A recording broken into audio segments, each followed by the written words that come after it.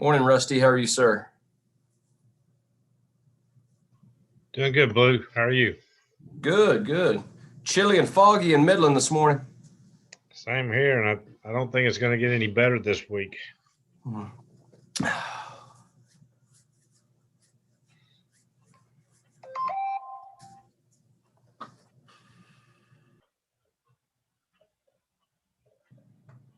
Hey guys, good morning.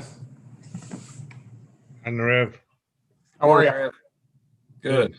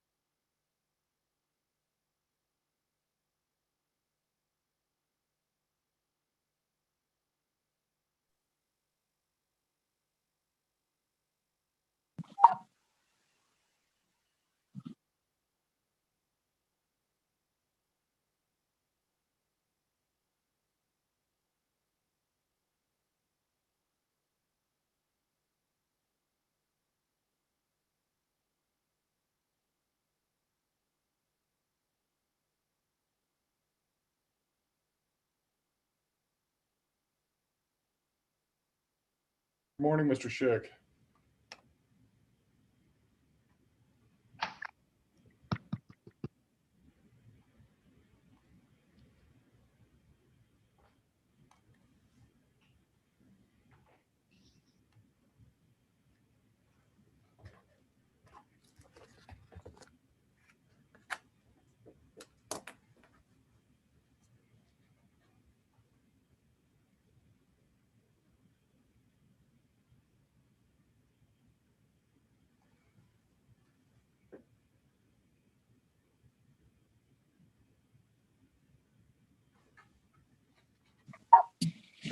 Marty, can you hear me? I can now. Okay, thanks.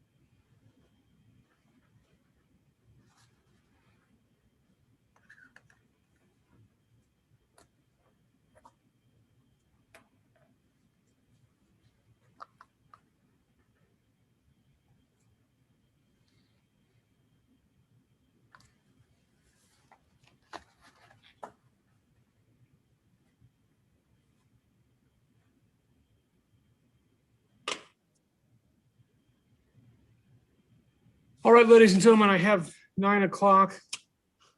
I'm also having issues. My Acrobat just crashed. Let's see if I can get this back up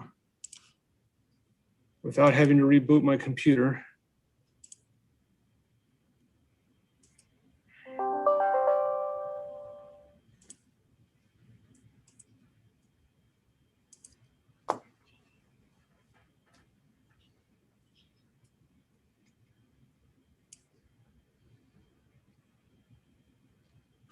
Well, so far so good. Let's see if this works.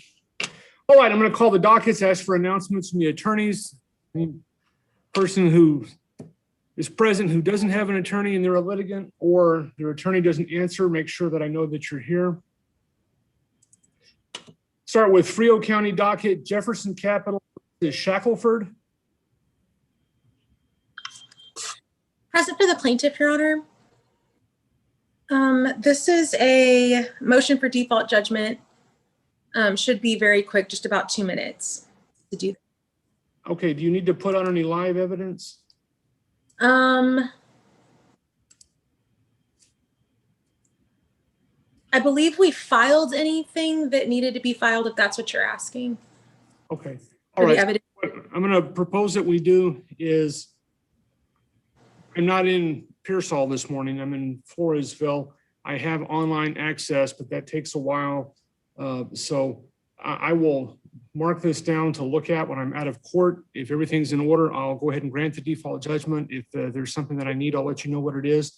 But rather than make everybody else sit through me trying to log on to Frio County and look up the documents one at a time and just lots of times people will file a pro se answer and they don't ever tell the attorneys about it on the other side. So if you want to check back with the coordinators or the clerk's office tomorrow, you ought to have an answer. Okay, I have one other case, the same situation. Do you want me to go ahead and let you know of that one as well? Okay, sure, just post that to me. And is it on the docket? It somewhere? is. Okay, in this county or another one? This one, I have TD Auto Finance versus Salome Galindo. Oh, okay. And that one right there, we're here for a motion for default judgment as well. We're not aware of any answer being filed by the defendant. And all evidence should be filed. Okay. All right, I will mark the same announcement or same thing on both. Yes. It has Okay. different attorneys' names on the docket. All right, Oh, you are excused. Thank you. Thank you, ma'am. Mediola versus Carter Express. That case has been dropped, Judge. Okay, is that Mediola or Mendiola? I'll double check the spelling, Judge. I'm not 100% sure. I'm Okay. sorry.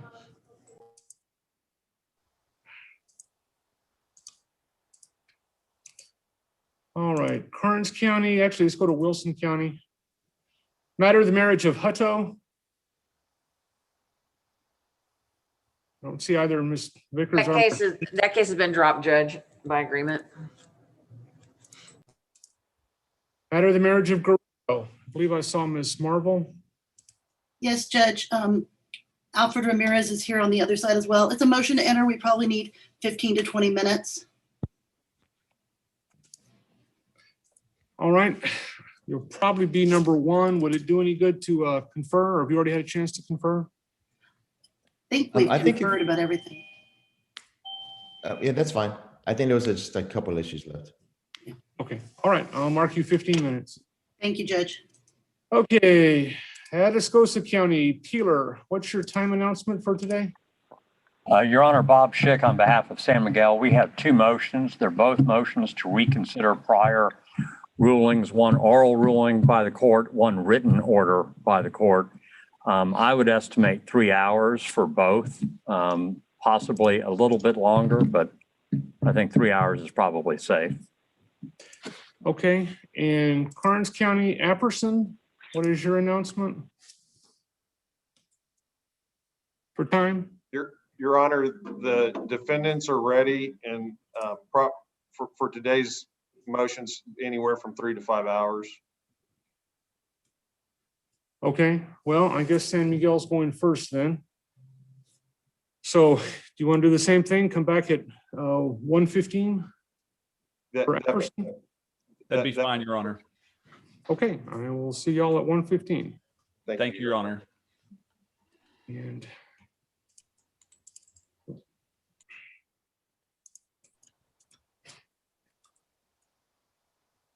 okay.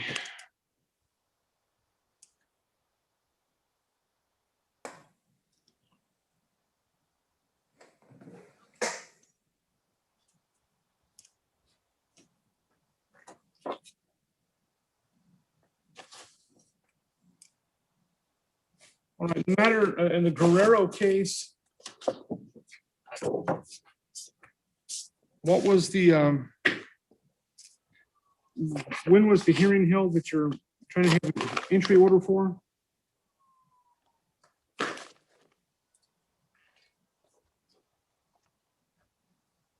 Mr. Ramirez? Ms. Marvel? Dust, Judge? Yes.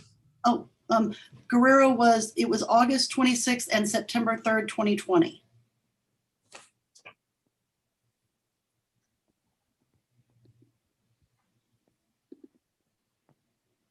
Okay. And who is preparing the order? I have. And these are the folks that live out in Tower Lakes or by Tower Lakes on the north side of the county? Correct, Judge. Okay.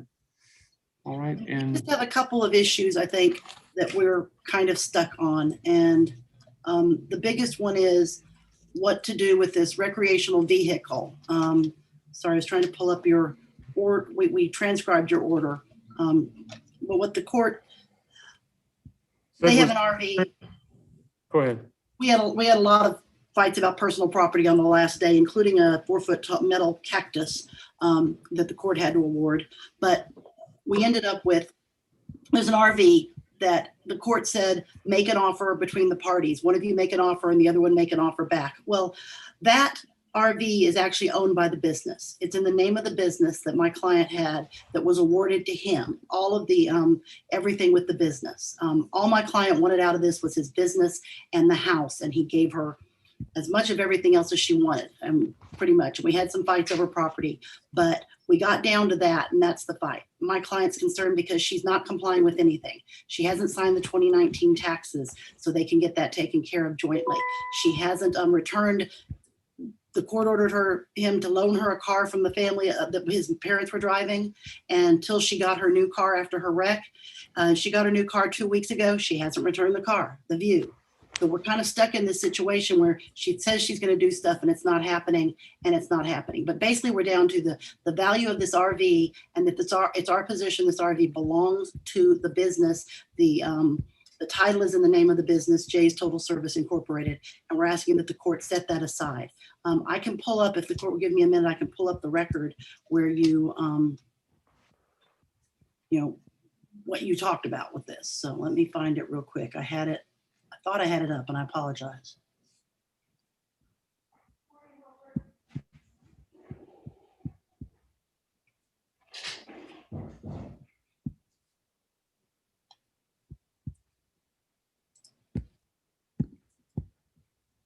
And if I can watch you pull up, Judge. Go ahead, Mr. Ramirez.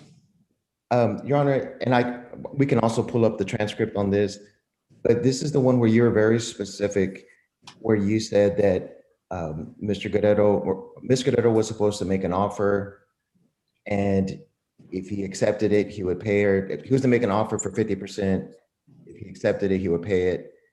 If he didn't accept it, she would be able to buy it for that amount.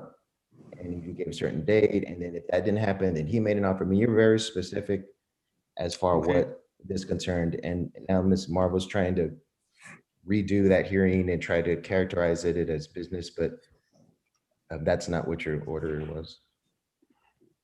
And Judge, if I could do a screen share, I've found Go ahead. where you talked about it. Thank you.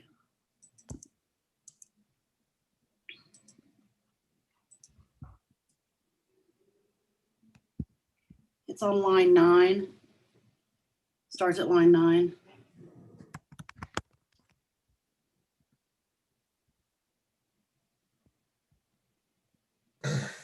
All right. And did that happen? They sent an offer. My client, I guess, sent another offer, but it wasn't. And then my client went back and looked at his, and I believe we had these documents. We showed the court that this document was in the name of the business, that the court awarded him the business, and that's further up on the business. All right.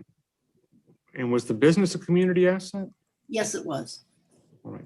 I'm not going to revisit that. I mean, unless we need to have a separate hearing, my order, I think, was pretty clear that the wife picked a number and the husband would either buy her out at that number or she would buy him out at that number.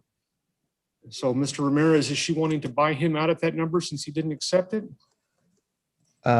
Yes. Okay.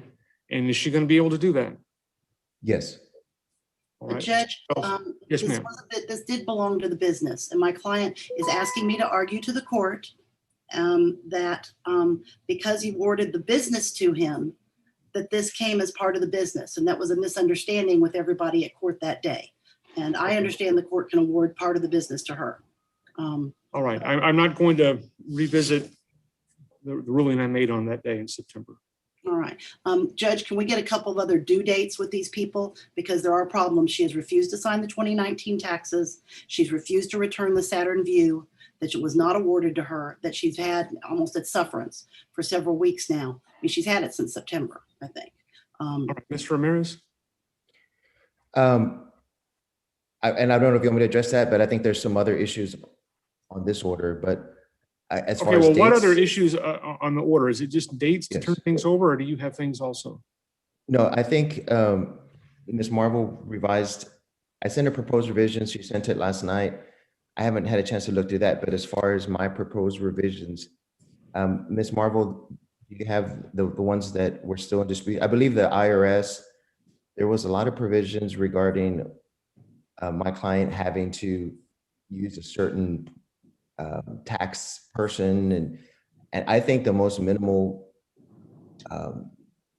information that we put as far as taxes, the better. The tax code is going to supersede anything that's in here, and there's a lot of things in here regarding IRS and ordering her to provide certain things. And Judge, I used for the most part, Texas Family Law Practice Manual tax language. And the important part about the 2020 taxes is if they file married filing separately, my client's going to owe over $10,000. And he doesn't have the money. If they file married filing jointly, there's going to be a refund. It's real simple. That's just math. On the other part, the party CPA has asked, we did a partition of the earnings and income for 2020 as of January 1st, which is again, part of the Family Law Practice Manual.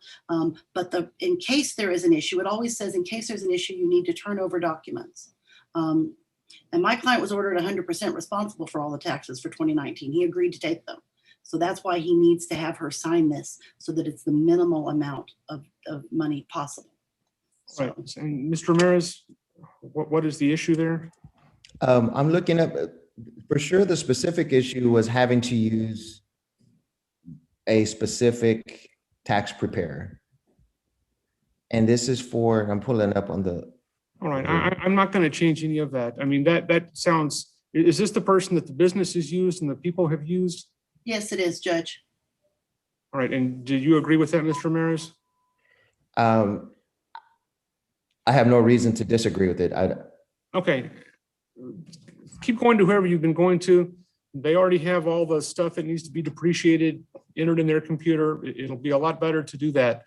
If your client has concerns, then she can take her copies of the documents and get copies from the tax preparer, and she can take it somewhere else and have them run the numbers. And if they come up with different numbers, if the tax preparers can't work it out, then we can have a whole trial on that. But no, we need to go ahead and get their taxes finished up and use whoever they've been using. Right. One other thing, Judge, they're asking for a 180-day refinance for my client to refinance the marital residence, and that's just not possible in this economy. The court heard that he was in debt over $150,000. We understand that it needs to be refinanced to get her name out of it, but she does own a piece of property she was given in this that is free and clear that she was awarded, so she doesn't need to go out necessarily and refinance. We'd ask that the court give him about 18 months to refinance. And what did I say in the decree or in the September? You were silent on that, Judge. All right, Mr. Ramirez. Anything that you feel is reasonable. I understand that she's not looking for a place now, but to keep her on a note for the next 10 years, 20 years. I mean, 18 months, I think I would even probably be agreeable to the, and it was the house, and then there was a vehicle. And I understand that vehicles are also difficult, but even if we just say 2 years to try to refinance. All right, I tell you what, I'm going to open a breakout room for you and Miss Marple. I need to see somebody just for a moment. And I'll be back in a couple of minutes or 5 minutes. If y'all need longer than that, go ahead and. Thank you, Judge. We appreciate it. Take your time.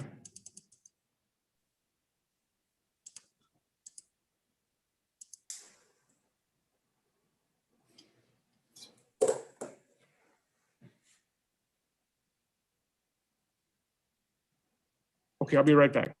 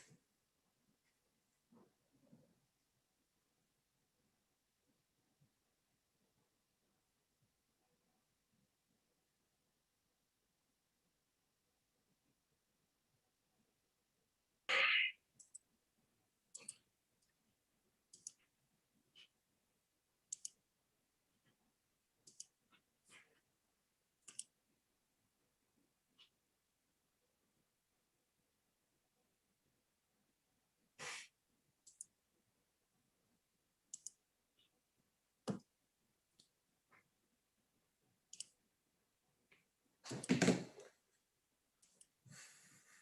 right, ladies and gentlemen.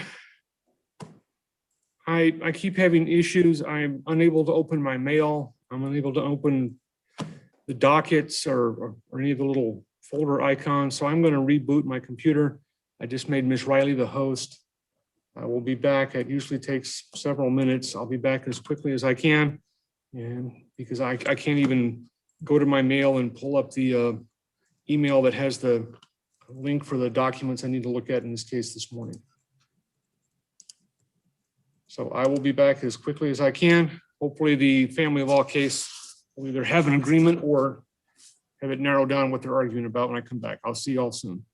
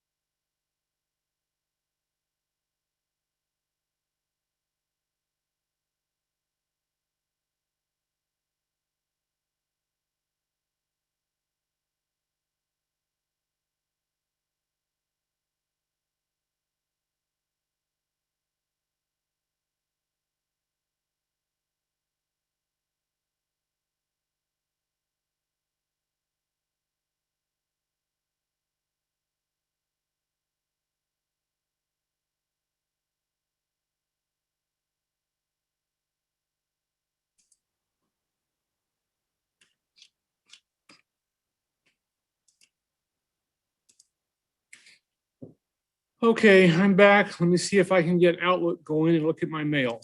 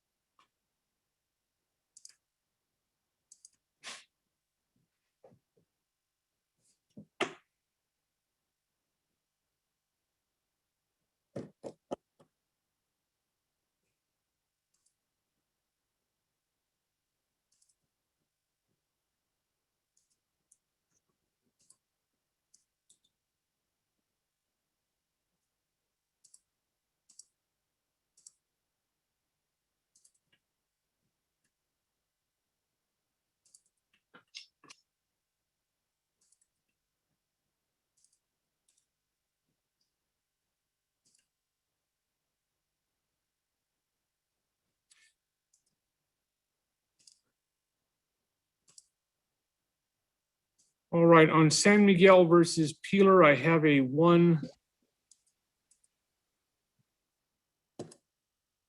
A, B, C, D.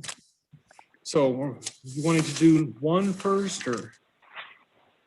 Well, Your Honor, we have filed, the first filed motion was San Miguel motion asking the court to reconsider its ruling with respect to the disposal of ash generated from lignite mined in properties other than the Peeler property. So that's for, And that's 1A on my list, so okay. and then second up, as we believe it should be done, is the Peeler's motion for reconsideration of the court's ruling as to the economic loss rule.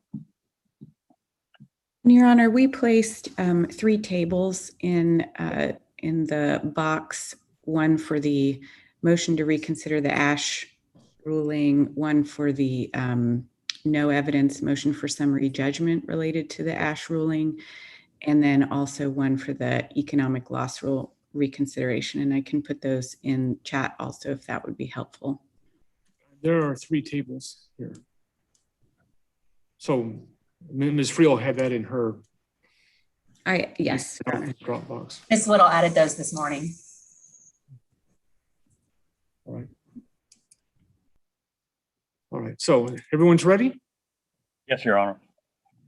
Your Honor, for the peelers, Mr. Thompson will be arguing the motion to reconsider, and I will be handling the other 2 parts of, it's a combined motion. There's a no evidence motion for summary judgment on our breach of contract claim, and also a motion for leave to amend their answer. And so I'll be arguing that second half, but Mr. Thompson will argue the first part. All right. Good morning, sir. Mr. Truss, are you added to this case or you're just watching? You're muted. I apologize, Your Honor. I am on the pleadings in this case. You may recall I was the first attorney to appear A long time ago. Okay. Okay. All right. I was wondering how I didn't remember Langley and Bannack being in the Atascosa County and in the Karns County case. I was wondering how they missed out on that, just because we had all the other firms in both cases. But all right. A little confused. Mr. Sheik. Thank you, Your Honor. Your Honor, San Miguel is asking the court to reconsider its ruling that it made, and it was an oral ruling that Your Honor made from the bench back on March the 3rd, issuing a declaration that the mineral lease and its amendments do not allow San Miguel to dispose of coal ash resulting from off-track or non-peeler lignite burning. We respectfully believe that the court's ruling came from an incomplete reading of the lease, a lease that is wholly different from an oil and gas lease and very distinguishable from an oil and gas lease. Second, we believe that the peelers failed as the movants on that motion for partial summary judgment for the declaration to meet their burden of proof as is required under Rule 166A. But the single most significant factor justifying and leading to the inevitable conclusion that that oral ruling should be reversed is the response that was filed to this motion for reconsideration, which contradicts what the peelers told this court back on March the 3rd. They now claim that they are not saying that ash disposal of ash from other properties is a breach of contract at all. And if I can just put this in context, I want to start by showing the court what the peelers said in their original motion for partial summary judgment seeking that declaration. And if I may show the court page 2, Tony, of that original motion, you'll see that what the peelers were asking the court to do back on March 3rd, they were seeking summary judgment on 2 outstanding legal issues, they said. And the second was a declaration that, as a matter of law, the mineral lease does not allow Cnty to dispose of either coal ash derived from lignite mined outside the Peeler Ranch boundary or any other solid waste. So they were telling the court what they sought was a declaration that the mineral lease doesn't allow that disposal. In other words, that Cnty had breached the contract by doing that, and they wanted you to declare that that constituted a breach of the contract. All right, and let me just say, Mr. Sheck, I took that request, just make sure we're all on the same page, as not a declaration that ash from lignite produced on the Peeler Ranch and burned couldn't be buried on the Peeler Ranch, but that a declaration that they couldn't bring in coal waste ash or any other solid waste from outside the Peeler Ranch and put it there. I understand that, Your Honor. But remember, and the important part here is what they were asking you to say was that's a breach of the contract. It's a violation of the contract provisions for San Miguel to have buried ash generated from lignite mined elsewhere and to be brought onto the Peeler property. They said it was a breach of contract. And if we look at the conclusion in prayer, which appeared on page 27 of that same motion, they said, and you can leave it just like that, Tony, because I can't read it with the faces. The mineral lease does not allow Cnty either to dispose of coal ash waste resulting from off-track lignite or to dispose of other solid waste on the Peeler Ranch. Breach of contract. That's what they were telling the court. Then they filed their response to this motion to reconsider. And let me show you what they say on page 2 in the summary of that response. They say that Cnty is wrong that the Peeler's contractual claims require proof of injury from off-site coal ash disposal. The Peelers have plainly stated that disposal of off-site coal ash comprises the torts of negligence and trespass, but is not in and of itself a contractual violation because no lease provision expressly bars introduction of toxic waste to the ranch. They go further, and on page 17 of that response, they tell the court, to be clear, the Peeler's breach of contract claim is not based on the presence of coal ash from lignite mined from outside the Peeler property. In other words, Your Honor, when they asked you to issue that declaration back on March the 3rd, they were saying that Cnty breached the contract and they wanted a declaration from you saying that that did constitute a breach of contract. Now they're telling the court, no, that's not what we're saying. We're not saying that that's a breach of contract. We're saying that it is a tort. Moreover, they now say that their claim that San Miguel failed to timely reclaim their property is the basis for their complaint about off-premises coal ash. But they still do not show, and they cannot, how a declaration from you, Your Honor, that ash from other properties may not be disposed of on Peeler land somehow resolves or is connected in any way to the timeliness of reclamation. So they have repudiated the very basis on which they persuaded this court to rule back in March. It is very hard to follow the changing approaches of what the claims are. First, they say in their motion, it's a breach of lease. That was the original motion. Now in the response, they say, no, it's not a breach of the lease. It's a tort. And later in their response, they say, well, it's a violation of their reclamation obligation. And if we could go back, Tony, to page 17 at the very bottom.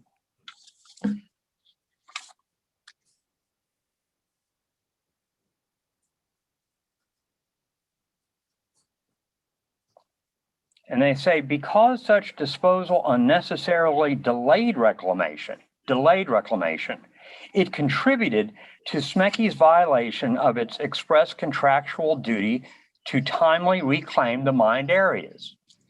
In fact, the Peelers have made crystal clear that their claims for Cnty's dumping excess coal ash on their ranch sound in negligence and trespass, not contract. Well, the declaration came because they told the court it was a violation of contract. They're no longer saying that. They're saying that your use of off-premises ash delayed your reclamation efforts, and that's the breach. But it does not entitle them to a reclamation, or I'm sorry, to a declaration. So where does that leave us? It leaves us with disposal of non-peeler ash. That's my shorthand, Judge, for what the court had ruled, non-peeler ash. It's not a breach of contract. It's not a breach of the lease or its amendments, but it is a tort. Well, what that means is that the motion for partial summary judgment should have been denied. And we'll get to this later, but the claims with respect to tort are still barred because of the economic loss rule, because the subject of the lease is the reclamation obligations as to the property. And I'm going to come back to that and what this case really ought to be about in a moment. But it does mean that the entire motion for partial summary judgment and our hearing on March the 3rd was an exercise in futility. You'll recall all the time that we spent looking through various provisions of the lease and its amendments. Why would we have done that if the Peelers now disavow that the disposal of off-premises ash is not a breach of the lease? But that's exactly what they're saying, And that's exactly what their declaration originally sought.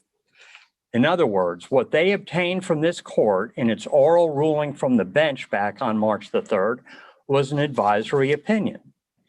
They obtained a declaration of contractual rights regarding the disposal of off-premises coal ash that's not relevant or dispositive on their now stated contract claim regarding the timeline, the delay in reclamation. It may be relevant to a breach of contract claim about ash disposal, but they now disavow that breach of contract claim. And it could be relevant to a tort claim, but the economic rule limits that. So their admission, Your Honor, that the partial summary judgment they sought and obtained on the basis of a breach of lease was actually not a breach of lease, now requires the court to reconsider its oral ruling under settled law prohibiting advisory opinions. Is it appropriate for the court to reconsider? Yes, it is. You'll recall that right after you made that oral ruling from the bench, Your Honor, I asked you, is this interlocutory? And you confirmed, of course, that it was. It's not a final judgment. For a partial summary judgment to become final, as we all know, the peelers would have needed to have disposed, it would have needed to have disposed of the entire case, or it would have had to have been severed. Our motion for reconsideration, Your Honor, asks that in light of their response to our motion for reconsideration, that we are also entitled now to partial summary judgment, that the peelers cannot recover on the basis of a breach of contract claim for the disposal of ash. They admit they're not seeking breach of contract for that allegation, for that claim. And they have. All right, but was that a dueling motion for summary judgment back in March, or are you just speculating on what you could file a motion for partial summary judgment on now? No. We have included in our motion for reconsideration, Your Honor, a motion for partial summary judgment to end it once and for all. And we did not have dueling motions at that time, Judge. All right, go ahead, sir. They have no damages that are associated, of course, with this one-time allegation of a breach of contract. And of course, as we all know, damages are an essential element of a breach of contract claim. What they're saying now is it all goes to delay. But they still have that claim, Judge. They still have the claim. And when we go to trial, they're going to be able to say, you've delayed reclamation. You finished mining on such and such a date, and you haven't finished the reclamation efforts. And that delay is a breach of contract. They might even introduce evidence with respect to you used ash and that delayed, as they say in their response. But it is not a breach of contract. San Miguel is entitled to the partial summary judgment because there is no evidence of damages resulting from any alleged breach of the declared contractual prohibition. It is uncontroverted, as the court just pointed out a moment ago with your first question, that San Miguel was permitted to dispose of peeler coal ash. There is no claim or evidence, as we sit here today, that permissible peeler coal ash and the supposed prohibited non-peeler coal ash differ in any important respects with respect to any risk to the peeler property. And there's no evidence that the peelers suffered any contractual damages due to the alleged breach, and that would be required in order to bring a breach of contract claim. The peelers responded to that portion of this motion for reconsideration and for partial summary judgment by suggesting that they're not bringing a breach of contract claim, as we just saw. This makes the declaration that they sought back in March, just like others that this court has rejected earlier. Where a declaration is not going to resolve a claim, it's advisory and inappropriate and improper. The court has jurisdiction to issue a declaratory judgment only if there's a justiciable controversy as to the rights and status of the parties, and that the controversy is going to be resolved by that declaration. For example, about a year ago, the court rejected a declaration that the peelers sought that they had the right to communicate with the water district, the Evergreen Underwater Conservation District. about San Miguel's conduct. San Miguel opposed the declaration because San Miguel wasn't asserting a claim otherwise. Therefore, the declaration wouldn't resolve anything. And the court agreed and refused to issue that declaration. Here, the peelers disclaim any contract claim based on the deposit of coal ash generated from other properties. Thus, the declaration of contractual rights in that regard is advisory. I'm not talking about the admissibility of evidence here, Judge. I'm talking about a declaration from the court. And I'll make that a little clearer in just a moment. A declaration of contractual rights is not relevant to resolving a negligence claim, as the duty there is a common law duty, and it is not a duty that arose from or finds its source in a contractual agreement. The peelers claim that improper disposal of non-peeler coal ash is relevant to their contract claim that San Miguel breached its contractual obligation to timely reclaim the leased premises. But the declaration about depositing non-peeler coal ash doesn't resolve that claim either. Whether the reclamation obligations have been breached depends upon the timing and diligence of the reclamation efforts. San Miguel, as we know from the lease, must commence reclamation within 6 months of abandonment of any excavated area, diligently prosecute reclamation without undue delay, and level and save and replace removed topsoil. The declaration is not relevant to those issues. This suit, when it's boiled down, Your Honor, and when it goes to the jury, is about delay and about any consequent damages that arise from that delay, from the loss of use, from the impairment of the property, and with respect to any contractual obligations for payments that are set out in the lease. But the peelers may not tell this jury, oh, and by the way, ladies and gentlemen of the jury, the judge says it's also a breach of contract to dispose of ash from other property on the peelers because they've disavowed it. That's not a breach of contract. They can say by using that ash from other properties, they delayed reclamation. And that's why we say they should have finished reclamation back on year X, but that's as far as it goes. They've disavowed that the use of coal ash from other properties has anything to do with a breach of contract, except insofar as it delayed the reclamation. Moreover, the lease and its amendments do not unambiguously prohibit such ash disposal. And they admitted that in their response. But the peelers back in March of last year, had that burden of proof. They had to show you that they, by a preponderance of the evidence, the lease amendments did that. But instead, you saw in that very first thing that the very first page of this response that I showed you, they said, you're wrong. That's not what we're claiming. It's not a breach of contract because in and of itself, it says the disposal of off-site coal ash comprises the torts of negligence. But in and of itself, it's not a contractual violation because and I'm reading this, because no lease provision expressly bars introduction of toxic waste to the ranch. As a consequence, Your Honor, because that's what they're saying, it's not a breach of contract, and they are not entitled to tell this jury that you have determined that it is a breach of contract. The question in terms of the burden of proof they had to meet back in March was not, does the lease allow the disposal of such waste or such ash? The question rather was, does the contract expressly prohibit it? And we can see in their response that they say, lease actually doesn't address it. No violation expressly. So they cannot meet their burden of proof, and the court's oral ruling issuing a declaration should be reconsidered and denied.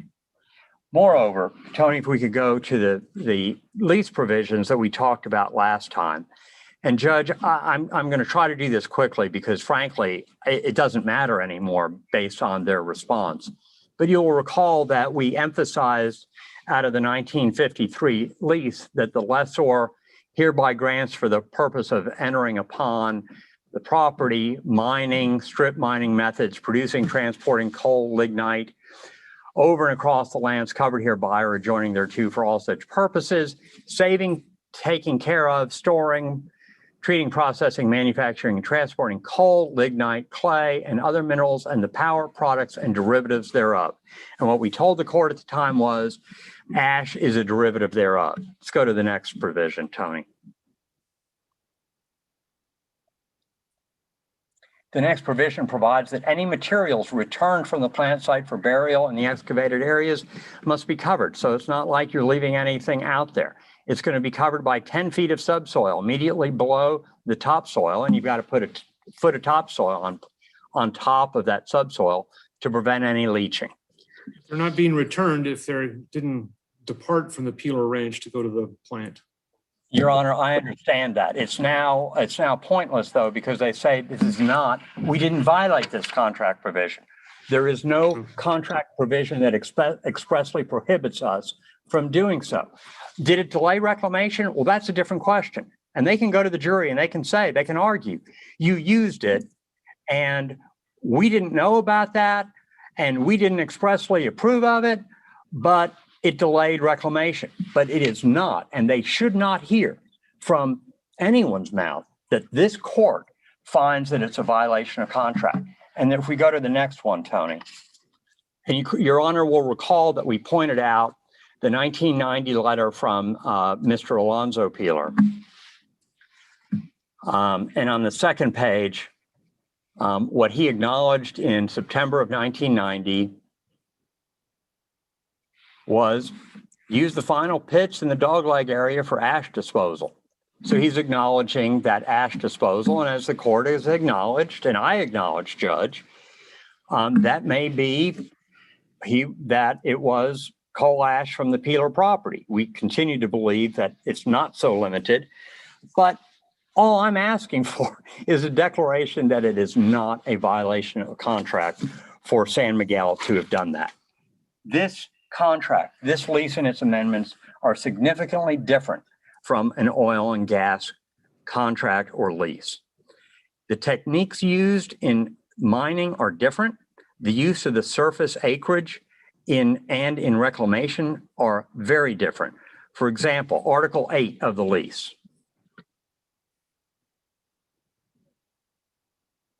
provides that it's understood between the parties that this lease shall not be forfeited for any failure to prosecute mining operations on the lands here and above described or on the lands with which the same may be unitized, nor shall any forfeiture be claimed or enforced for the breach of any implied covenant, but the title to the minerals and the lands hereby leased shall not revert to lessor, the peelers or their assigns, so long as the annual rentals herein provided for are being paid or any of the lands which have been unitized are being mined as herein provided. Or, thanks, Tony. The differences in coal mining, Judge, surface mining, or what some call strip mining, are vastly different from oil and gas exploration. Large and very long swaths of soil are removed to expose the lignite. The lignite's removed. The pits are filled in progressively as mining progresses. And at the end, you wind up with one relatively large pit. And that's what we have here. Those pits have to be filled with something. Your Honor asked me back in March, well, couldn't you use some other soil? Well, the answer to that's sure. Instead of putting ash down there first. Now, mind you, I'm telling you all this, though I don't need to because they've said it's not a contractual violation. But could we use soil? Sure, we could use soil. Or where are we going to get it? We can't dig another hole on the Peeler property because we're just going to have to go fill it with something else. So it would have to be imported. Well, that's soil. Would they have the same complaint? I don't know. They now say that's not a violation of the contract. It probably would delay reclamation. Could we use imported soil? Yeah, but it'd come from somewhere else. Could we use lignite? Well, sure. We could go out to somebody else's property, get lignite and put lignite back in the ground where we took the peeler lignite. But that doesn't seem to make much sense. Can we use ash? Well, I mean, ash is only the lignite that got removed minus the hydrocarbons. It's that simple. That's what it is. That's what the ash is. Is that faster? Does it create more delay? Don't know. That's the factual issue that might still be argued at the trial of this case, but not that it is a breach of contract. It is not waste disposal. What was being put back first was what had originally been there, less the hydrocarbons, plus 10 feet of subsurface. When the drag line comes through and takes off the surface soil, it puts it to the side, lignite removed, ash put back, subsurface pile put back in, and then a foot of topsoil. And if you could, Tony, let's go to the Second Amendment pertaining to the lease. As the court knows, that the lease provides that the lessees agree to, that's San Miguel, agrees to save any topsoil removed in the conduct of mining operations on the lands hereby covered progressively as time goes on. And at the time of restoring the surface after abandonment of such excavated area, then to replace on the surface such saved topsoil. Furthermore, any materials returned from the plant site for burial in the excavated areas must be covered by at least 10 feet of subsoil immediately below the topsoil. So those are the contractual provisions. We spent over an hour going through these in detail and answering the court's question about those back in March. They are now of absolutely no moment whatsoever when it comes to whether there was a contract violation, because it has been admitted that there wasn't. So all that I just went through, Your Honor, with very much all my respect to you, Judge, for taking up the time, is beside the point, because they've admitted there is no contractual violation. Again, they had the burden of proof. They can't meet that. Their subsequent filing demonstrates that and contradicts it. Moreover, and the basis for our motion, or the original basis for our motion to reconsider, was that we now have new evidence, something required for the court to reconsider, and that comes from their experts. And their own expert, Anthony Brown, testified at his deposition on May the 28th that it is a common practice to dispose of ash in pits. Second, that mined lignite will indeed be mixed from different properties, and therefore when it's burned, you're going to wind up with ash that came from lignite from different properties. Now, he limits that and says, well, there will be a limit in time. It won't be true of the entire operation. That's absolutely correct. We just have one pit left on the property with ash to go into it, and it is indeed very limited. And there is no testimony of any harm shown. Now, as a footnote, Judge, we filed last night an objection to a declaration that the peelers filed on July the 14th when they responded to this motion for reconsideration. They filed a declaration from Mr. Brown that contained a number of brand new opinions that were not included in his expert report, the deadline for which was the end of January of 2020. It was not included, nor did he discuss any of those opinions in the deposition we took of him on May the 28th. And for purposes of the consideration of this motion, for reconsideration and for partial summary judgment that there is no contractual violation, we object to his untimely opinions and move to strike any of those new opinions. The peelers claim that our motion in the alternative, and you heard at the outset Ms. Whittle saying there's a second part of this, and what we'd asked for, Judge, was we're asking you to reconsider the motion originally filed with respect to ash disposal, seeking a declaration that it constituted a breach of contract, and deny that. We're asking for a motion, we're asking for partial summary judgment that there is no contractual violation by the use of such ash, because we now know that's not what they're claiming. They're only claiming it delayed reclamation or may have contributed to the delay in reclamation. But in the alternative, what we ask is if the court does not reconsider and allows this to somehow be repackaged for the third time as breach of contract, we're asking the court for permission to add the defenses of impossibility and commercial impracticability. That's all we're asking. And the reason it wasn't pled earlier was because it was on the deadline for amendments to pleadings, November the 18th of 2019, that the peelers sought a declaration for the first time with respect to this issue. That's when it first arose. That was our deadline for pleading as well. Based on the peelers' response conceding that their request for a declaration of contractual rights is not based on lease provisions, and they say no lease provision expressly prohibits, that's what they said. Relating to ash disposal, we ask the court to reconsider and deny that motion for a declaration. We further ask the court to grant our motion for partial summary judgment that there is no evidence of damage from ash disposed on peeler property from lignite mined elsewhere, and that the claim, if it exists at all, is dismissed. They're not going to be barred from talking about this as a component of the reason for delay, but that's as far as it goes. They can't tell the jury, the fact finder in this case, that, oh, and by the way, ladies and gentlemen, Judge Wilson's already ruled that this is a violation of the contract, so you all don't need to worry about that. And in the alternative, the leave to amend, but we don't think we need to go that far. Thank you, Your Honor. All right, Mr. Thompson? Your Honor, and as Ms. Whittle said, I'm primarily going to address the first part of Mr. Schick's argument, being the motion to reconsider the ruling on the ash disposal motion.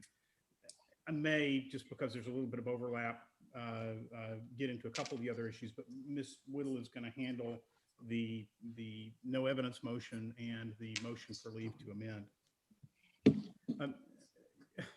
Your Honor, I think this is actually really simple. They have attempted. Joe, Mr. Thompson? Yes. I can't hear you. Can anyone else hear Mr. Thompson? Not well. Okay. I'm sorry. Could you start over and try to fix your volume? Because I'm afraid I couldn't hear anything you were saying. Can you hear me better now? No. Let me. No. How about this? You're pretty low. I'm changing microphones around. Is this better?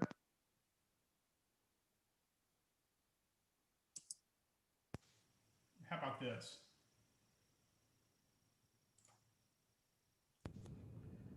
Okay. Can you hear me now? Yes, that's better. Okay. I'm sorry. I think it just defaulted to the wrong microphone. I apologize.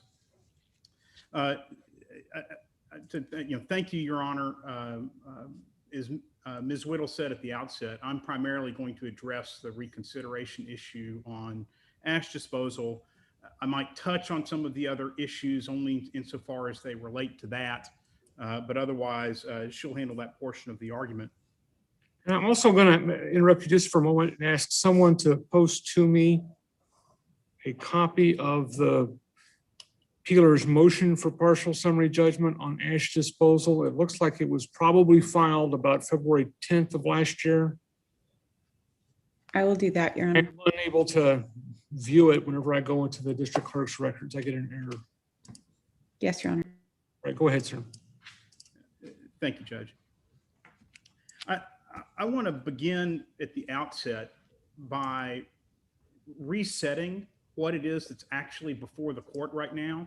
I think Your Honor was asked exactly the right question, which is, did they have a cross motion on file? What was actually up for reconsideration and what was not? Because this has devolved into what amounts to a stream of consciousness discussion about what Cnty thinks the implications of the various arguments being made might be at trial. And the only issue that is presented in the ash disposal motion was a very simple one. We asked the court for a declaration that the lease between Cnty and the peelers did not authorize them to dispose of ash derived from off-lease lignite. Period, full stop. That was it. And Your Honor properly ruled that the lease did not grant such a right. all of this discussion about getting a summary judgment on there wasn't a breach of contract or that being something they've teed up, that's not in any of their moving papers. The only argument, the only motion they've asked for is to reconsider that ruling and to get a motion for partial summary judgment on the issue of damages, which Ms. Whittle will address. So we're sort of way off in the weeds now, where they're making arguments for the first time in a reply to a motion for to a response to a motion for reconsideration to a summary judgment, and inviting the court to commit error by, entering some ruling as to what the implications are of that. The only issue before the court vis-a-vis the ash disposal motion is whether or not the court should change its mind about whether the lease authorizes the disposal of off-lease ash. This motion was argued on March 3rd. Mr. Schick and I argued it, and I think it was the last hearing that at least I had before everything went virtual.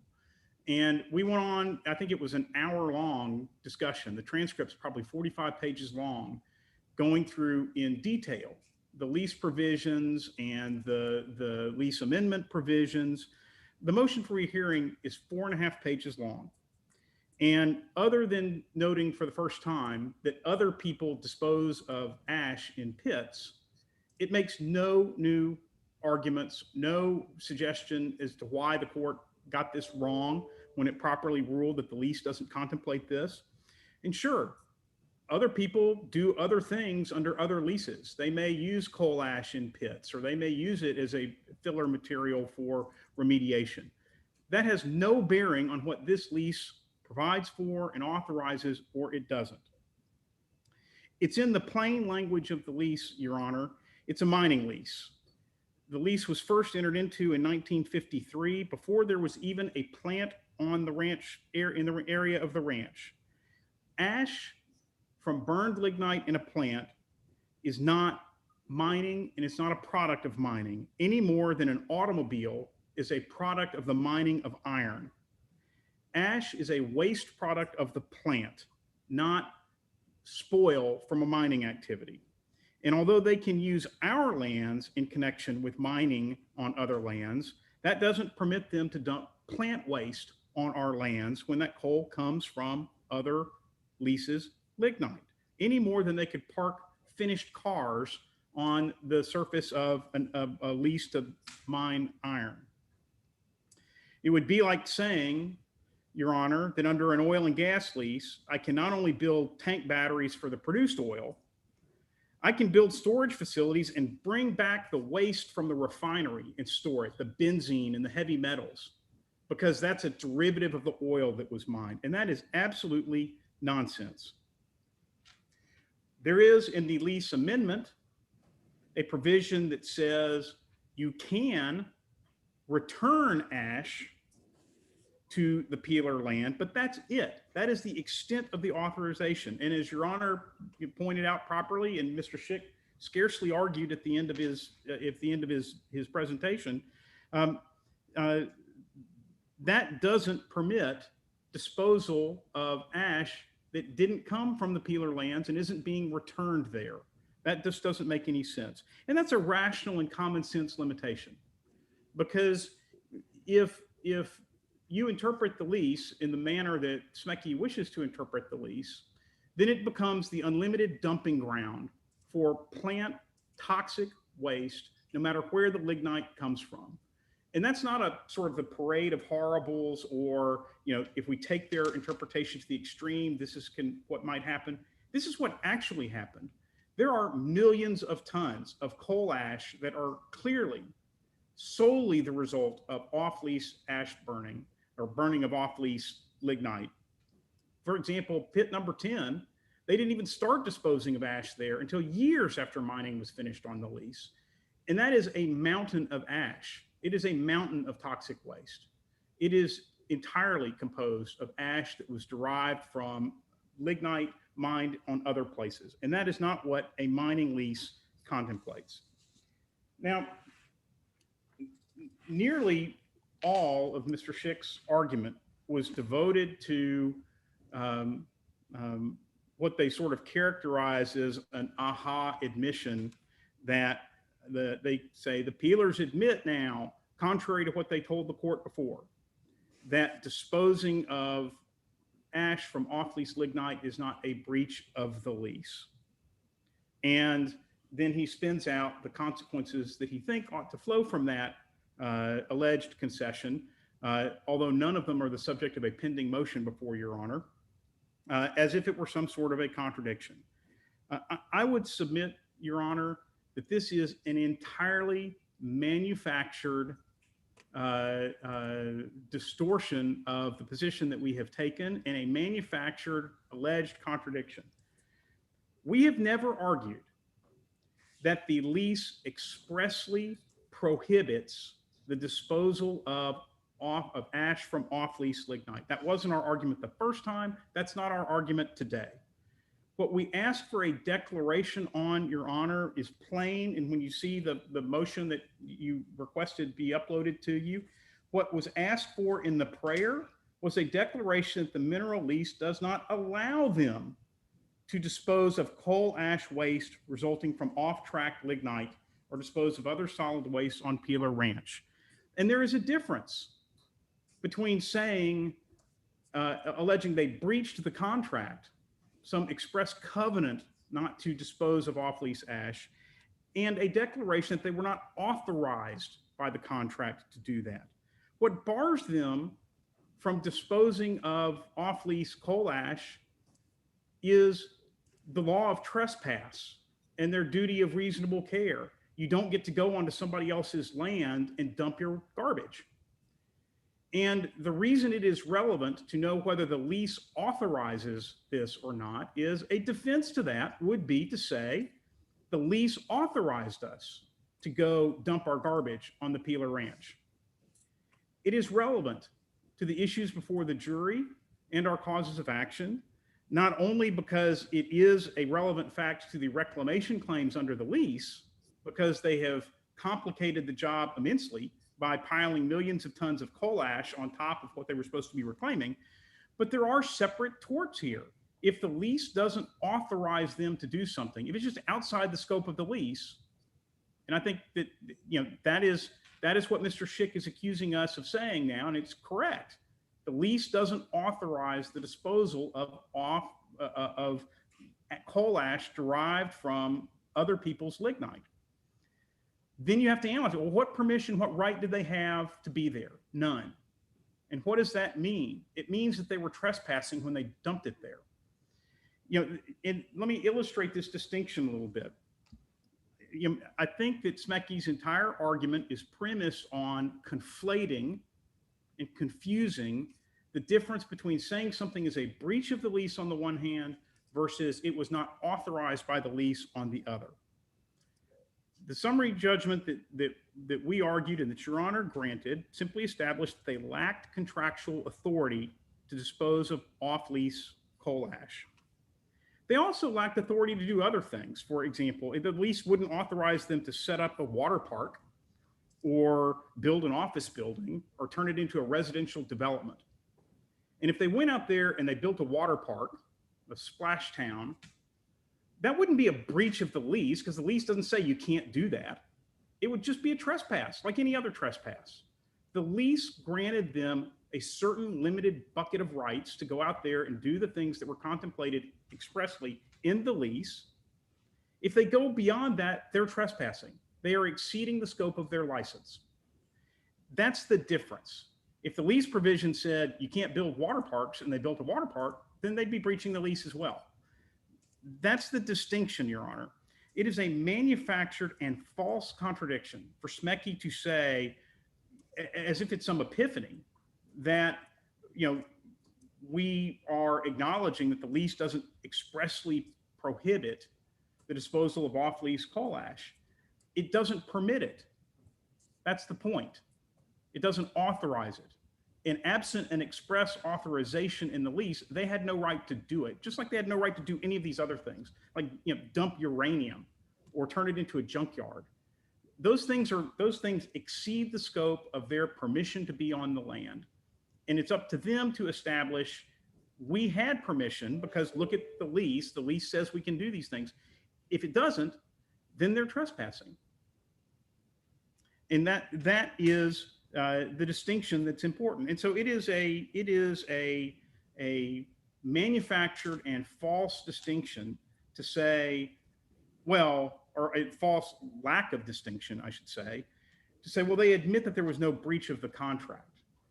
The lease is absolutely clear about what it permits and where that permission ends. Would it be your position then that every single time there's any exceedance by a business that has a license or permission to go in and do something, that it's a tort and not a breach of contract every single time there's an exceedance? If they exceed their grant under the whatever their license or lease is? Yeah, Your Honor, is just a matter of property law. The only thing that gives them the right to be out there at all is the permission that's granted to them in the lease. And if they undertake an activity, particularly one that's really distinct from the other licenses that they have under the agreement, it now becomes a trespass. They are exceeding the rights that are granted to them as a matter of property law. They had a limited easement, leasehold right to use the surface for certain things, and this wasn't one of them. And I think to hold otherwise, to recognize otherwise and say, well, if they had the right to be on the land for one thing, and then they go out there for other things, that's solely a breach of contract kind of a claim, well, it means they could do anything. I mean, where they're trying to get with this, Your Honor, is to say that when you build a mountain, let's assume for purposes of this discussion, just for the moment, that, but as I think we ultimately should, that the court doesn't reconsider its ruling. And we'll concede for purposes for the moment that the lease does not authorize them to dispose of this lignite from ash from lignite mined in other leases. And we're left with where we are. We've got millions of tons of coal ash that is demonstrably not from our lease, our lignite, piled up in big mountains, leaching heavy metals and toxic chemicals into the water supply.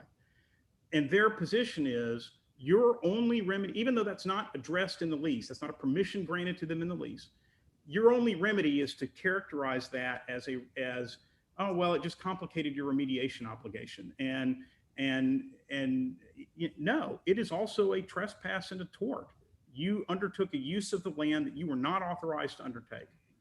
And I don't think if somebody has a timber contract and they have permission to go out on a place in East Texas and cut longleaf pine, and the landowner goes out and says, hey, wait a minute, we've got all this stack of logs here, but I can look at this one and tell this is a shortleaf pine. Should the sheriff come out and slap the cuffs on the foreman saying you're stealing this shortleaf pine because your contract is for longleaf pine? I won't venture into criminal law, but it would absolutely be a conversion of property for sure. And it would depend, Your Honor, to some extent on the way the lease was phrased, right? If the lease said, in the exercise of this lease, you've got to use reasonable care only to take longleaf pine and not other things, then yeah, if it's within the scope of the contract, that how they're supposed to differentiate between species, I think you could make the argument that now it's cognizable as a breach of contract. But where you have, and I think that this is the one area where we seem to be in agreement, is if the lease terms simply don't contemplate and don't authorize the disposal of an entirely unrelated product, right? This is toxic waste generated from other people's coal. Then it is by definition, it has to be a trespass. If the lease doesn't permit it, they had no license to do it. And the larger point, that's why I use but this is ash from the Peeler's Ranch and ash from the Peeler's Ranch mixed with other ash and then just other ash. Correct. But that's why, I didn't say that if you had a contract to remove longleaf pine and you go out there and you start shooting deer, obviously that's too far beyond it. And I don't think you'd have any contractual right, but That's why I'm asking you. So you're saying that you're in tort every time you go past what you're authorized in the contract? Or is there some middle ground where maybe it's a question of fact where it stops being just a breach of contract and becomes a tort? And are you saying that it's always a tort? Well, I'm saying, I am saying it is always a tort. And again, it depends perhaps, Your Honor, on the answer to some questions in these hypotheticals about what exactly those contracts said. Because I think a couple of points that I would make here. When we talk about a lease, we're talking about a grant of a real property right, not just any other contract. And so the rights not granted are reserved, and the use that the lessee can undertake is only that which is expressly granted or part of an implied covenant in the lease. Otherwise, they cannot do it. Now, in this, I don't want to fade into the economic loss sort of argument that's going to come later, because that's not one of the motions I'm teed up to argue. But I think that the inquiry comes down to what was the object of the contract, right? And if what we're talking about is a duty that would not exist but for the contract, and it's the breach of a contractual obligation, then it needs to be exclusively litigated as a contract claim. If it's a duty and a violation that would have existed even in the absence of the contract, like the duty not to trespass or the duty not to negligently dispose of waste, then it's cognizable as a tort. You don't displace all of that tort law if it's a violation of a duty that would have existed even in the absence of the contract. And here, going beyond the contract, they had no authority to do that. And I'll say, sort of back to my fundamental point, I mean, I think these are, meaningful and in some cases, when you get to the margins, subtle questions of law. That's not teed up before the court today in this Ash dispute, because the only declaration that we sought and the only declaration that Your Honor entered was that the lease and its amendments did not authorize Cnty to dispose of coal ash from off-lease lignite. What implications that has, and Mr. Schick's comments about what we ought to be able to tell the jury and not be able to tell the jury, or how the jury gets charged, or how that relates to a cause of action, none of that was the subject of our motion. There's no cross motion on that topic at all. Their only cross motion, let me be really clear, Mr. Schick sort of implied, well, we've teed that up on our cross motion. The only cross motion for summary judgment they have is the no evidence motion, period, full stop. What he's done and spent almost his entire argument on was to seize what we said in our response to the reconsideration and then spin out what he thinks the implications of that ought to be. There's no request for relief in a motion for summary judgment on that topic, Your Honor. And so that's why I began by saying, this issue is not so complicated as it may appear. The only right issue when it comes to ash disposal rights is the question of whether or not the declaration we sought and got, which was that the lease doesn't authorize it. We didn't ask for a declaration that they breached the lease. We made that point in our response. And that was no surprise and no epiphany. We asked for a declaration that they didn't have the right under the lease to do this, wasn't authorized.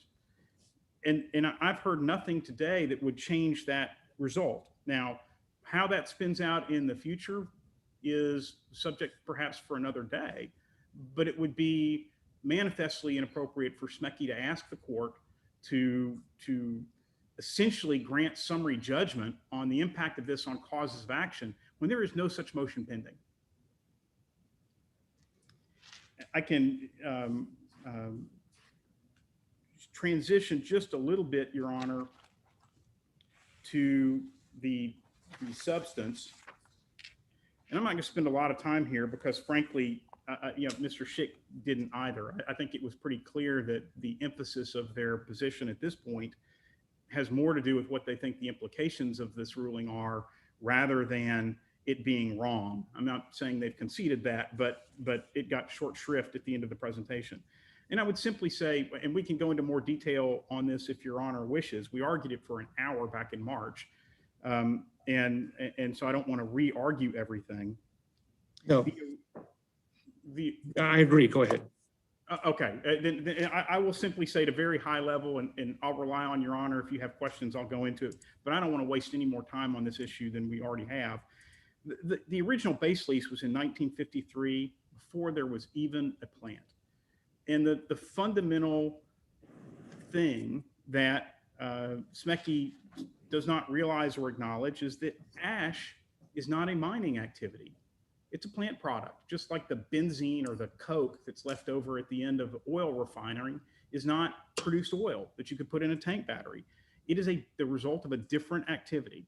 In a mining lease from 1953 that says you get to use the lease for mining purposes doesn't permit you to go take the end products of whatever it was that you mined, whether it be scrap steel or coke from oil or coal ash, which is, and I wrote this down, which is, Mr. Schick said, ash is only lignite minus some stuff, and we're just putting back what was already there. No, it's not. Coal ash is a toxic solid waste. They had to get permits to use this as a disposal area because it's toxic waste. And what they put back was the concentrated heavy metals and other toxins contained in the coal ash, not only from the lignite that was mined from our lease, but everybody else's leases. And so they put back a toxic soup that is now leaching into the groundwater. It is not just sort of, just what's left over after lignite was burned, because it wasn't just our lignite, it was everybody else's. And what we're getting back in place of stable lignite is burned up ash that can be leached, where those toxins can be leached into the water, infinitely concentrated compared to what was there before. And the heavy metals that were never there before, they came from somebody else's lease. They argue that,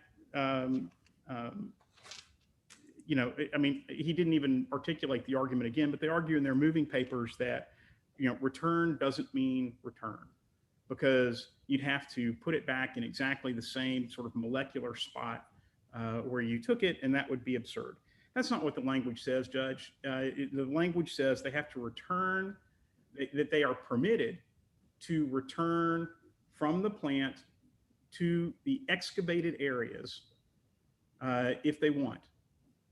And return means it had to come from there in the beginning. You can't return something to the peelers that didn't come from the peelers to begin with.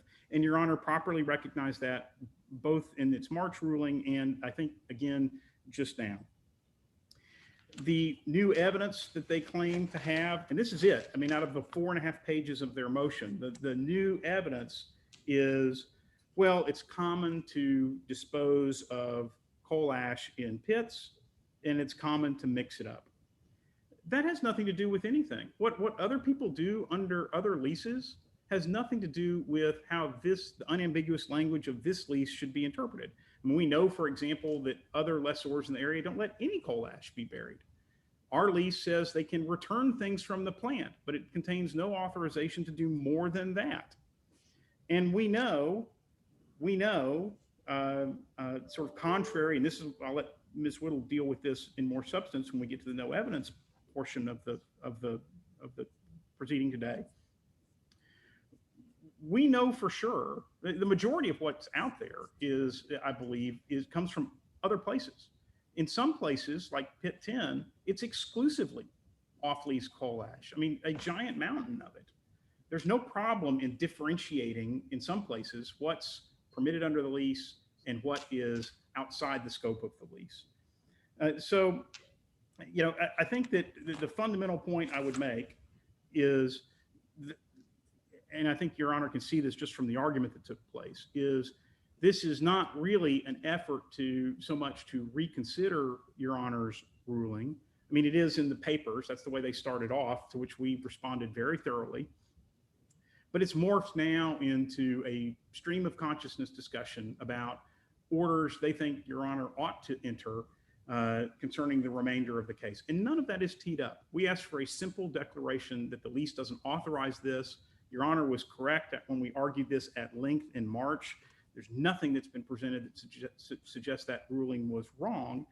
We can talk about the implications of it, at a later date. I think, Your Honor, since I have pretty strong opinions about it.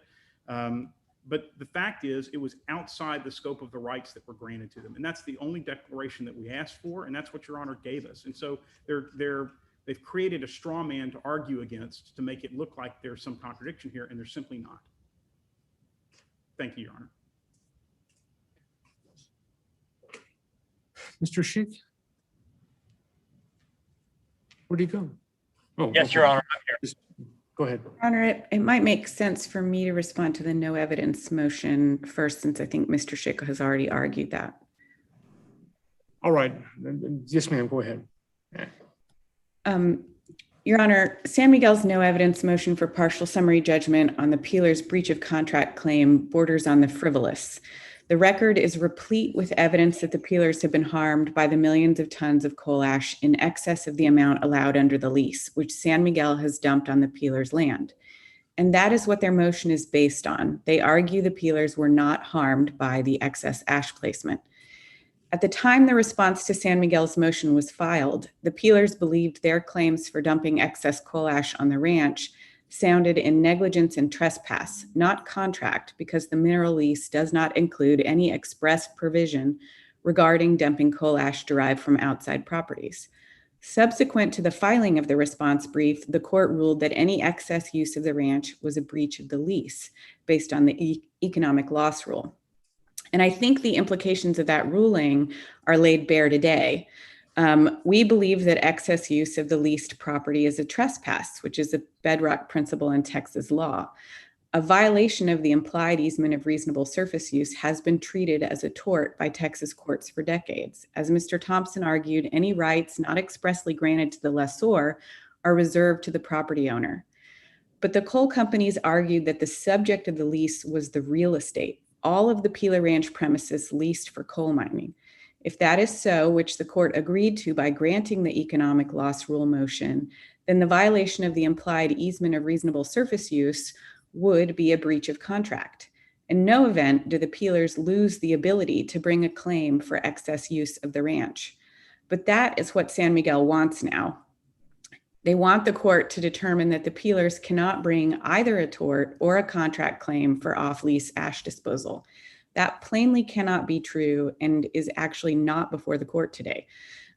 Notably, our breach of contract claim incorporates the language regarding the excess use at paragraph 236. So we pled sufficiently to maintain a breach of contract claim for excess use, notwithstanding our continued view that it properly constitutes a tort. And that means that Mr. Schick is not right. If the court does not reconsider the ruling on the economic loss rule, which came after our response to this motion was filed, then the excess use is a breach of contract and our pleading is sufficient to cover that situation.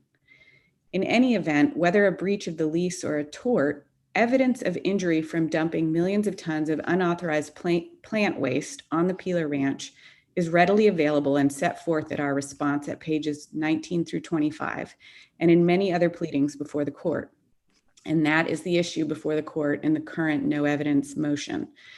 Evidence demonstrates that increasing the amount of coal ash present causes increased environmental contamination.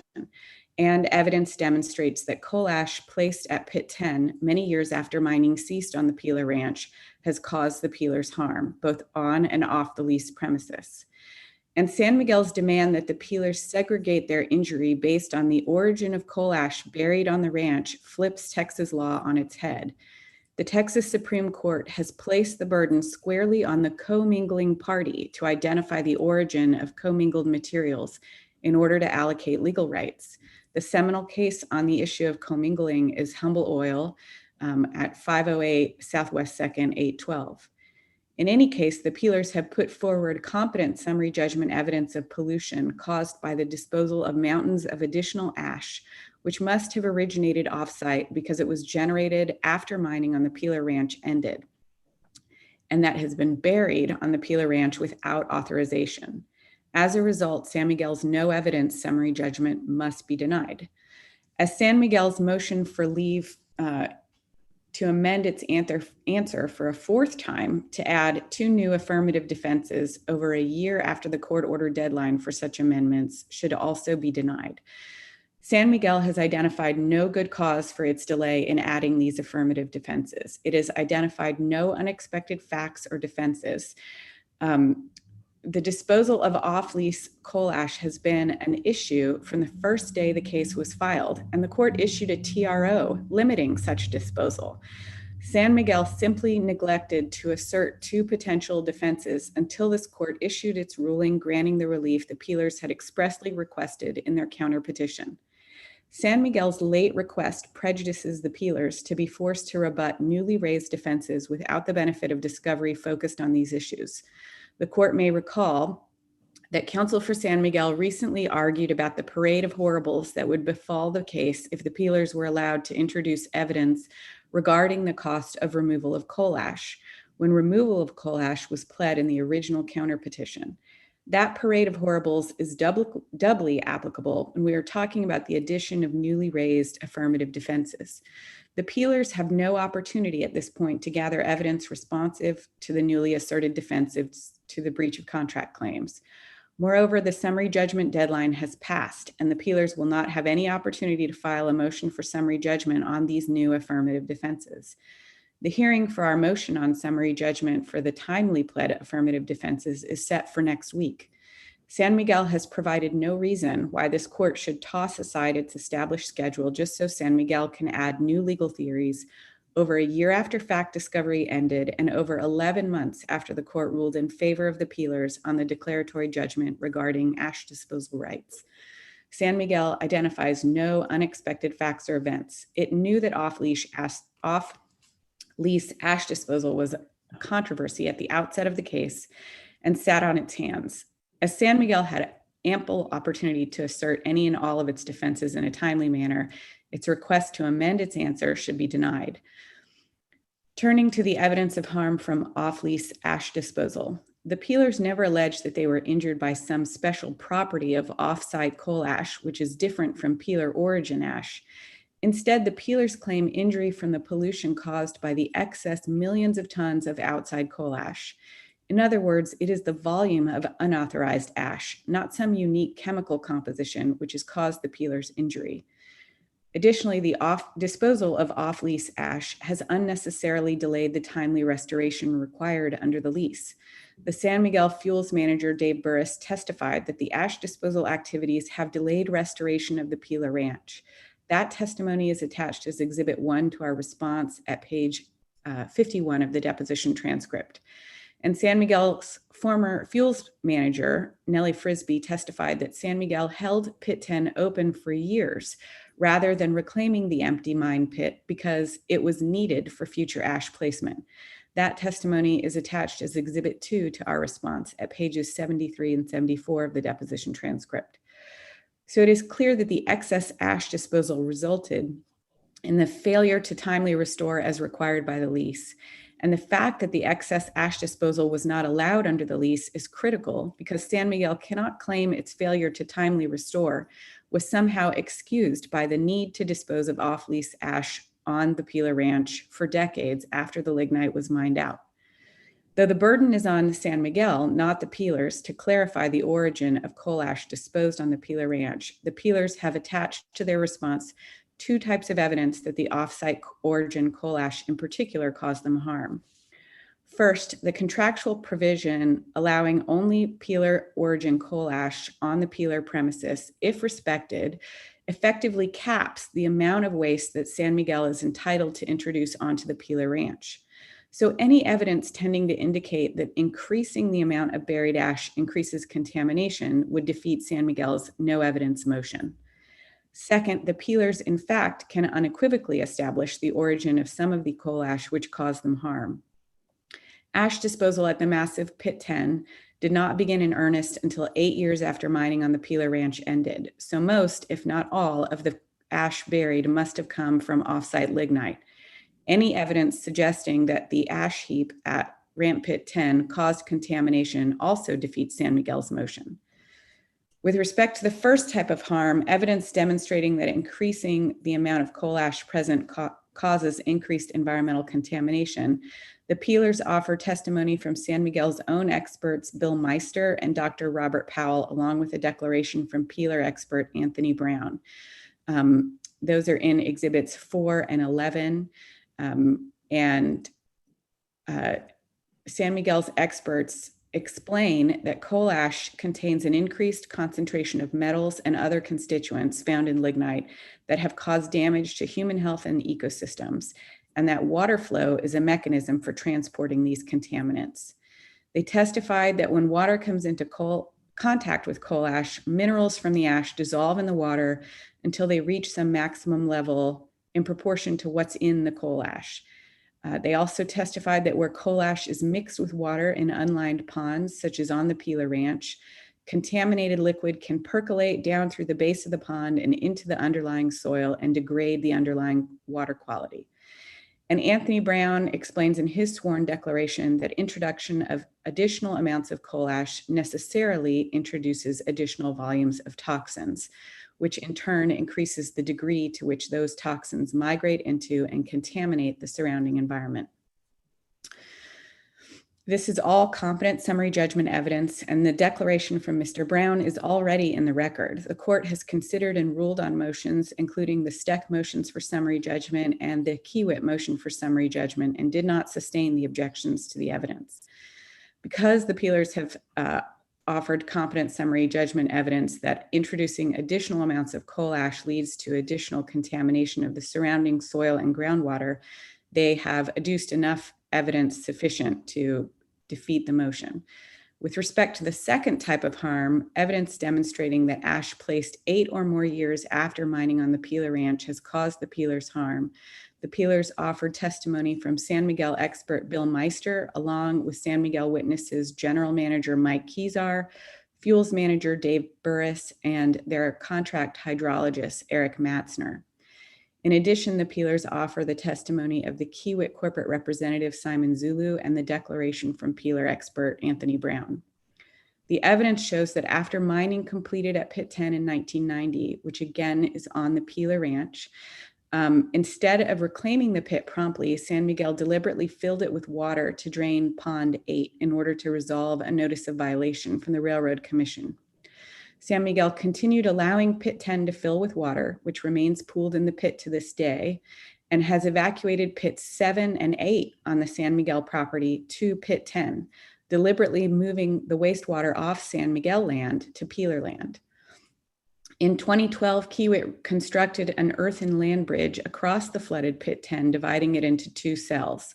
San Miguel emptied one cell by pumping the water across the land bridge into the other cell.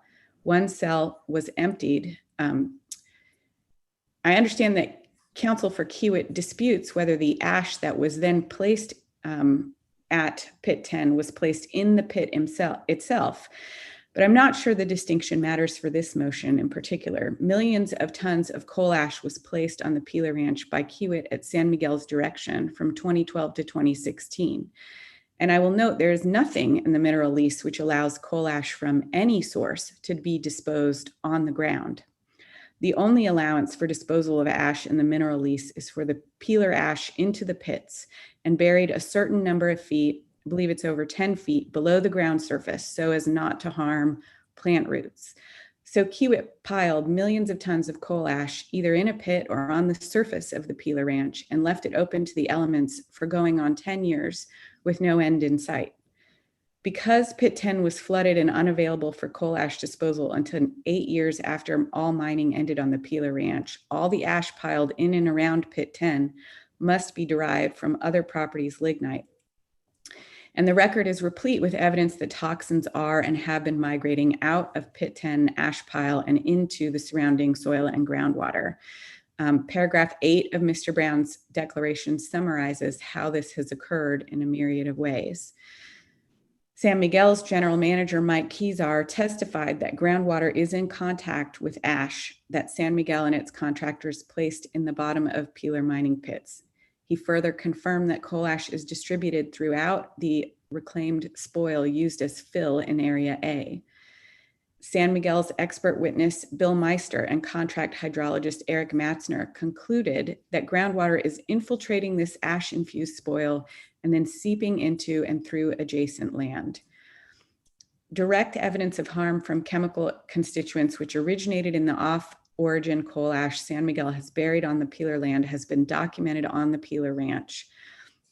Mr. Matzner observed vegetation stress in areas receiving seepage from Pit 10 and agreed that could be from elevated dissolved solids originating in the coal ash. So this evidence supports the Peeler's claim of harm from off-site coal ash disposal sufficiently to defeat San Miguel's no evidence motion.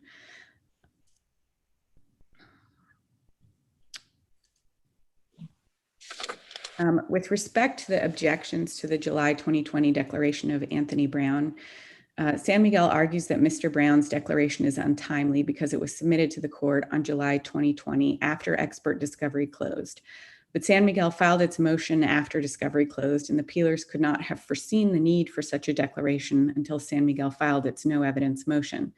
The Peelers cannot submit their own expert report as summary judgment evidence, and the Peelers did not depose their own expert, Mr. Brown.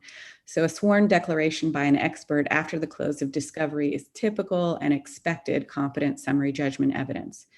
San Miguel also argues that the opinions of Mr. Brown at paragraphs 7 through 10 are new opinions not disclosed in his report or his deposition, but that is incorrect.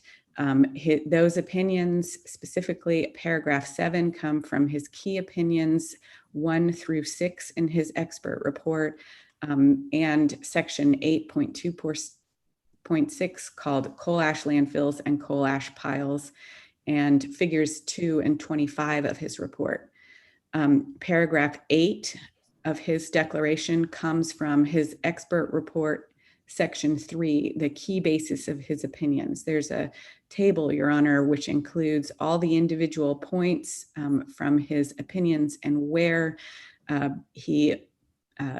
what evidence he bases those points on, including tables, figures, and the appendices. Paragraph 9 about how the greater the magnitude, how the greater the source of contamination means the greater the magnitude and extent of the contamination. That is not actually specifically in his expert report, but the point of more ash equals more contamination is both common sense and his expert opinion. Paragraph 10 of his declaration comes from his supplemental expert report and his rebuttal report. Sections 14.2.7 and section 15.0 include all of those opinions. San Miguel objects that Mr. Brown's statements in his declaration are conclusory, but objections that statements are conclusory may not be conclusory themselves. And the Dallas Court of Appeals has routinely overruled objections that are based on conclusory statements, and for the same reason, the court should overrule these objections. San Miguel fails to describe what makes Mr. Brown's statements conclusory, and they even admit that he recites to all of his evidence on which he bases his conclusion. And again, the court has considered this declaration on multiple occasions, and the court issued its recent order on Kiewit's motion for summary judgment without sustaining the objections. So because it's already in the record, the court may consider it for the purposes of this motion. Thank you. All right. Your Honor, Let me just ask for an announcement from the attorneys. Do you still need to have a hearing in the family law case? Mr. Ramirez, Ms. Where'd she go? Marvel? Yes, Judge, we're going to need about 10 minutes. We think we're down to 1.5 issues. All right. Okay, I'll put that in the list. Go ahead, Mr. Shake. Thank you. Thank you, Your Honor. I'll be very brief. In response to a couple of the items that Mr. Thompson addressed, he said that in their original motion for a declaration, they were simply asking for a declaration that the mineral lease does not allow San Miguel to dispose of coal ash waste that came from other properties, that's what they were seeking. Well, I think we're talking about semantics here, and a likely juror who hears that the court issued a declaration that the lease does not allow San Miguel to do X reads that as it's prohibited. So I do think we're talking semantics here, and at the very least, if the court does not overturn its oral ruling, then I think that any order would have to say the mineral lease and its amendment neither allows nor prohibits San Miguel. You'd have to have both, because simply telling this jury that it's not allowed is the equivalent of saying it is prohibited. Then Mr. Thompson talked about how these are torts, and you asked the question about the small leaf pine that gets into the mix of cut down trees. Well, a tort duty is a common law duty. The mineral lease, a breach of lease, a breach of contract, the duty is determined by the contract itself. So Mr. Thompson says, well, this could be a violation of a tort, but not a breach of lease. And fair enough. I mean, we'll get into that discussion on the next motion, but he said it's not a breach of the lease, despite the fact that later Ms. Whittle said it is. And I would just direct the court's attention, and we'll be talking about this case later, and I'm sure Your Honor is familiar with Abraxas versus Hornberg, decided by the El Paso court in 2000. There, the operator was sued by other working interest owners who were claiming negligence, gross negligence, and breach of contract. The operator claimed that the plaintiffs could not maintain a waste cause of action, because that liability arose from a breach of the joint operating agreement. And the court, in looking at that, considered the fact that there wasn't anything in the JOA that expressly prohibited the deposition of waste. Instead, that obligation came about by implication in the lease that they must act as a reasonably prudent operator. And so we have a similar situation here, Your Honor.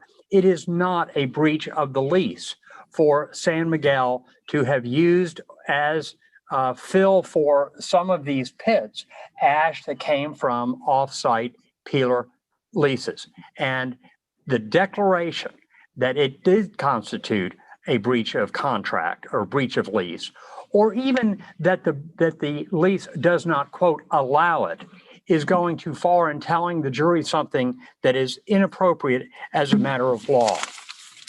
With respect to the damages you just heard from Ms. Whittle, there was no claim of damage made with respect to the use of off-site ash until the most recent amended pleading. And that's why we ask for the leave for additional defenses and why those were not raised earlier. Finally, with respect to the late declaration of Antonio Brown, Your Honor, we stand on the fact that none of this contained in his declaration was covered in any kind of detail whatsoever, either in his report or in the testimony he gave in his deposition, which we attached to our reply.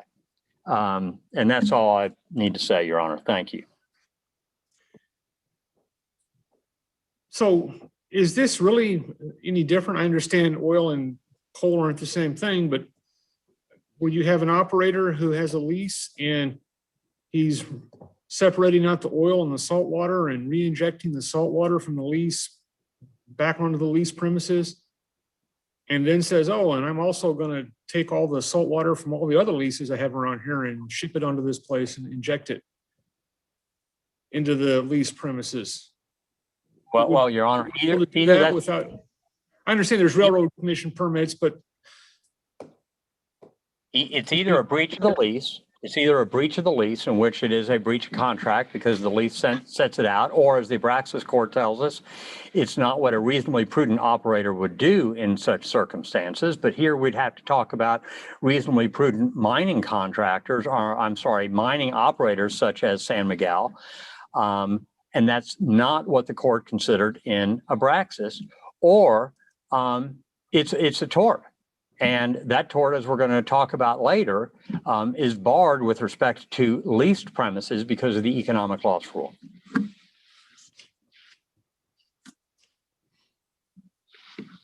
So you're saying there's no recovery then? That's correct, Your Honor.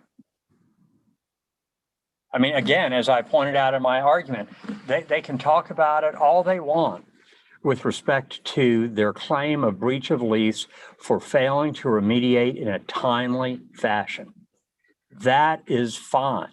That is to be expected. It is absolutely inappropriate for them to be able to say that this court issued a declaration that the use of that ash is a violation of the lease, because it is not, and they've conceded as much. Now, I think that, do they concede that, or have they drawn a distinction between unauthorized and prohibited? Mr. Schick, your microphone is conked out, or my speaker has, one of the two. I'm sorry, Judge. There you, I can hear you now. That's where I started, is if we're going to go into that sort of semantic, then the declaration, if any, would be the mineral lease and its amendments neither allows nor prohibits the use of ash from other places. And then we can talk about how it was used and what effect it might have on the delay in reclamation. But that's as far as you go. And it would be totally inappropriate to suggest to this jury that the lease does not allow it, because that's telling them it's prohibited.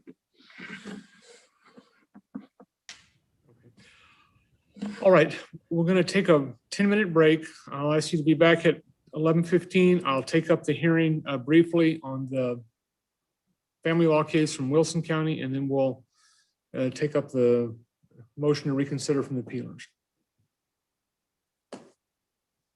We'll be back at 11:15.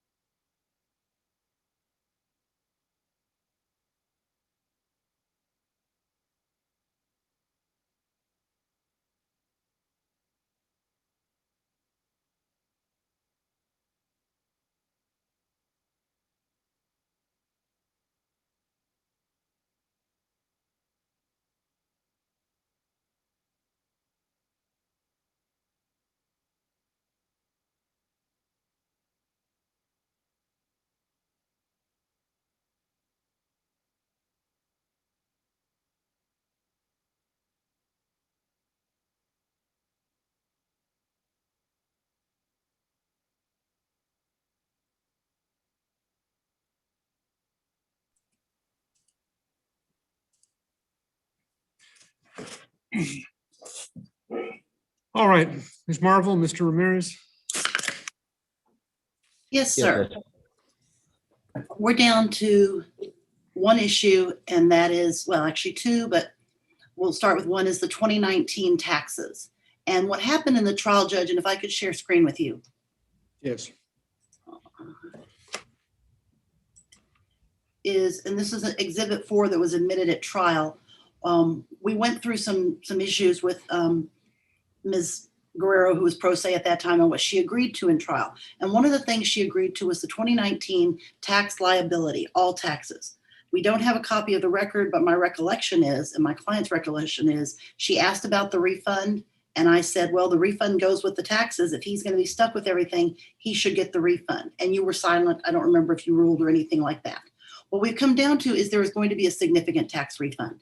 My client had a lot of rollover in his business. If you will see here, this is my client's net estate was a negative 114,000.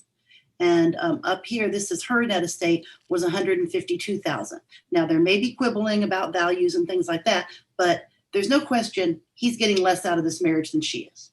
He took the child, no child support, no medical support. He's taking 100% of everything. He's given her additional monies, and he's just trying to walk away from this and get this done.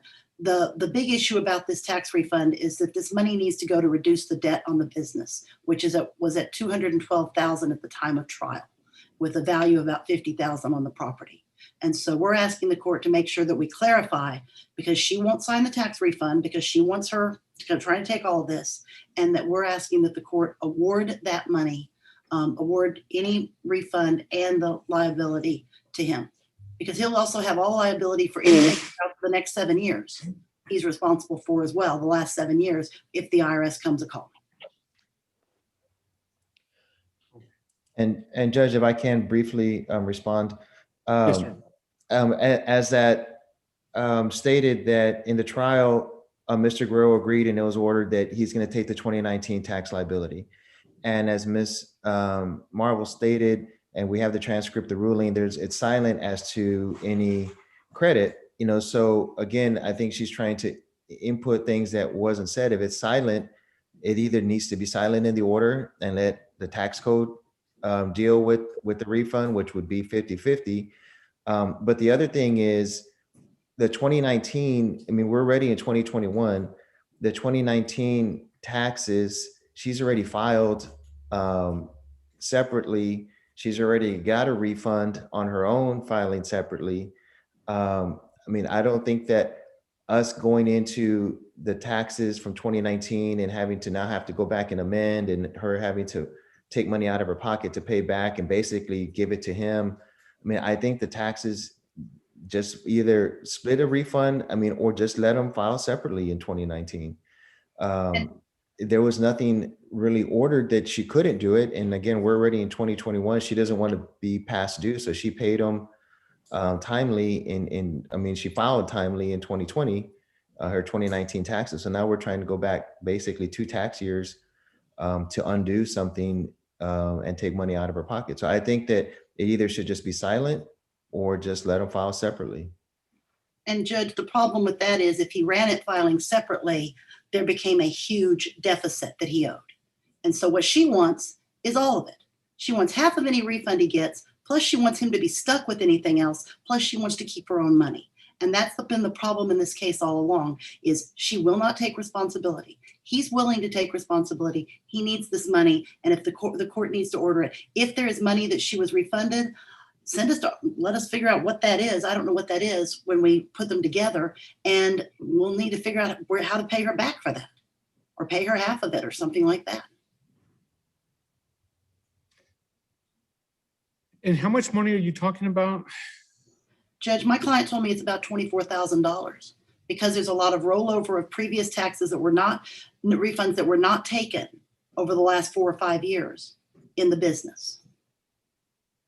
And the business is a sole proprietorship, so it's filed with the party's personal taxes.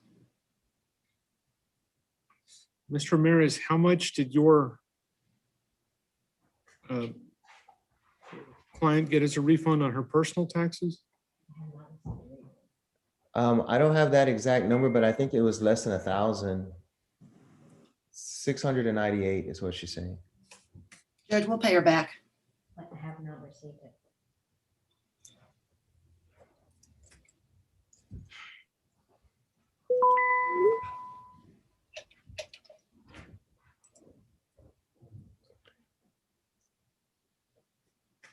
All right, I will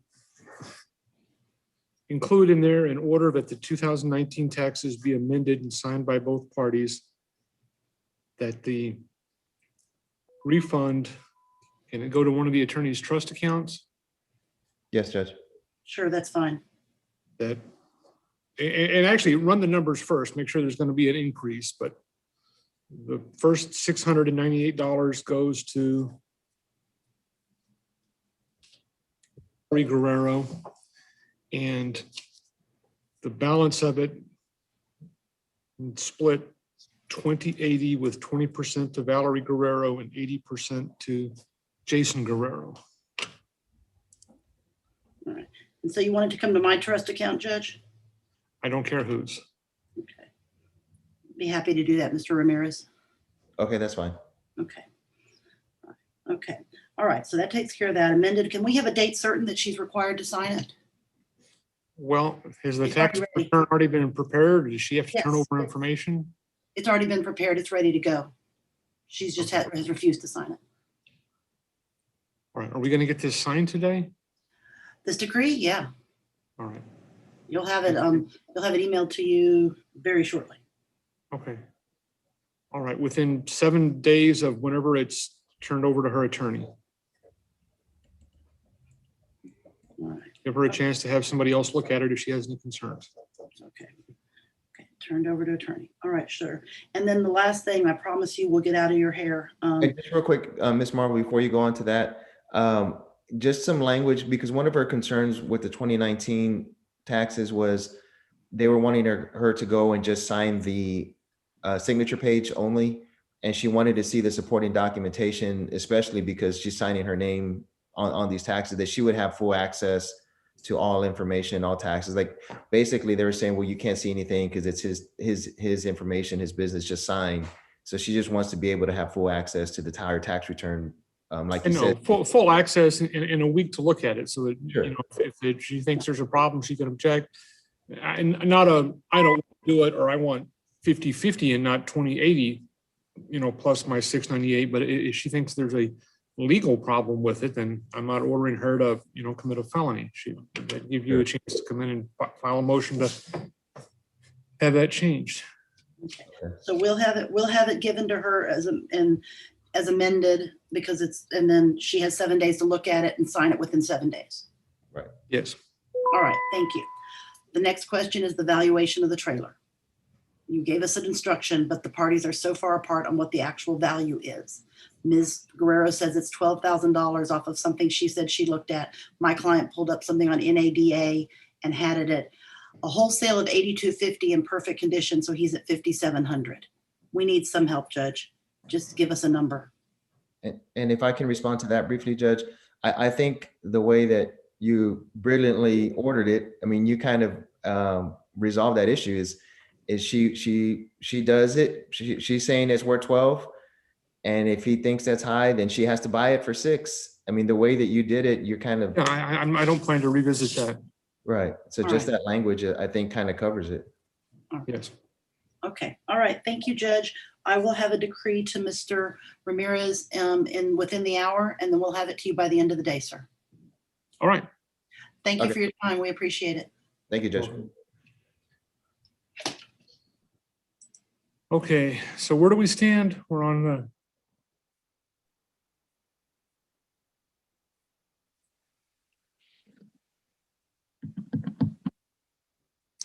Your Honor, we have the Peeler's motion to reconsider the economic loss rule motion for summary 2A. judgment. All right. Everyone's ready for that? Yes, Your Honor. All right, go ahead, ma'am. Your Honor, in granting the economic loss rule motion, The court extended the rule far beyond any precedent and well past the limits imposed by Texas law. For that reason, the Peelers now ask the court to reconsider its order and deny the motion for summary judgment on the economic loss rule in its entirety. The economic loss rule applies only to claims seeking purely economic damages not accompanied by injury to a person or property. And that, of course, is not the case here. The Peelers complain of injury to their real property. The economic loss rule has never been applied to bar claims like the Peelers. This is a novel application and an overreach of the doctrine. The economic loss rule is a consideration in measuring damages. It's never been applied to prevent economic losses from being recoverable under intentional tort theories or a statutory claim, such as the Peelers Natural Resource Code cause of action. And even if the matter in dispute is the subject of a contract, a party may elect to recover in tort if the duty breached stands independent from the contractual undertaking, and the alleged damages are not solely the result of a bargained for contractual benefit. Moreover, the appropriate application of the rule in a questionable case is to allow all of the causes of action to go to the jury with separate damage questions for each. The economic loss rule has never been used to dismiss tort claims for real property damage, intentional tort claims, or statutory claims on summary judgment. And dismissing all of the Peelers' tort and statutory claims for real property within the premises boundary leased by San Miguel is a novel and inappropriate use of the economic loss rule. In fact, I think there's a clear fact issue about what is the subject of the lease. We argue the lease is a mineral lease that expired by way of the habendum clause when mining ceased in 2004. San Miguel characterizes the subject of the lease as the Peeler Ranch, the premises covered by the mineral lease. But this is not a real estate lease. San Miguel wants this court to believe the Peelers leased nearly 7,000 acres of their ranch in perpetuity for $2 an acre, and that San Miguel can do with it as it pleases, burn it down, for example, and the Peelers would be limited to contract damages. But that is not supported by the law or the express lease language. In fact, based on Mr. Schick's argument today, because burning down the ranch is not expressly prohibited by the lease, the Peelers would have no claim within the leased premises, no breach of contract claim and no tort claim. That cannot be the result the court intended with its ruling. Every party expressly agreed at oral argument that burying radioactive uranium on the leased premises would fall outside the subject matter of the lease. Because the court ruled that the lease does not authorize burial of offsite coal ash, nor can anyone identify any lease language prohibiting it, uranium and offsite coal ash are identically situated. The only possible conclusion is that dumping offsite coal ash is outside the subject matter of the lease. The same is true for wastewater and fugitive dust and all the Railroad Commission reclamation regulations that are not incorporated in the lease in any way. The application of the economic loss rule is quite limited. The Texas Supreme Court has warned it is not generally applicable. For example, it cannot be applied to bar the recovery of damages for an intentional tort claim, like the Peelers' trespass claim. Contrary to common understanding, it cannot even be applied in all situations in which a tort claim may be related to a potential contract claim. The economic loss rule is a doctrine that bars recovery of purely economic damages in tort absent injury to the plaintiff or its property. The rule is designed to provide a more definite limit on liability than does the concept of foreseeability and reflects a preference for allocating some economic risks by contract rather than by law. The Texas Supreme Court instructs that the economic loss rule depends on an analysis of its rationales in a particular situation. And I'd just like to show the court some of the language from the prevailing opinions.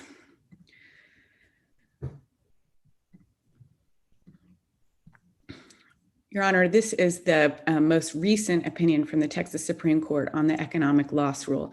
And here, Justice Heck defines the economic loss rule.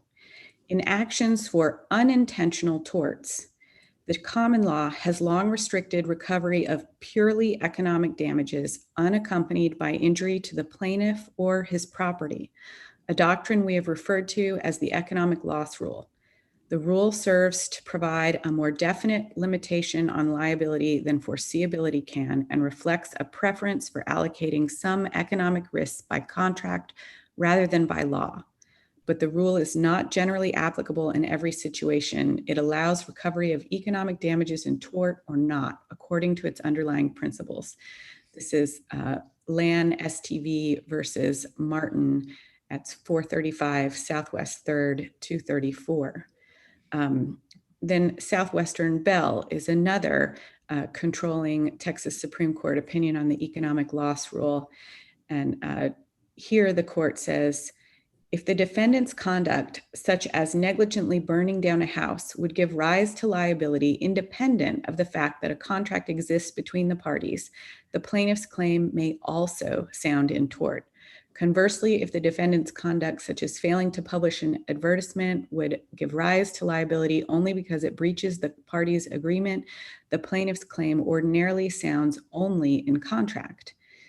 And the court goes on to say, the acts of a party may breach duties in tort or contract alone or simultaneously in both.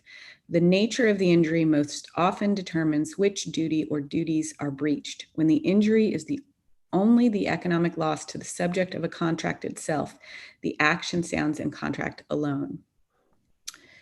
And then Chapman Custom Homes versus Dallas Plumbing, which is at 445 Southwest 3rd, 716. The court looks at what happens when a plumber installs negligent plumbing. Here, having undertaken to install a plumbing system in the house, the plumber assumed an implied duty not to flood or otherwise damage the trust's house while performing its contract with the builder. Although the Court of Appeals views this property damage as mere economic loss arising from the subject matter of the contract itself and purports to apply the economic loss rule as a bar to any tort claim, the rule does not apply here. The economic loss rule generally precludes recovery in tort for economic losses resulting from a party's failure to perform under a contract when the harm consists only of the economic loss of a contractual expectancy. But it does not bar all tort claims arising out of a contractual setting. And then the court goes on to state, such was the case in Sharon Beck and such is also the case here. The plumber's duty not to flood or otherwise damage the house is independent of any obligation undertaken in its plumbing subcontract with the builder, and the damages alleged caused by the breach of that duty extend beyond the economic loss of any anticipated benefit under the plumbing contract. Here again, this is property damage that was that occurred to the subject of the contract, and yet it still was not barred by the economic loss rule.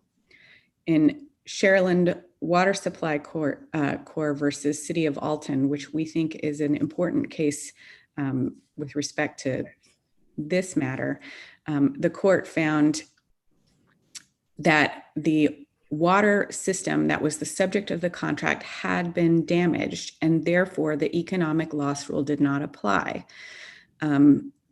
So the court evaluated the Court of Appeals opinion, found that the lower courts were wrong in determining that the water system had not been damaged, and noted that where there are repair damages sought and awarded, that implies there was property harm.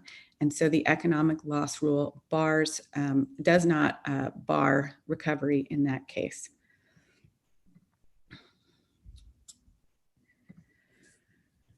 Here, Your Honor, the nature of the injury is to real property, contamination of the land and water that constitutes the Peeler Ranch, along with the stigma to the realty that has not yet been directly polluted. The subject of the contract is not the real property that makes up the Peeler Ranch. It is a lease for lignite mining. Counsel for the coal companies get this flat wrong. This isn't a lease for the Peeler Ranch. It's a mineral lease, period, the end. They argue the subject matter of the leases is the Peeler Ranch premises leased by San Miguel, but one only needs to go back to see the title of the lease to know that isn't true. It's a coal, lignite, and mineral lease. It's not a real estate lease. Counsel for the coal companies argued to the court that all tort claims that arise within the leased premises are barred by the economic loss rule. but that cannot be true. Certainly the court would agree that if San Miguel's employee backed a truck into a member of the Peeler family within the leased premises and killed the family member, the Peelers could maintain a wrongful death action. That wouldn't be barred by the economic loss rule simply because it occurred within the leased premises. And that's never been how the Texas Supreme Court analyzes whether the economic loss rule applies. The court has never drawn a physical line around a mineral lease premises and said that anything within this boundary, no matter whether it is excess use of the premises causing harm to real property or physical injury to a person, is limited to contract damages. And the fact that no other court has followed the rule they are proffering, this premises boundary rule, which is found nowhere in the case law, means they've not carried their burden on summary judgment. Courts must undertake a very specific analysis about the damages alleged, the causes of action invoked, the subject of the contract, where the duties alleged to have been breached arise, and whether the invocation of the economic loss rule will meet the policy objectives. This case fails to fall under the economic loss rule under all the various tests. The Peelers allege harm to real property. They have invoked intentional and statutory tort claims. The subject of the contract is lignite mining, not pollution of real property or the mismanagement of waste products. The duties that have been breached arise from common law, statute, and regulation, and the policy objectives invoking the economic loss rule are not vindicated by its application here. Notably, the Supreme Court overturned the Court of Appeals application of the economic loss rule in Sharyland Water Supply versus City of Alton, which we just looked at, because the jury awarded cost of repair to the water system in question, meaning the water system was damaged. And where there is harm to property, the economic loss rule does not bar tort claims. The same is true here. We allege harm to real property, which per se means there was a loss unrelated to the contract that is not limited to economic loss. The coal companies argue that repair costs have been held by Texas courts of appeals to be economic damages, but the cases they rely on are all unreported cases from intermediate appellate courts. The Texas Supreme Court's reported opinion in Sharyland controls. Because Sharyland's claims were for injuries to its property, notably the water system that was the subject of the contract, cost of repair, the economic loss rule could not be applied to bar them. Throughout the response, the coal companies refer to the damages sought by the Peelers as solely or purely economic losses, but that is incorrect and misleading. The Texas Supreme Court has held that injuries to property are not purely economic damages in Sharyland. We're not alleging tort claims from the economic loss for failure to make royalty or loss of use payments owed to the Peelers as lessees. Those economic loss claims are limited to our breach of contract cause of action. The tort and statutory claims allege harm to real property. They are not limited to economic loss from lignite mining, which is the actual subject of the lease. On this point alone, that the economic loss rule has never been applied to claims for harm to real property, it is clear that the court's application of the economic loss rule was inappropriate and that the motion should be denied upon reconsideration. The coal companies have no response to this. They simply state at page 6 of their response, this argument ignores multiple cases that apply the economic loss rule to property damage claims, whereas here the damaged property is the subject of a contract. And then they cite to no cases to support this plainly false assertion. Instead, they attempt to distract the court with inopposite cases regarding solely economic loss to the subject of the contract itself, which again, here would be the coal, lignite, or minerals, not the realty. And again, Sharyland controls, and there the property that was damaged was the subject of the contract, and the court found the economic loss rule did not limit damages. They also claim we've failed to include the word other in the economic loss rule. They argue the economic loss rule applies only when purely economic damage is unaccompanied by injury to the plaintiff's other property. But if you go back to the Supreme Court's definition of the economic loss rule, which does not include that word at all, their premise that the limit of the economic loss rule is the physical boundary of the leased lands is nowhere in the case law. The case they rely on, Equistar, does not support this position. I'll just go to that case, Your Honor. Here, again, the definition of the economic loss rule proffered by Chief Justice Hecht doesn't include the word other. He says, in actions for unintentional torts, the common law has long restricted recovery of purely economic damages unaccompanied by injury to the plaintiff or his property. It doesn't say the word other. And then in Equistar Chemical, which they rely on, this is a strict liability case for products liability. And this is a type of case which the economic loss rule specifically applies, is products liability. Here the court said the economic loss rule applies when losses from an occurrence arise from failure of a product and the damage or loss is limited to the product itself.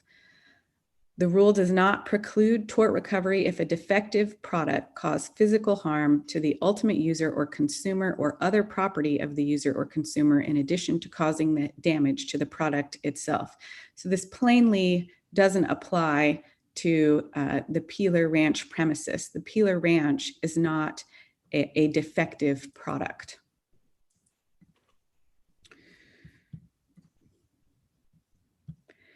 The ELR is clearly not applicable to damaged property not subject to a contract, but it is a gross oversimplification to state that everything related to a contract is covered by the economic loss rule.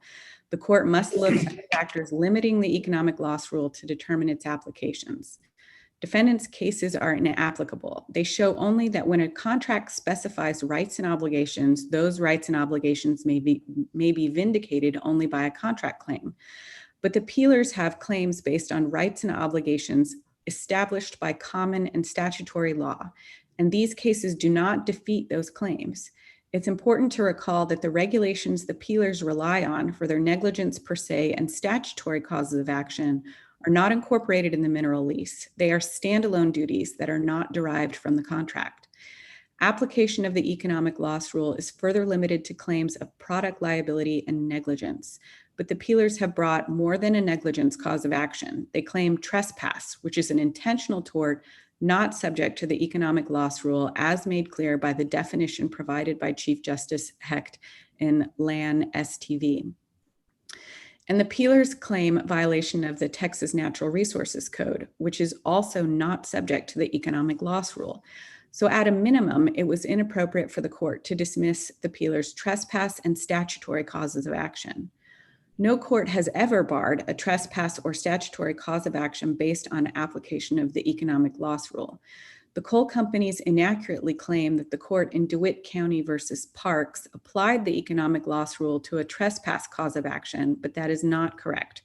The court in DeWitt considered whether the plaintiffs could maintain a negligence claim independently of their contract claim. The court ruled that they could not. There was no trespass claim at all at issue. And again, I'll go to that case, Your Honor.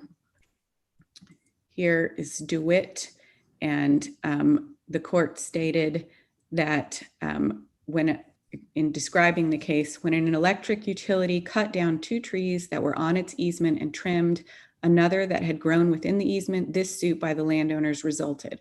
We are called upon to construe the easement agreement between the parties and to determine the viability of certain DTPA and negligence claims.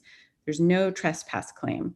The court found that the easement agreement unambiguously gave the utility the right to cut the trees at issue, and so the negligence claim failed as a matter of law.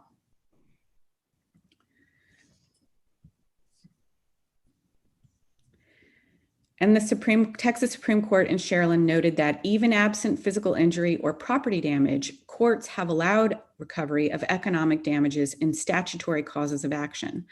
In fact, the court listed all manner of cases in which purely economic damages are recoverable under tort theories and are not barred by the economic loss rule. But again, here we have alleged property damage, so the economic loss rule cannot apply. Notably, Texas law explicitly allows a trespass claim against a lessee that exceeds the rights granted to it. As the Texas Supreme Court held in Brown versus Lundell, all property rights not granted are reserved in the lessor. If the lessee exceeds those rights, he becomes a trespasser. Footnote 29 includes a string side of cases that support that bedrock principle. And that is exactly what has happened here. San Miguel exceeded the rights granted in the mineral lease. The subject of the lease is lignite mining. The subject of the lease is not off-lease ash disposal, fugitive dust, or wastewater, or the harm caused by those wastes, which were also not contemplated in the mineral lease. Because San Miguel exceeded the rights granted to it under the lease, it became a trespasser, as did its contractors, Stack and Kiewit. The coal companies admit they have found no case that applied the economic loss rule to damages for claims under Section 85.321 of the Natural Resources Code. So there's no precedent for extending the limited rule to that cause of action or the trespass cause of action. And we think it was also inappropriate for the court to dismiss the negligence per se causes of action because the regulatory duties invoked in that cause of action are clearly separate and apart from the contractual duties. The economic loss rule does not bar claims that are based on duties and damages that do not depend on a contract for their existence. The duties alleged in the tort and statutory claims arise separate from the contract. They arise from common law, statute, and regulations. Moreover, the economic loss rule can be applied only to vindicate its policy objectives, none of which apply to this case. In making its point explicit, the Texas Supreme Court has held in Lan STV that when the reason of the law ceases, the law itself also ceases. The court has further warned against applying the economic loss rule without a thorough analysis as to whether the application serves its purpose. So the rationales for limiting recovery include providing a limit to a tortfeasor's liability so that the ripple effect of his tort will not open him up to attack by those with second and third order damages, and in maintaining a distinction between contract and tort theories of liability in circumstances where both could apply. In applying the economic loss rule, a court must undertake an analysis of the rule's rationales in a particular situation. Here, because the underlying duties and damages caused from the claims of breach of contract are distinct from the non-contract claims, the economic loss rule does not serve its purpose and should not be applied. And here, based on Mr. Schick's argument today, the application would actually get rid of the peeler's claims for the excess use of the property because they are not expressly prohibited under the contract, which cannot be true. Additionally, the peelers seek recovery for harm to real property, which is limited by its very nature. So the economic loss rule does not serve its purpose and should not be applied. With respect to Kiewit, during the hearing, the court expressed concern that denying the motion would mean that a third-party contractor such as Kiewit could be unfairly held liable for following the directions of its client. In answer to the court, the economic loss rule certainly does not protect a trucking company who injures another person or property. The economic loss rule is not designed to offer this type of protection to third parties. That's not its purpose. Innocent third parties do enjoy protection from liability under Texas law. But to be clear, in this context, Kiewit is not an innocent third party. It is a first party with regard to its own actions affecting the peeler's property. Kiewit is an experienced multinational company that holds itself out as an expert in mining and reclamation. It knew the implications of its conduct and the harms posed by coal ash improperly disposed. For all the same reasons, the economic loss rule does not apply to limit damages against San Miguel. It does not apply to limit damages against Kiewit or Steck as contractors to San Miguel. Contractors whose competent work destroys others' land still need to be careful to ensure they have the landowner's permission. Moreover, contractors whose negligence or regulatory violations destroy others' lands deserve no special protection from liability. Even in cases where the activity taking place on another's land is not dangerous and destructive, Texas law recognizes liability for damages may be appropriate even when that party was merely following instructions from someone with apparent authority. Innocent contractors are protected under Texas law, but not by the economic loss rule. Instead, Texas proportionate responsibility statute ensures that joint tortfeasors are each held liable for no more than their fair share of the plaintiff's harm. If Kiewit is indeed without fault for its trespasses or negligence per se and statutory violations that injured the peeler's property, the jury can make that determination under the proportionate liability scheme. Texas law does not allow this allocation of fault to be made as a matter of law. It's for the jury to decide.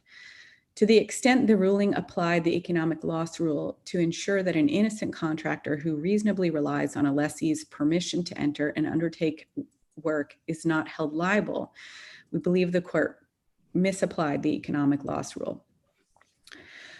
Your Honor, by its own terms, the economic loss rule does not apply to the peeler's claims seeking to recover for damages to their property. For each of the tort and statutory claims, the peelers seek to recover for the injury to their property. Specifically, they seek to recover the cost to repair the damage to their real property done by the coal companies by their trespasses, negligence per se, and violations of the Texas Natural Resources Code. These types of damages necessarily imply that the property was damaged, which means under Sharyland, the court must reconsider its ruling and deny the motion for summary judgment on the economic loss rule. The coal company's attempt to extend the subject of the coal, lignite, and mineral contract to the entirety of the real estate lease should be rejected. The product that is the subject of the lease is lignite coal, and that has been mined out. And the harm alleged is to other property, the Peeler Ranch, both within and outside the lease boundary. In addition, the peelers seek injunctive relief for the trespasses and statutory violations, meaning the peelers seek relief that is not purely economic. The economic loss rule cannot be used to bar recovery for the damages alleged or the requested injunctive relief, because it can only be applied to unintentional torts when a purely economic harm is unaccompanied by injury to the plaintiff's property. We ask the court reconsider its ruling and deny the motion for summary judgment based on the economic loss rule, thereby reinstating the peeler's tort and statutory claims within the boundary of the leased premises. Thank you. And who's going to reply? Your Honor, I will. Go ahead, sir. The motion to reconsider that you've just heard about is essentially based on three propositions. The first is that the court cannot apply the economic loss rule to a claim alleging real property damage. Second, that their tort claims are unrelated to contractual duties imposed by the lease. And third, that limiting the peelers to contract damages leaves them unable to receive full compensation. None of those propositions is valid, Your Honor. The test for whether the economic loss rule applies to a plaintiff who is a party to a contract is well established and has two prongs. This is set out by the Texas Supreme Court in the Delaney opinion in 1991. First, we look at the nature of the plaintiff's injuries. And again, that doesn't mean just acreage or lignite. That's the nature of the plaintiff's injuries. Second, the source of the defendant's duty.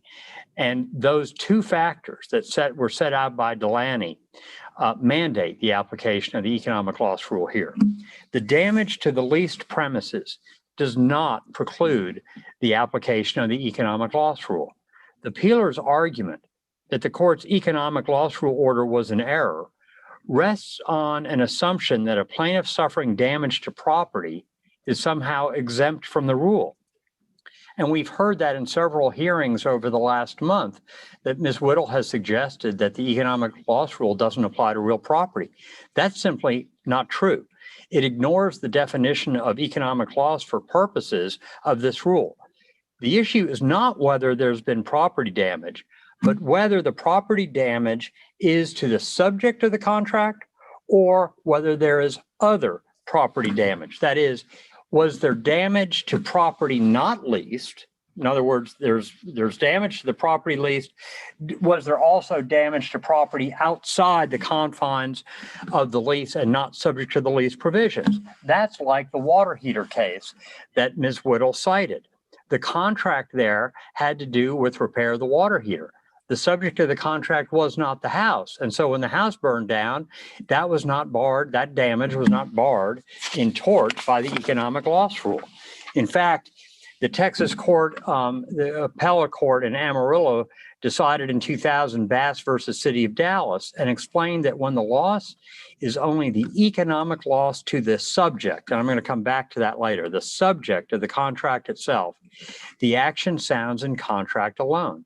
Economic loss has been defined as damages for inadequate value, cost of repair, and replacement. But there are two types of economic loss. And Ms. Whittle focused the court on only one of them, and that was in the product liability context. And the Supreme Court of Texas has applied it in many other contexts. This court properly limited its order, and I thought the court was very careful in limiting its order to property leased under the mining and the buffer zone leases. That is, to the extent that the peelers suffered damage to other property, those claims survive, and the court's order allowed them to survive. And I just want to show the court to remind you of the order that you entered on September 28th, Your Honor. I pulled it up. I have it over here on my screen. Oh, next you to do? it. Understand you can't see what I'm looking at. Okay. Okay, fair enough. But I mean, Your Honor, you were careful to say they take nothing on those tort causes of action, but only to the extent that the claims seek damages or other relief for the premises subject to the lease as amended and the buffer zone lease. And that is the appropriate limitation. And we're going to talk about the subject of the lease further. The peeler's argument, though, Your Honor, also ignores the cases cited in San Miguel's briefing that apply the economic loss rule to property damage cases. The first one, for example, is the DeWitt case. There, the plaintiff sought damages for the loss of trees, a la your example earlier, Your Honor, on property covered by a utility easement, which addressed tree cutting. The court held that the economic loss rule applied and that the plaintiff could recover contract damages but not damages in negligence. And the court said that when a contract spells out the parties' respective rights about whether trees may be cut, the contract and not common law negligence governs any dispute about whether trees could be cut or how. So there is a lease that covers the subject of that easement, which also included trees. Here, those rights are about when and how the affected acreage must be reclaimed. In addition, the argument from the Peelers Council ignores the opinion in Clem versus Briscoe, decided by the Eastern District of Texas in 2008. And this one is very similar to our case. There, Clem sued Briscoe under the Resource Conservation and Recovery Act. Clem had contracted with the defendant to bring in clean fill material to reclaim low-lying property in a floodplain. Instead of bringing in clean fill material, the allegation was that the defendant used contaminated foundry sand. And the court held that where a plaintiff alleges that unacceptable fill materials damaged its land, the plaintiff was limited to a breach of contract claim. And the court reached the decision because, as it explained, the injury was to the subject of the contract itself, land, an unacceptable fill, and the economic loss rule restricts the parties to contractual remedies for those economic losses associated with the relationship, even when the breach might reasonably be viewed as a consequence of one or more parties' negligence. So, I mean, clearly in that sort of case, you'd say, boy, that was negligent in bringing on contaminated sand. But the court said, following the Supreme Court's decision in Delaney, that that was the subject of the contract, you're limited to economic damages. In other words, Your Honor, the first prong of the economic loss rule that I went over at the beginning, the nature of the plaintiff's injury, looks at whether the damage is to the subject of the contract itself, and that's clearly met here. The leased premises are the subject of the contract. The Peelers state that the economic loss rule applies only when purely economic damage is unaccompanied by injury to the plaintiff's property. But that statement leaves out a critical word. The rule with respect to contracting parties, and we have to remember the contracting parties here are the Peelers and San Miguel. And the rule with respect to contracting parties is that the economic loss rule does not apply to the extent that there is injury to the plaintiff's other property.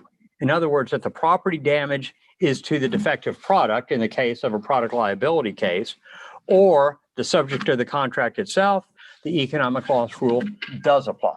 And that's why it was important. And the court carefully said, if it was subject to the mineral lease and its amendments, It's barred, tort claims are barred by the economic loss rule, but the court allowed the peelers to pursue tort-based damages as to acreage that fell outside those leased premises. And it is only when, to the extent that the plaintiff suffered personal injuries or damage to property outside the subject of the contract, that the tort claims are viable. When there is such injury to other property, the court does have to separate damages in those cases, which is what this court's order did. This court's order on the economic loss rule specifically carved out those damages, and the economic loss rule does not run afoul of the court's order. There is more than one economic loss rule, and the peeler's main case, the one that you just heard about, the Sharyland water treatment case, actually sets out a very good summary of the development of the various rules. In that case, the Supreme Court distinguished two rules. One that applies to persons suffering only economic losses when someone acts tortiously toward a third person, and the, quote, fundamentally distinct rule that applies when there is alleged misperformance of obligations arising under contracts. The peeler's motion is based on this fundamentally distinct rule relating to when contractual strangers bring claims. But here we're not dealing with contractual strangers. We are the two parties to the contract. In Sharyland, the plaintiff water treatment company was not a party to the contract between the city and the company that allegedly negligently installed the sewer at issue. The peeler's discussion of the policy reasons behind the economic loss rule are focused on that situation where contractual strangers bring claims. There, the concern is preventing tort liability to distant parties. But for the variant of the economic loss rule that applies here, Your Honor, that is where the plaintiff is a party to the contract, the policy is to preserve the line between contract and tort law and respect the contractual allegations of duties and risks. Their tort claims, the peeler's tort claims, do entirely relate to the contractual duties contained within the lease and its amendments. They claim that the court erred in finding that the conduct and injuries described were related to their contract claim. But the relationship is very clear if you look at their amended complaint or amended petition. Tony, if we can put that up. I just have a short chart, Your Honor, to show that under the contract claim, for example, they say that we've not performed our reclamation damage payment obligations, failed to commence reclamation, diligently prosecute, level and save, and we've disposed coal ash and other solid and hazardous waste in the mine pits. So what do you see on the tort claim side of the equation? The exact same thing. Created a dangerous condition by failing to exercise reasonable care. And we'll come back to that in the Abraxas case. In the handling, treatment, storage, transportation, and disposal of coal ash and wastewater, it's the same. In the next paragraph down, they allege that we failed to level and restore the excavated areas of the Peeler Ranch. This is a part of their contract, breach of contract case, Judge. And have destroyed water sources. That's not limited to lignite areas. They say destroyed water sources. That goes well beyond that. Failed to comply with replacement and restoration provisions. What's the tort claim? Once aware that their operation and disposal were causing damage, failed to take affirmative steps to control or avoid increasing the danger. So their claims are indeed the same, Your Honor. And as we pointed out in the DeWitt case, it is, and the Delaney case, it is important to look at what is the injury being asserted. And that's exactly what we have here.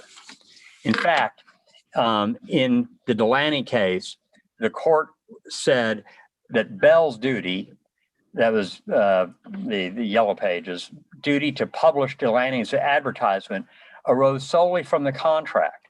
Delaney's damages, lost profits in that case, were only for the economic loss caused by Bell's failure to perform. Although Delaney pleaded the action as one of negligence, he clearly sought to recover the benefit of his bargain with Bell. And they held that Bell's failure to publish the advertisement was not a tort under their analysis in other cases. And Judge, that's precisely what we have here. It is damage to the premises that they are seeking. Could there be torts? There can be torts, just like you could say that it was a tort for the Yellow Pages not to print Delaney's advertisement because somebody on the staff acted imprudently, but it was the subject of the contract. And as I have pointed out, in Abraxas, the case that I mentioned in the last hearing, the court made it very clear that contrary to the peeler's argument, the contract need not address every detail of the conduct to be subject to the economic loss rule. There, the court found that the claim had to be brought against an operator of an oil and gas lease under the JOA and not under a common law waste claim. And the court interestingly said that although no provision in that JOA specifically prohibited the operator from committing waste, Article 5A required the operator to conduct all such operations in a good and workmanlike manner. In other words, the operator is governed by a reasonable, prudent operator standpoint. And Abraxas's liability for waste is premised upon the jury's determination that it did not act as a reasonably prudent operator.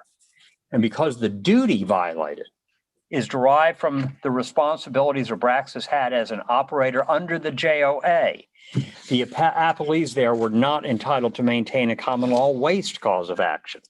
Here, the peelers allege that the contract, that is the lease and its amendments, requires San Miguel to restore the land to a certain standard, and that the alleged contamination breached those contractual standards. In sum, the alleged damage and contamination to the property asserted under the tort claims is also asserted as a breach of the reclamation obligations in the mining lease. And it doesn't cover only this area that's where lignite was mined. It covers much more. This lease, Your Honor, that covers this almost 7,000 acres also provides for the building of roads, for ponds, and all those things are part and parcel of the subject of the lease. It is not, you can't say, oh, it's only this part where there was a lignite seam, which is what I understood Ms. Whittle's argument to be, which I heard for the first time during that argument. It is the leases, both the mineral lease and its amendments and the buffer zone lease, that are the source of the duty. And as I used in the last hearing, Judge, Tony, if you could put up the map. And this was the basis on which I tried to delineate, Your Honor, where they're limited to contract damages and where they still have an opportunity to seek tort damages. And we had these arrows where you see that there is property outside the leased areas, the leased premises, where the peelers may still maintain causes of action in negligence or negligence per se, but not in the leased acreage itself. The peelers claim without explanation or supporting case law that contract damages are inadequate in this case if they prevail on their contract claims. But the Texas Supreme Court has held that the principles regarding recovery of damages for real property and tort apply in contract cases as well. And we did cite cases to that effect. In Gilbert Wheeler versus Enbridge Pipelines, the Texas Supreme Court held that the approach to remedying real property damage should be the same under a breach of contract theory as it would be under a tort theory. In that case, the landowner agreed to grant the pipeline company an easement if the pipeline company agreed to bore underground for the pipeline so the trees would be preserved. Contrary to that contractual provision, the pipeline company destroyed trees on the property and the landowner sued. The issue presented to the court was what measure of damages applied when the claim was contractual rather than a trespass. The court held that application of that temporary versus permanent distinction involving cases where there's injury to real property, as in trespass, is not limited to causes of action that sound in tort rather than in contract. Contracting parties, the court said, are free to specify in an agreement how damages will be calculated in the event of a breach. But even when they do not, the court said, both courts and parties benefit from the application of general principles with respect to calculating damages for such injury. And the courts of Texas have extended the economic loss rule to all of the sorts of causes of action that the peelers have asserted that are non-contractual. They concede that the negligence theories are covered by the economic loss rule and are barred. But Texas courts have gone beyond that and applied the rule to other theories. DeWitt, for example, that we've talked about already, applied it to a contract claim. The ExxonMobil case that we cited applied it to a conversion claim. The Abraxas case applied it to a waste claim. And then furthermore, the statutory claim that peelers assert under the Texas Natural Resource Code is simply conferring a private right of action to recover whatever the plaintiff could otherwise recover in law or equity. And like a negligence per se claim, it substitutes certain regulatory and statutory standards for the contractual ones, and as a result, is also subject to the economic loss rule. The Texas Supreme Court has further applied the economic loss rule to a statutory claim like that under the DTPA. So it is simply not true, as has been suggested to you, that the economic loss rule does not apply to statutory claims. The order this court crafted after that hearing, Your Honor, was carefully tailored to allow tort claims as to property not included in the lease. With respect to a couple of items that Ms. Whittle suggested, she suggested that based on our analysis, we could burn down the property. Well, I suppose that could happen, but the peelers would still have their contract damages. She suggested, and I think I've hit on this sufficiently already, that the lease only covers lignite, but that's not true. It covers all the acreage and provides for building of roads, ponds, and what have you.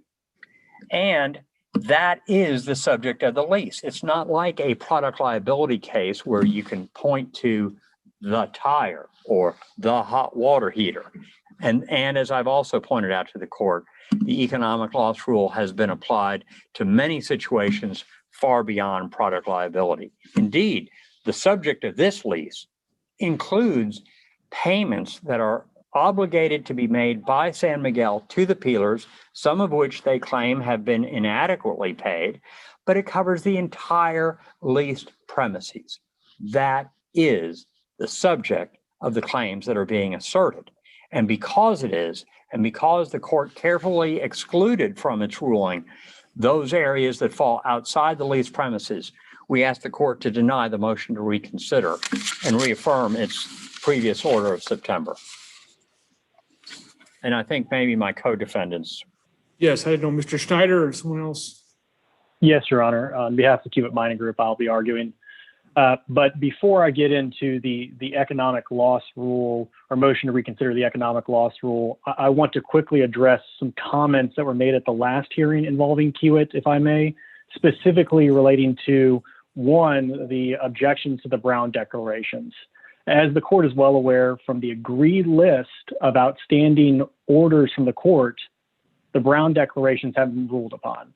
So that's not a basis or to even mention in that situation. But more specifically with Kiewit, Your Honor, there was comments made about the placement of coal ash on the Peeler Ranch and the land bridge that was constructed by Kiewit. And if I may share my screen, Your Honor.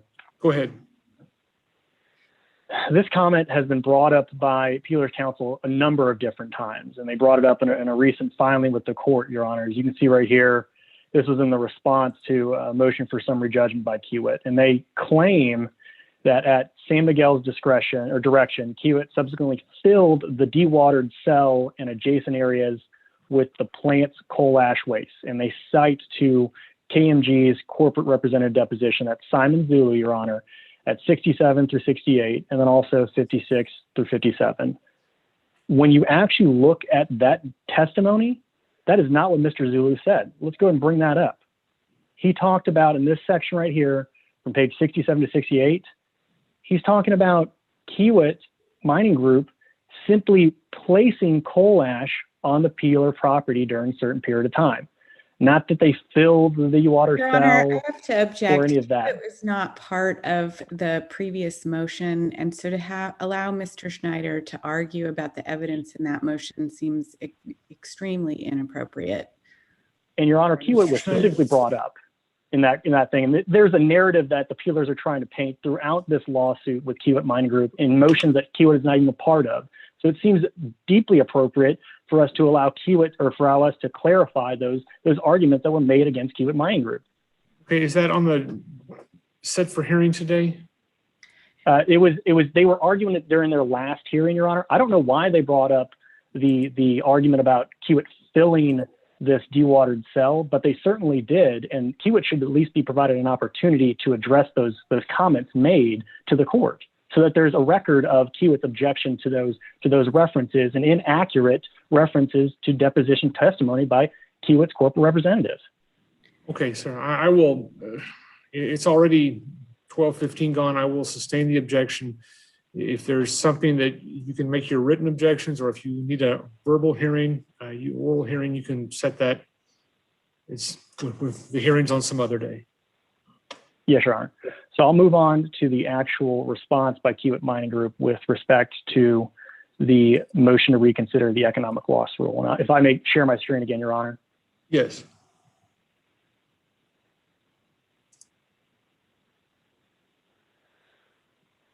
All right. So the summary of Kiewit Mining Group's arguments here is, one, the economic loss rule applies because the leased Peeler property is the subject matter of the contract. The subject matter of the lease is the leased property. It's very simple. And then the duties that the Peelers allege that Kiewit Mining Group breached are from the management service agreement between San Miguel and Kiewit Mining Group. They're not some independent duties that the Peelers allege Kiewit Mining Group breached with respect to the leased property. And then, Your Honor, the chain of contracts between the parties and the agreed allocation of risk with respect to the alleged damage of the leased property provides the avenue of recovery for the Peelers. And that is why the economic loss rule is appropriate here.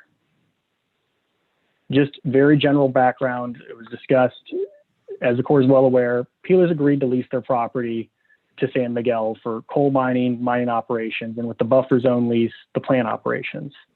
San Miguel entered the management service agreement with Kiewit Mining Group for it to become the third mining contractor. As the mining contractor, Kiewit performed limited mining activities on the leased portion of the Peeler Ranch. San Miguel filed this suit to prevent the Peelers from locking it out of that leased property. And then the Peelers filed counterclaims against San Miguel, but then dragged in Kiewit Mining Group, even though it wasn't a party to the initial lawsuit or the pleadings. The relevant procedural background for this motion to reconsider is that the hearing for the economic loss rule summary judgment was held on July 29th, 2020.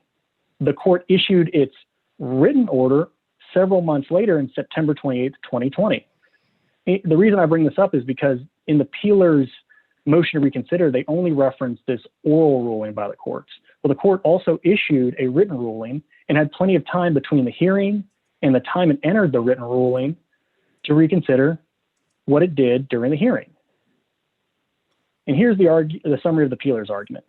What they're essentially doing here is just trying to get a second bite at the apple, and they're just trying to do it from a different angle.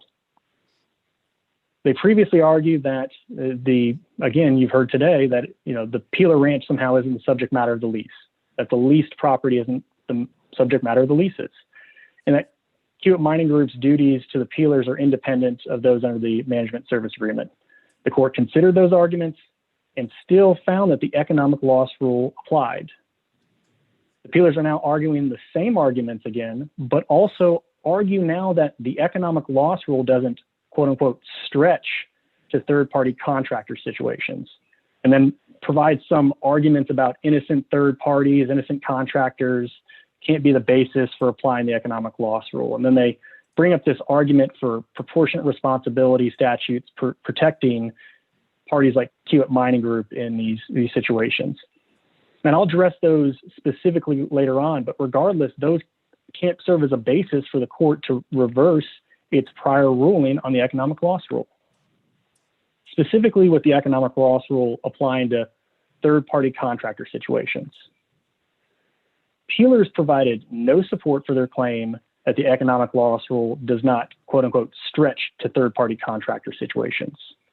This argument counters well-established case law that the economic loss rule does apply in these situations. It also contradicts the peeler's prior acknowledgement that the economic loss rule applies in these situations.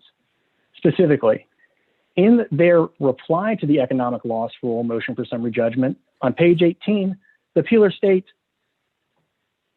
Hewitt Mining Group citing the litany of cases for the uncontroversial position that the economic loss rule can preclude tort claims against parties who are not in direct contractual privity. That's what we have here, Your Honor.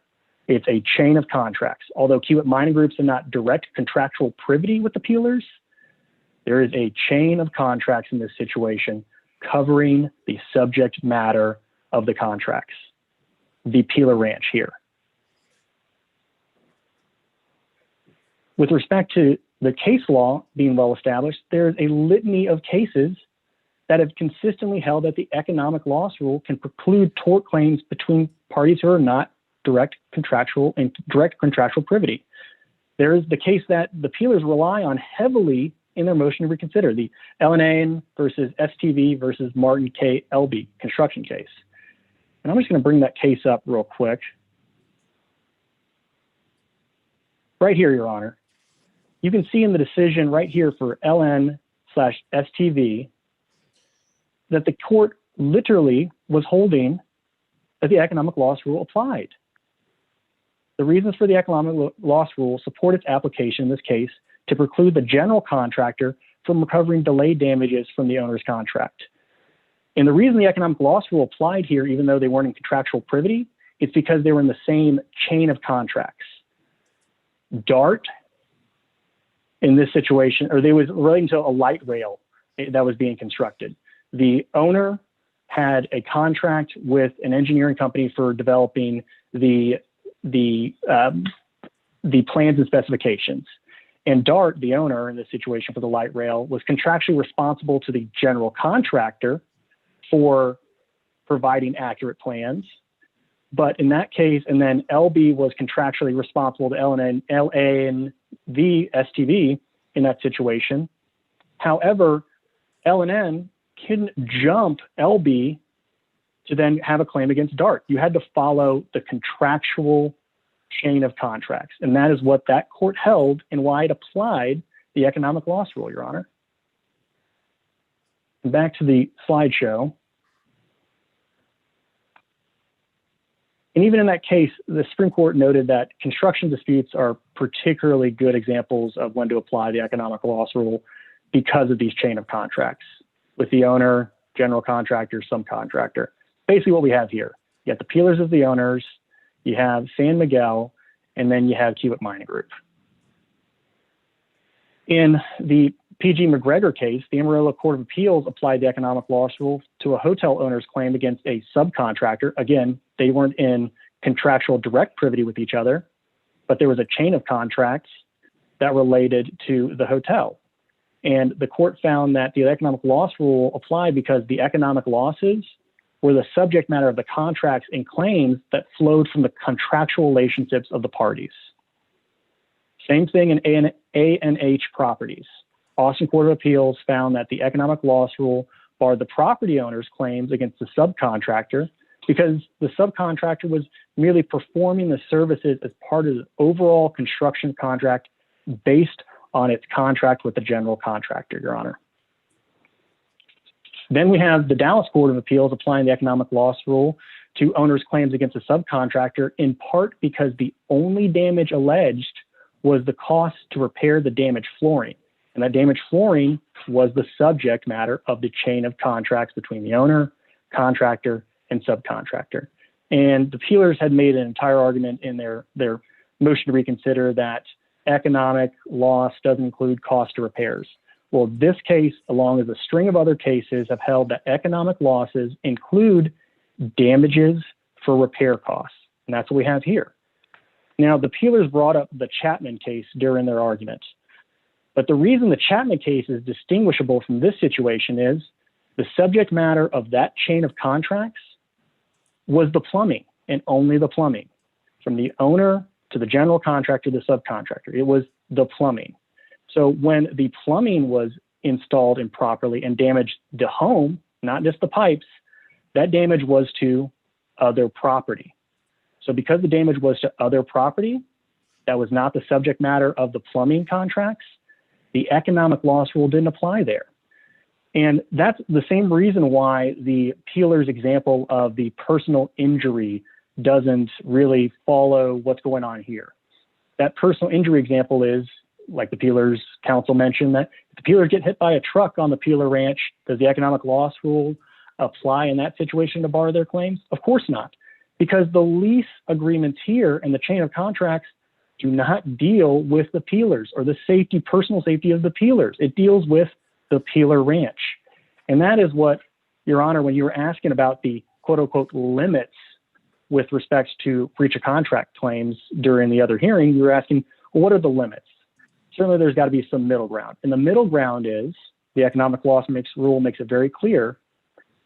If your claims are based on the subject matter of the contracts and the alleged duties breach are from the contracts, then the economic loss rule applies and you only have breach of contract claims. But if you go beyond that, if you injure other property, if there's other obligations, then you're outside of the economic loss rule and tort claims apply.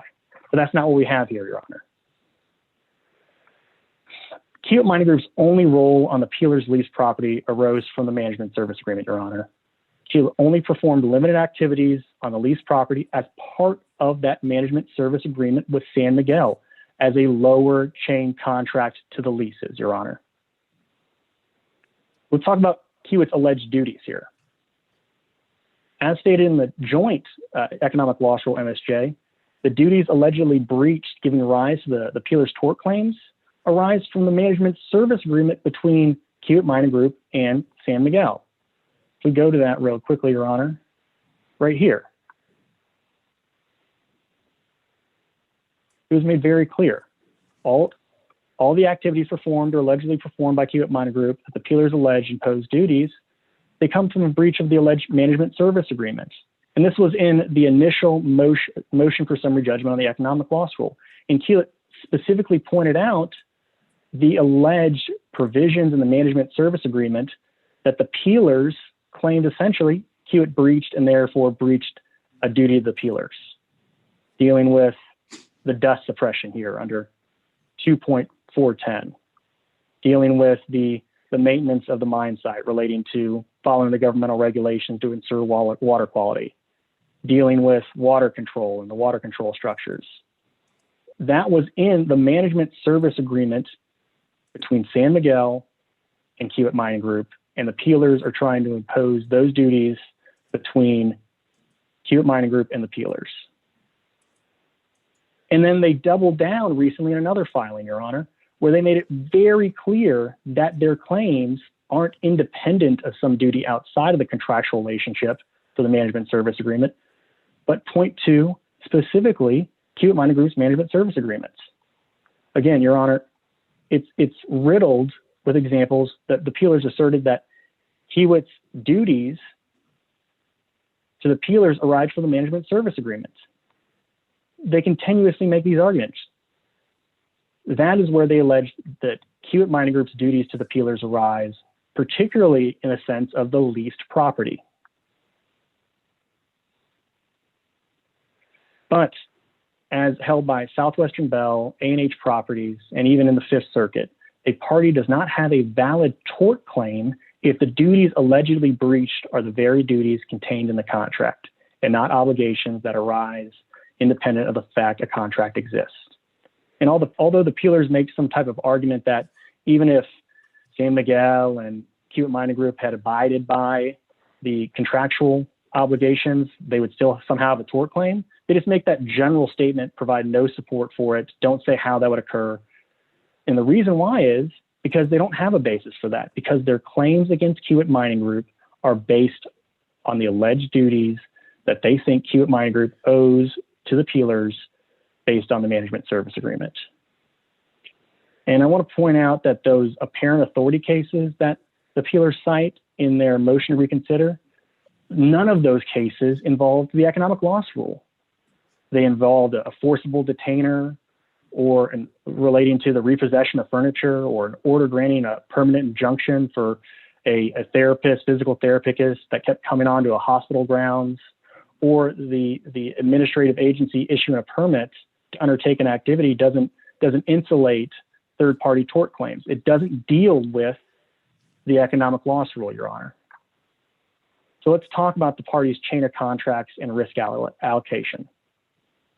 This is what we have here. The Peelers contracted and agreed to lease the Peeler Ranch to San Miguel for coal mining.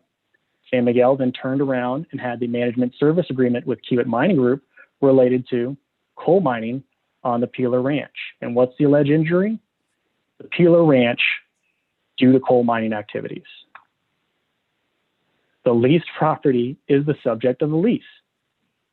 The relevant portion of the Peeler Ranch at issue here with respect to the economic loss rule is not other property. The other property is the property that is not part of the lease that is the subject to the Peeler's other claims. And we're not asking the court to apply the economic loss to that other property outside of that leased portion. And the management service agreement is a subsequent lower chain contract that is connected to the lease that dealt with the mining and Peeler Ranch. And because the Peelers seek to recover economic losses, like we talked about the repairs of the leased property from Kiewit for its purported failure to follow the obligations under the management service agreement, the economic loss rule then bars the Peelers' tort claims against Kiewit with respect to the leased property. And that result is unaffected by there being no direct contractual relationship between the Peelers and Kiewit Mining Group. Other cases that have held with respect to this chain of contracts and risk allocation policy have stated that the application of the economic loss rule is particularly appropriate where there is a chain of contracts between the parties, and allowing the tort claims would disrupt that agreed upon risk allocation. That's what we have here.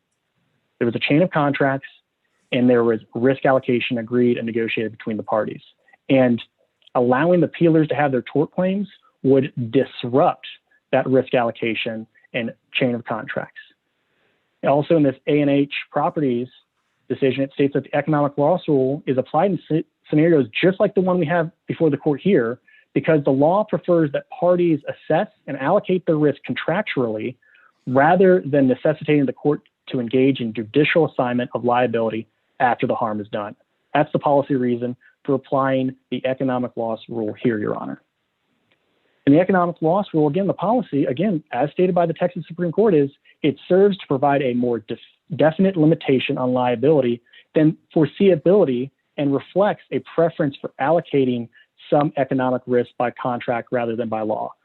The Peelers continues to reference how Kiewit Mining Group was a knowledgeable, mining contractor and it should have known. Well, it did that with negotiations with San Miguel, Your Honor. It made those part of the contract negotiations with San Miguel as part of the chain of contracts and risk allocation. It's a flow down, Your Honor. And the Peelers are not being unfairly prejudiced here because, first off, the Peelers provide no support for their claim that they won't be able to recover sufficient damages for the alleged property damaged, the leased property, under their breach of contract claim. They cite no terms, no conditions, no restrictions in the leases that would preclude them from recovering sufficient damages. They also cite no case law for this argument. They fail to even cite what damages they'll be unable to recover if the economic loss rule applies. And further, Kiewit Mining Group is not insulated from liability in this situation because, again, the chain of contracts and the agreed upon risk allocations establishes the potential line of liability. Now, the Peelers rely heavily on the Sherryland decision.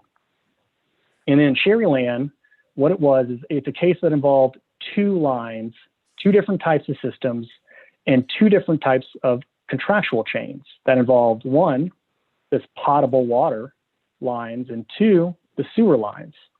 Now, the city of Alton had a contract with Sherryland Water Supply for the potable water, but it had a separate and distinct contract that didn't deal with potable water at all with the sanitary sewer contractors to install a sewer line.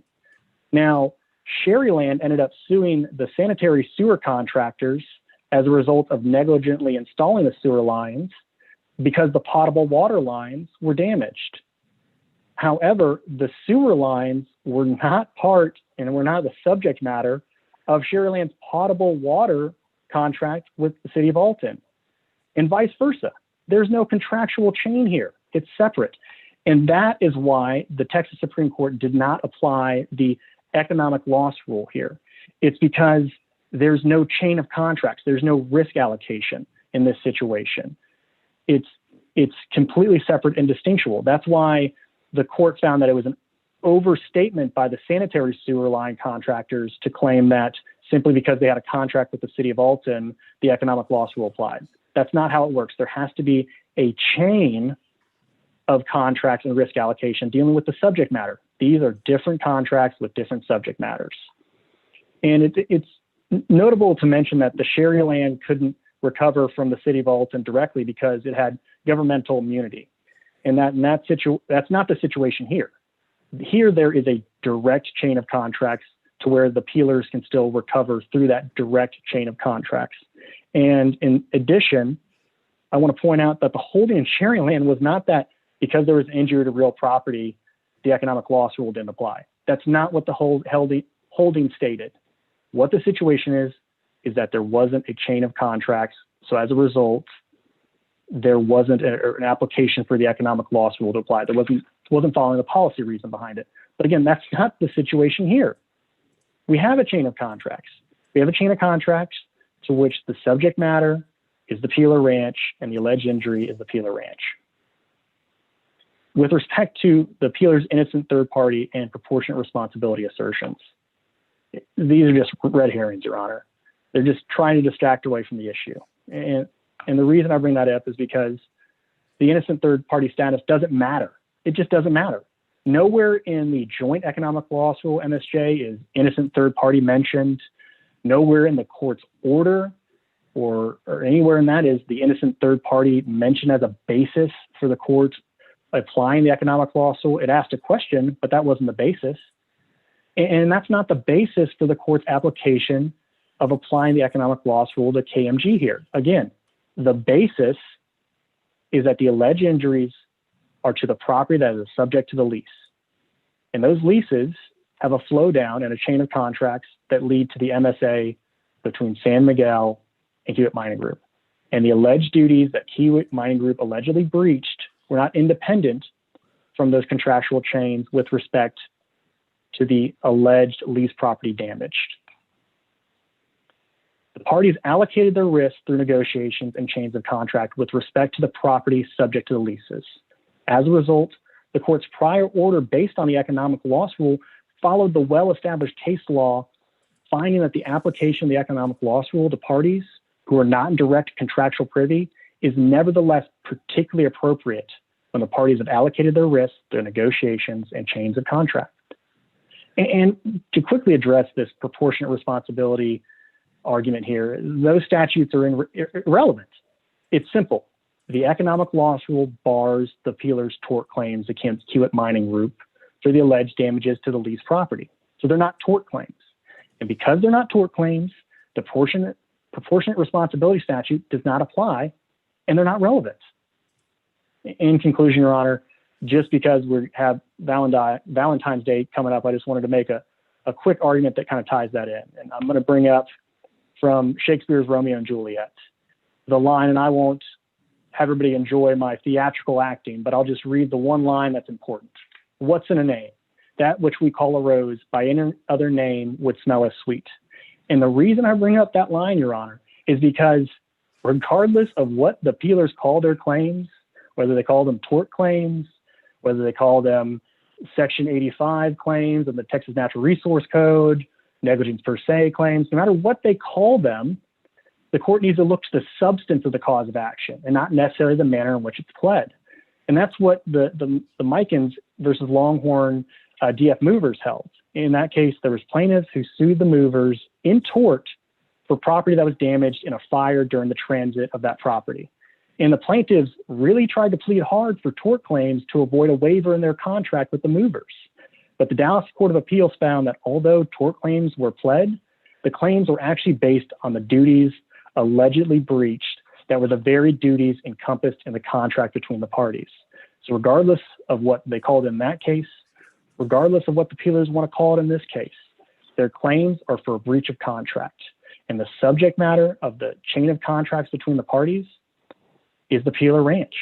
The alleged duties breached arise from the chain of contracts, not from the independent duties somewhere else with respect to the leased property. And the policy favors that the court not disrupt the chain of contracts and agreed upon risk allocation between the parties. And it's for these reasons that Kiewit Mining Group asks that the court deny the peeler's motion to reconsider. Thank you, Your Honor.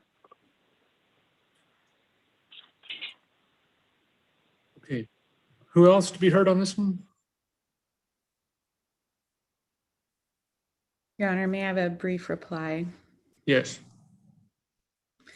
And just to clarify, Steck agreed earlier when they had not originally joined in the economic loss rule motion. So our agreement with them was that they would not argue and we would allow them to join the motion late. I think that's correct. Okay. So, Your Honor, the crux of the matter is this. The coal companies want the peelers to have no recovery under tort or contract for excess use of the property not explicitly prohibited by the lease. Counsel for San Miguel and Kiewit just argued that the subject of the lease covers everything that occurs on the leased premises. But then counsel for San Miguel argued earlier today that anything not explicitly prohibited by the lease does not constitute a breach of contract. The peelers cannot be left with no remedy for harm to the leased premises from the massive unlawful disposal of off-lease coal ash, wastewater discharges, and regulatory violations that are not explicitly addressed in the leases. The economic loss rule just is not applicable to our claims. It is limited to purely economic damages unaccompanied by injury to the plaintiff or his property.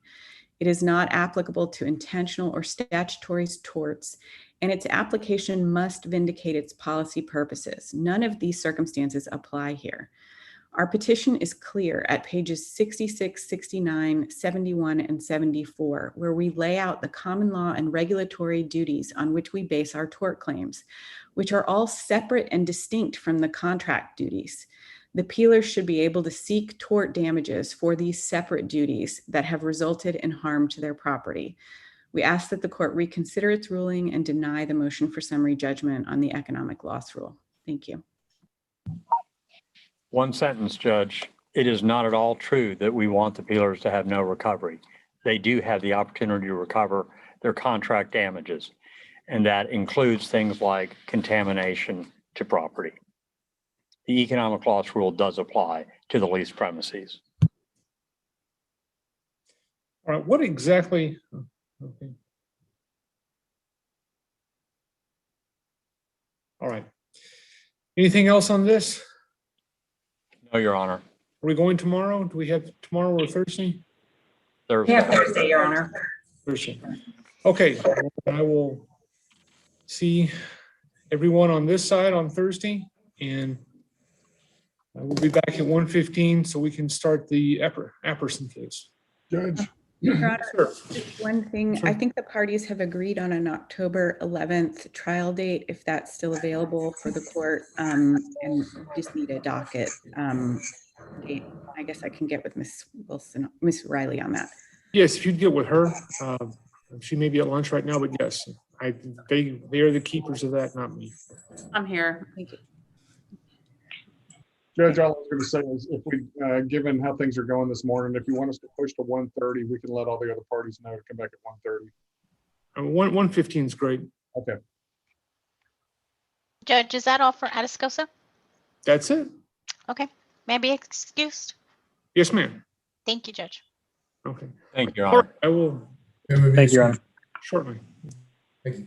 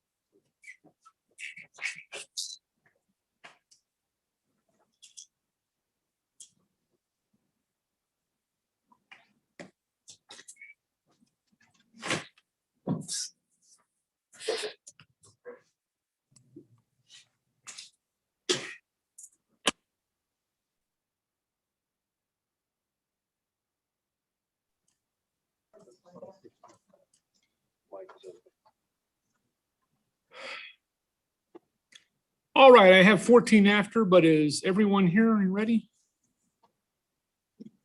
The defendants are ready, Your Honor. All right, Mr. Kilday.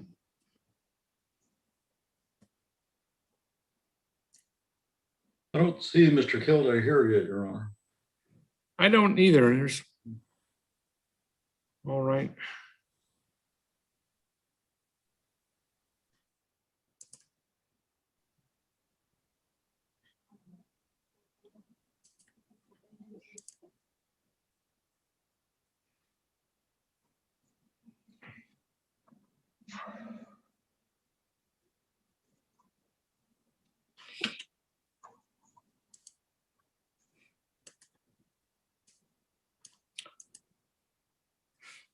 Okay, well, let me ask, what motions were you planning to have heard today?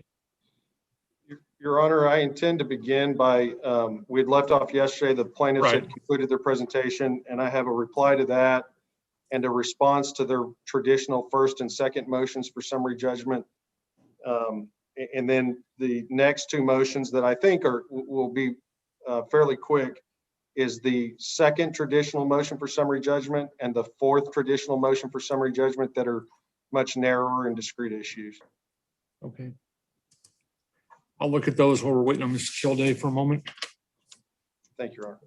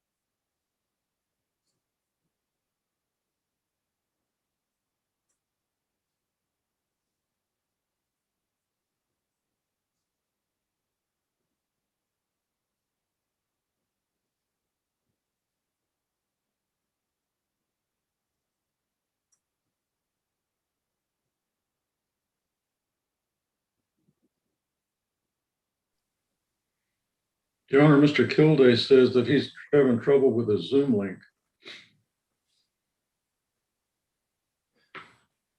Okay, I mean, we'll give him a few minutes.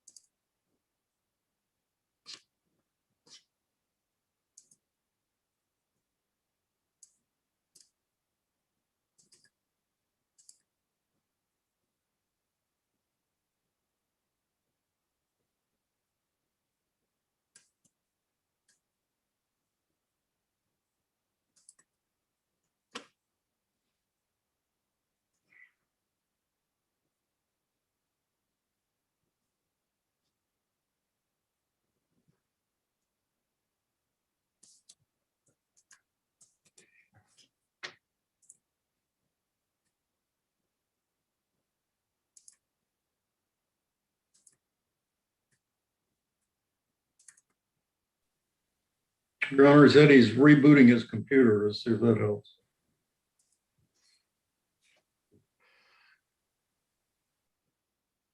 Mr. Truss sat through me doing that earlier today. So I had trouble yesterday too. I almost couldn't get on. Finally did. I've gotten to the point where I almost think I ought to have my computer reboot overnight so that it's fresh when I come in the morning, because about at least once and often twice a week, I have to interrupt a Zoom hearing.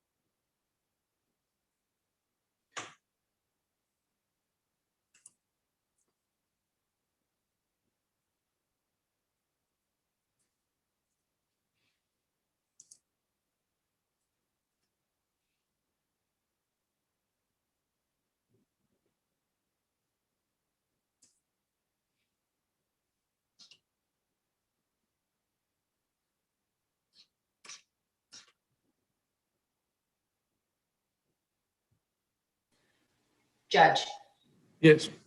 I'm going to take a quick break. Okay, go ahead, ma'am. Okay, thanks. Y'all haven't started yet? No, we're waiting on an attorney who's having trouble with the Zoom. So let me go see if Dad can is he doing it okay.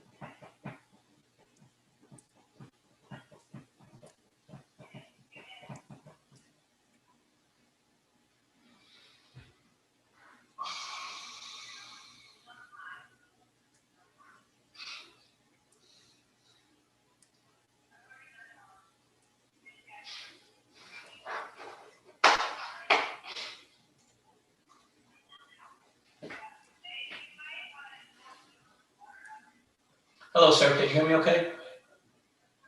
Good.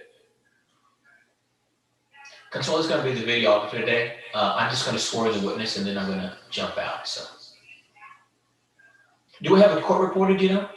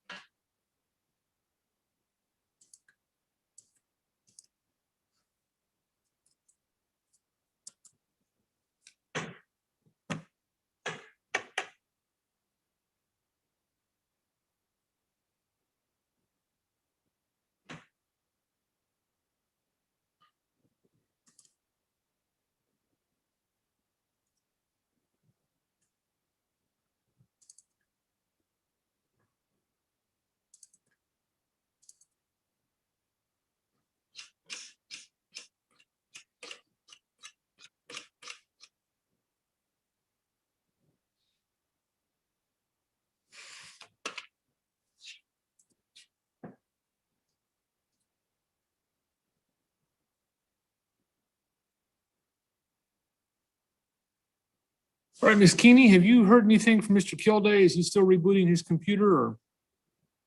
You're muted, ma'am.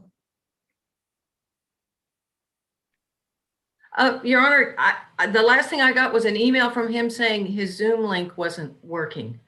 And I had the same problem. Apparently they disappear over the noon hour and I couldn't retrieve it. And then all of a sudden mine popped back up. I had sent an email to Jennifer Poppy saying that I had lost the link. For some reason, I think it's only set for the morning. And so it would disappear in the afternoon. And somehow then it reappeared and said I was 4 hours late. But I can try to call Mr. Kilday.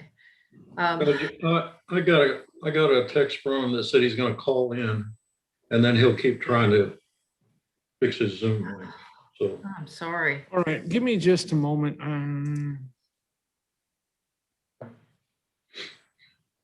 Nope, there he is. Hopefully, there's that telephone.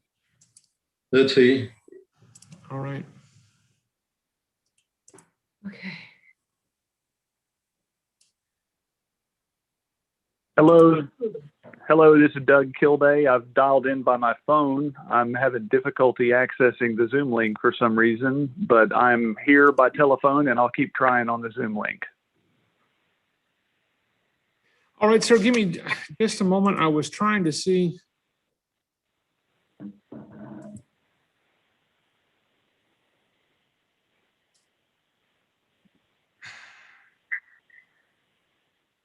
I'm not able to edit this meeting.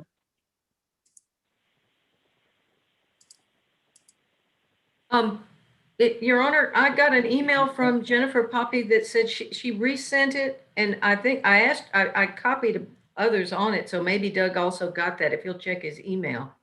Yes, he should have been. I do have an email from Ms. Riley at 1:21 p.m. and I'll try that link now. I've been working on the one from this morning and it's given me difficulty. I apologize. Do I need to send the link to somebody? I'm sorry, I just got back from lunch. If you put your chat, your email in the chat, I can send it to you. Resend it. Or I think Mr. Kilday got yours and he's trying to use it right now. Yeah, for some reason it's not letting me in on Zoom, so I'm still trying. Right, sir. But I'm here. What does it say when you try to enter? I'll tell you, I'm connecting again. It instead of taking me straight into the meeting, it gives me a box that says join a meeting. And so I click that and it just whirs for a while. Okay. So I'm not sure what the trouble is. I've had no trouble with any of our prior hearings or earlier today. So maybe try the one that Jennifer Poppy sent you at 1:29, I think. Or maybe it wasn't that, I'm not sure. And I hope I don't see that one. I actually sent them out, but Jennifer's the one that created the actual Zoom hearing, I think. So okay, I believe that's how it Okay, works. I just got a new one at 1:31. Okay, Your Honor, it gives me a box that says unable to connect and report a problem. Let me change let me change the time on it because it shows ending at 1. So that might be the problem. Let me just try to update the. I'm working on that and I can't. That doesn't usually make a difference. I've been able to go back and restart a meeting even after it's over with. Right. But it's not letting me change the time. Let me change mine, but I don't know if I actually went and sent everybody the link again when I changed the time. I'm not sure. Did you get it, Mr. Kilday? You want to retry? Yeah, I do have your email and I'm retrying it now.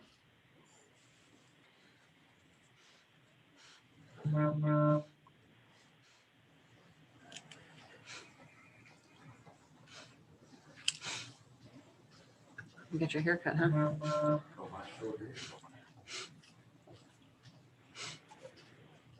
Okay.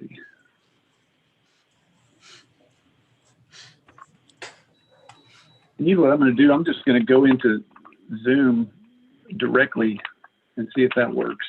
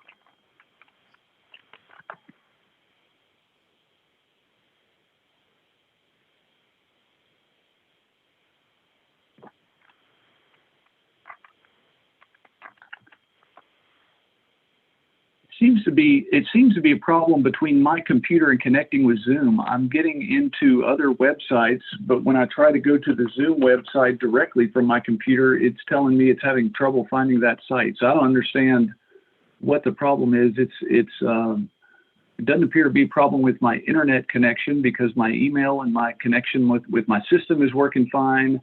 My ability to access other web pages is working fine, but for some reason it's not letting me get to Zoom. So I don't understand the problem. Okay, sir, are you in the same physical location as any of the other folks from your firm who are online?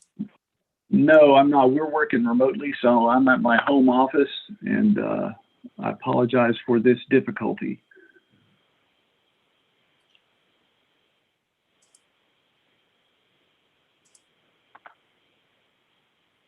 I can certainly. Are you signed on with a landline or with a cell phone? Right now, I'm talking with you via my cell phone. Okay. Because it doesn't show that you have a video link on it. No, I do not have the video link. Okay. All right, so are we gonna go ahead? Is there something that you need to share that? Or somebody, do you have any way with your firm to mirror remotely somebody else's screen so Ms. Rutledge or someone could put up, or I'm sorry, not her, but your paralegal could put up Zoom and then you could mirror their computer screen so you could see what's being shared? I'm not sure if I'm able to do that, but I think we may need to just proceed. And I've got colleagues who are on the link right now, and I think that what's next in the order of business is we were going to hear responses from the defense group. So we can proceed along those lines, and I will try my best to follow along and see if there's any way I can access. I'll continue trying that while I'm listening. And then maybe if we need to respond to anything, maybe our group can confer offline and connect back in, and others who have the screen share can do so. All right, Mr. Kilday, if you will shut off your speakers. Yes. Go to the court's webpage and grab the Zoom link.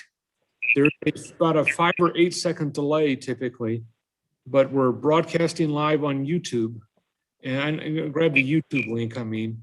You could at least see what's being shared. You need to make sure you've got your speakers off or else we'll get terrible feedback. Okay. Understood. Now, is the YouTube link available in the Outlook invitation? I have no idea. Where would I find the YouTube link? That's a great suggestion. If you go to the homepage, that's 81-218.txcourts.gov. Actually, I wonder, Ms. Riley, if you're there, could you email that to Mr. Kilday? I might even just post it on the chat also. But he can't see chat, so. Oh, you can't see. I'm so sorry. Yeah, I'll do it to him right now. Let me send it to you, Mr. Kilday. Thank you.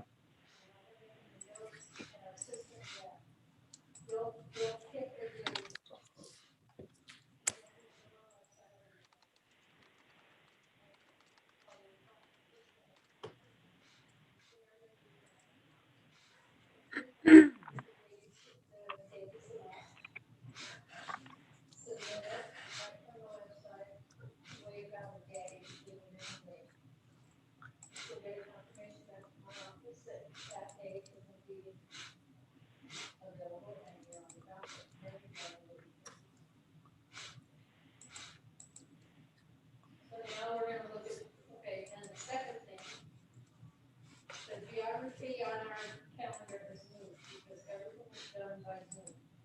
So, Doug, are you still there? I have our IT Yeah. people here and they were gonna talk to you, but they didn't think it was appropriate to talk to the whole court. But yeah, he can't call Yeah. you on a cell phone. Is there another phone he can call? Let me see if I can deal with that. And Bill, if you want to remote into my computer and try to help it connect into Zoom, you're welcome to do that. This is Greg, but Hey, okay, Greg.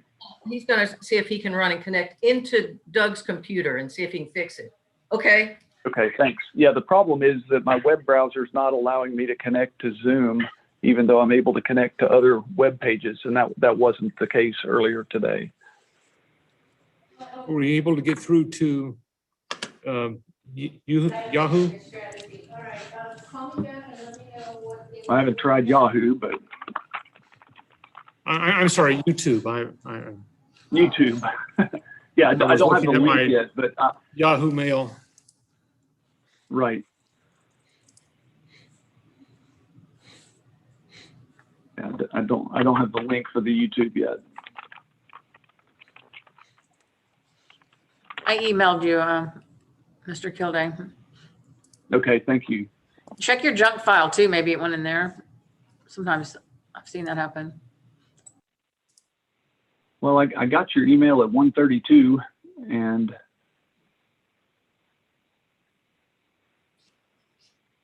Doug, if I go on YouTube and I type in Judge Russell Wilson, I find it. okay.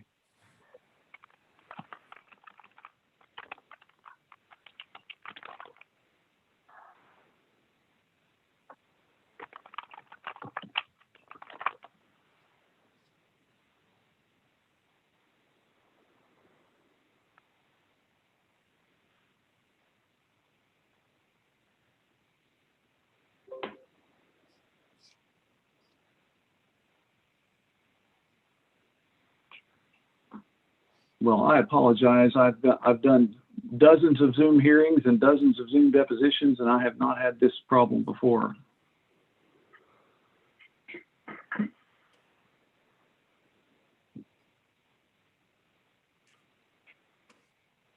Why don't you just listen on your phone and let IT try to fix it? Yeah, I'll do that. I'm restarting my computer one more time, so they won't be able to remote in for a couple of minutes. But I'm going to put myself on mute and listen in, so you all can proceed. All right. Go ahead, Mr. Wimmer. Thank you, Your Honor. May it please the court.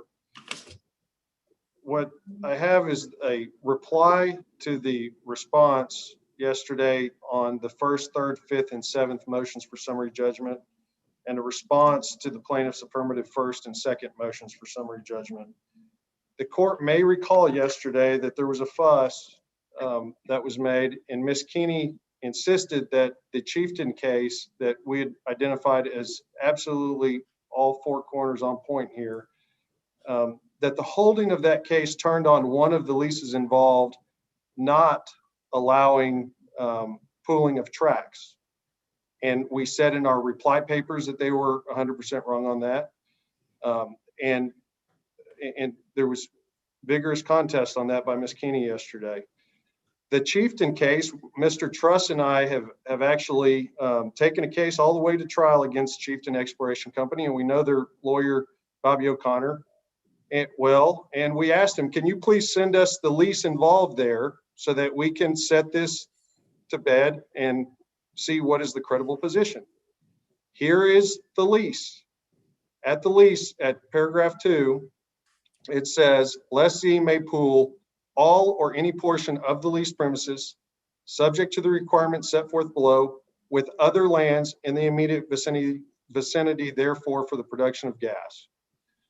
Just as in the Shepherd case, that one said, lessee shall have the right, but not the obligation, to pool any or part of the leased premises or other interest therein with other lands. So whatever distinction that these plaintiffs are trying to make about the Chieftain case is categorically wrong. We've now shown the court the lease that says it's categorically wrong. And if you look no farther than the four corners of the opinion, therefore, that they are categorically wrong.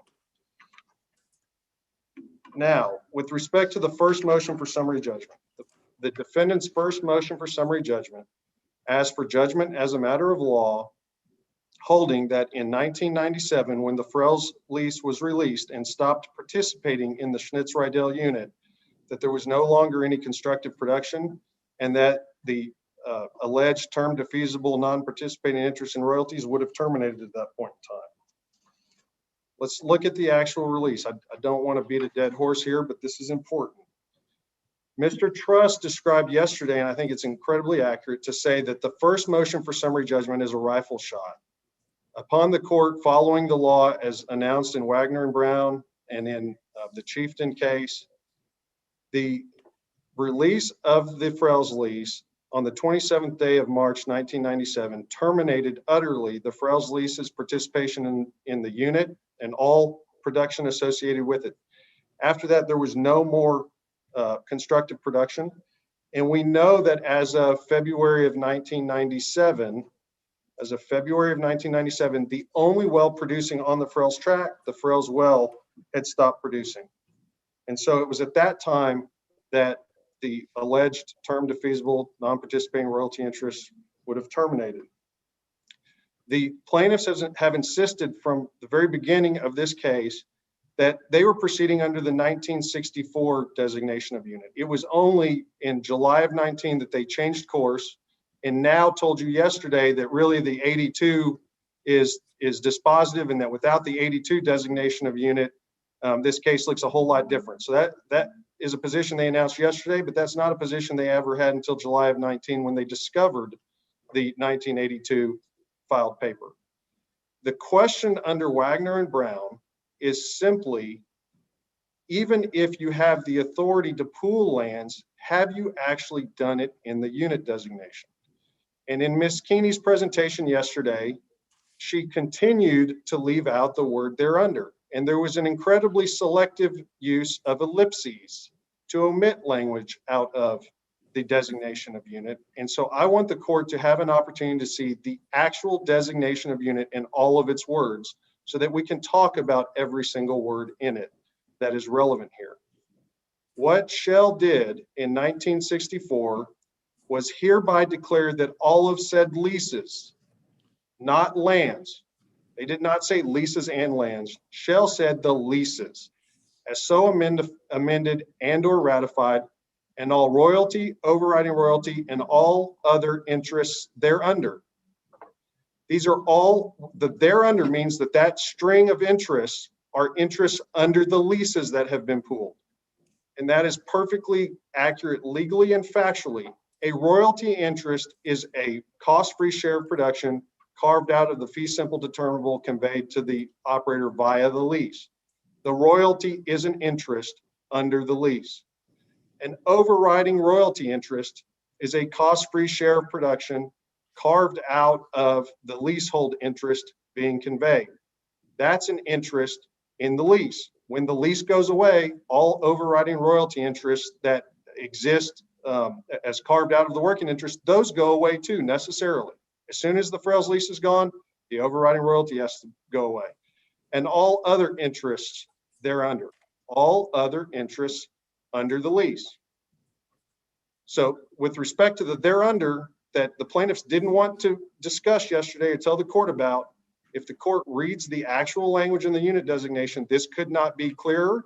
And that's an incredibly selective use deceptive result.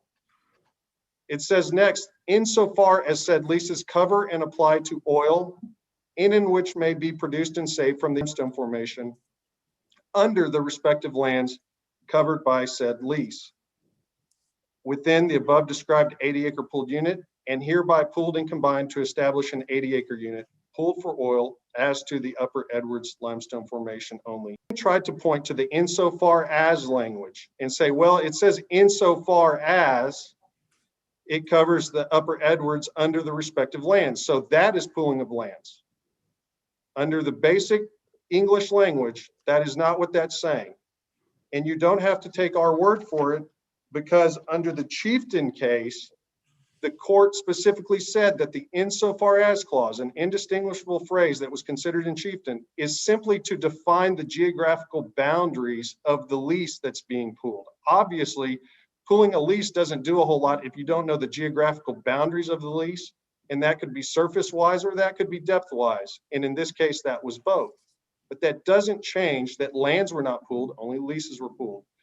Again, here's the dispositive language out of the Chieftain case. To the extent that Ms. Keeney or any plaintiff wants to point to the insofar as, the court held that only the leases were combined, not the lands. Chieftain, just as the plaintiffs do here, cites to the insofar as language as proof that the unit designation specifically combined the lands as well as the leases. We disagree. This insofar as language acts to limit the portion of the leases included in the unit, not to expand the scope of the leases included in the pooled unit. Thus, the land, including the mineral estate out of which Chieftain's NPRI was carved, was not pooled, and Chieftain is not entitled to payment under that theory. This is utterly dispositive of all of the issues before the court and requires that the first motion for summary judgment be granted, which would further support the motion for summary judgment that's already been granted, saying that the plaintiff's claims here are all time barred for not being brought in a timely fashion. They now want to point to the 1982 designation of unit, and I want to look at that language because it is no different in substance or effect here. And what was pooled allegedly by Shell in 1982 by that paper was that they hereby declare that all of said leases, not leases and lands, such as was the Wagner and Brown case, the leases as so amended, supplemented, and or ratified, and all royalties, overriding royalties, production payments, and all other interests thereunder. Again, royalties are an interest that arise under the lease. Overriding royalties are an interest that arise under the lease. Production payments are interests that arise under the lease, and it catches all other interests under the lease. Are hereby pooled and combined to establish an 80-acre pooled unit, as shown on the attached Exhibit A and as described in Exhibit B hereof, pooled as to the Austin Chalk Formation located at 10,800 feet below the surface. So, again, if they want to now point to the 1982 designation of unit, which was void as late, the problem that they have is that, just like Wagner and Brown says, and just like Chieftain says, the lessee did not even purport to pool the lands as they would need to continue any constructive production. While I'm here, I want to talk about Austin Chalk Formation and 10,800 feet below the surface. Mr. Kilday said yesterday, with zero citation to authority, that enforcing the plain language of this and saying that it means production at 10,800 feet below the surface leads to a unreasonable result. The operator, if they had done it timely, could have specified any interval they wanted. And what they said was at 10,800 feet. Under the plain English language, it is not this court's place to rewrite or to reform what Shell chose to do. And what they spoke to was 10,800 feet. And there's no fact contest here that a cement plug had been set in 1992 at 10,790 feet, and that there was no production at 10,800 feet. There's zero fact issue on that, and Mr. Kilday brought no case whatsoever that said you just ignore 10,800 feet and don't give effect to that. He also told you that it's an undisputed fact in this case that the production, that the Austin Chalk was at 10,800 feet. That's actually categorically false. I agree. This is actually outside the record, but since he said this yesterday, they're under their own testimony, out of their own expert, the Austin Chalk is not located at 10,800 feet as encountered in the Schnitz-Rydell wells. So that's just categorically false. So I don't know if Your Honor has any questions about the Wagner and Brown effect or the Chieftain effect. I realize this material is incredibly dense. And again, no, I'm good. Okay. Then they try, I mean, this is the baffling one as well. They tried to point to Exhibit 2H. This is the Certificate of Pooling Authority. This was even back before they even had P12s. It was on a different form. This is a promulgated form. We've already showed the court that under cases like Nugent, actions at the commission don't have any effect on the contractual rights or title or anything like that. So just at the very start, this P12 at their exhibit 2H doesn't help them.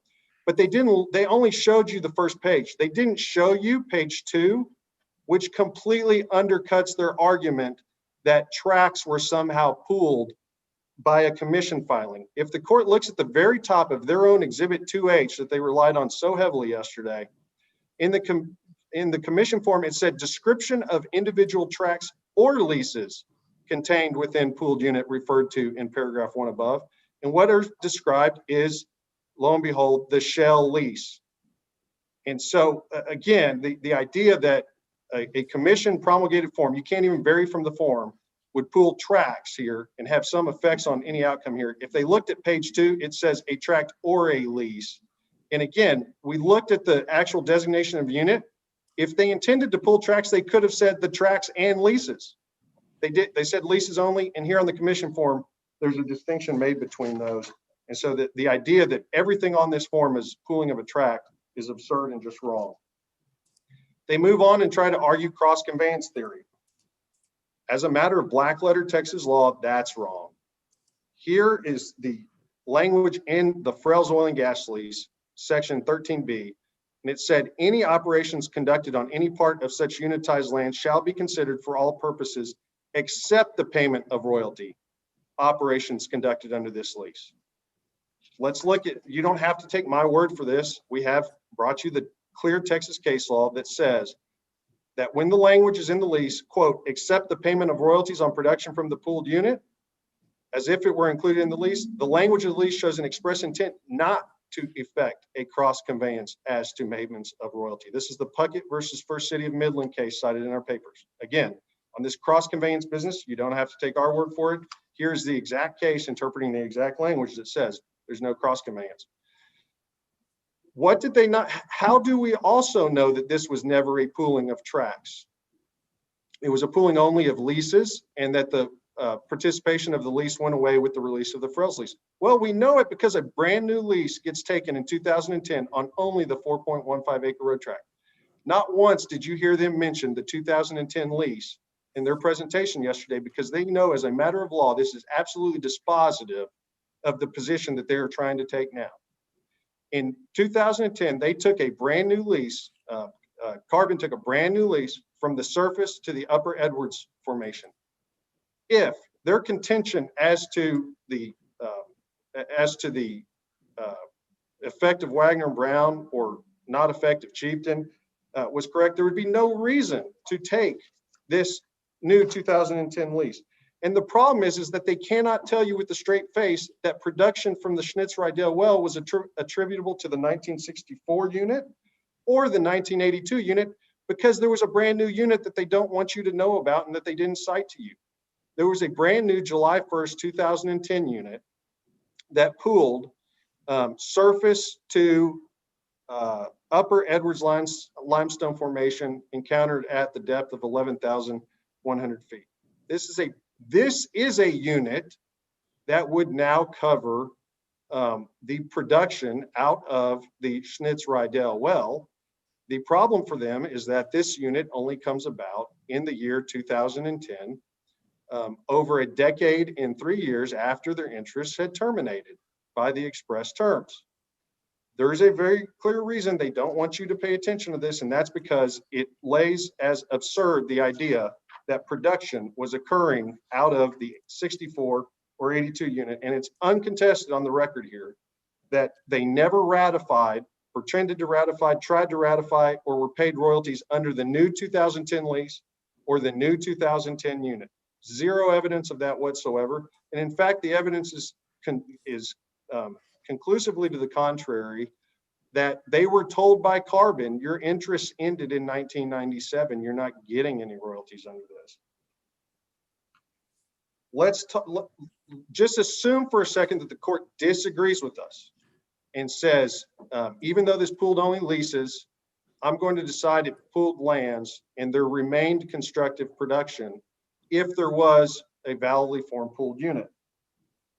That doesn't help them either. Again, under the 1964 designation of unit, which is what we're showing you here, only the Upper Edwards Limestone Formation was pooled.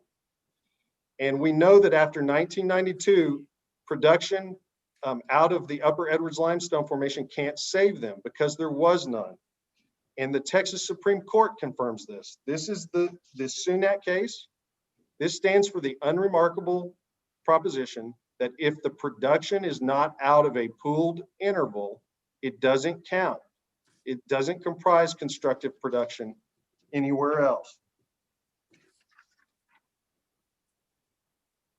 Let's talk about, so with respect to the 1964 unit, again, it only pulled Edwards. As of 92, there was no Edwards production. Cnty, Texas Supreme Court case, says there's no constructive production they can rely on there. Let's talk about the 1982 designation of unit and why that one doesn't help them. They told you yesterday that this is a very different case if they can't rely on this void and invalid and unenforceable designation of unit. Despite the fact that they started this whole case and prosecuted it, incurring all sorts of attorney's fees for everybody without even knowing about this thing and finding it about 1.5 years ago. Again, this one comes 20 years late. And so, I'm sorry, outside the 20-year prohibition. And so it's void and unenforceable. And you don't have to take our word for it. The Texas Supreme Court says that. This is the Sampson versus T.S. Reed properties case. This is a recent Texas Supreme Court case. Mr. Hollgren was involved in that one from McGinnis, who I know is in your court quite a bit. And what the Texas Supreme Court said there was pooling is valid only if done in accordance with the method and purposes specified in the lease. A pooled unit that does not comply with the terms of the pooling agreement is invalid and unenforceable absent the lessor's ratification. What this does not say is that any defendant has to go file a breach of contract case or file anything to have an invalid unit set aside.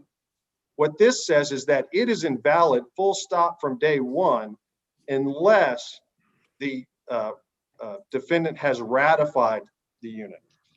Isn't there at least a fact question as to whether there was ratification if your client's predecessors continued to accept royalties? There's not, Your Honor, and here's why. Here are the elements for ratification. We just use the plaintiff's version so that we don't have to have a fuss about it. The elements of ratification are approval by act, word, or conduct with full knowledge of the facts of the earlier act and with the intention of giving validity to the earlier act.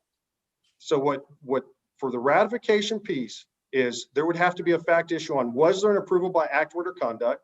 And I think that goes to your question about accepting royalties. Number two is with full knowledge of the facts of the earlier act and with the intention of giving validity to the earlier act. The evidence here is uncontroverted, and I'm going to go through all of the uncontroverted evidence about the lack of knowledge. And in fact, the testimony is uniform, consistent, that there couldn't have been knowledge. And I'm also going to show you where there's not even any evidence that any defendant or any defendant's predecessors in title received royalties for that matter, even though that would be irrelevant here. Here's the time, when I spoke to intellectual sloppiness yesterday in some of these papers, you can't just wave your hand around and say ratification. You have to talk about what has been ratified, when, and how. And here's the only relevant time frame to discuss ratification. If the court has rejected motion for summary judgment number 1, that's the only way we even reach this issue, helping the plaintiffs.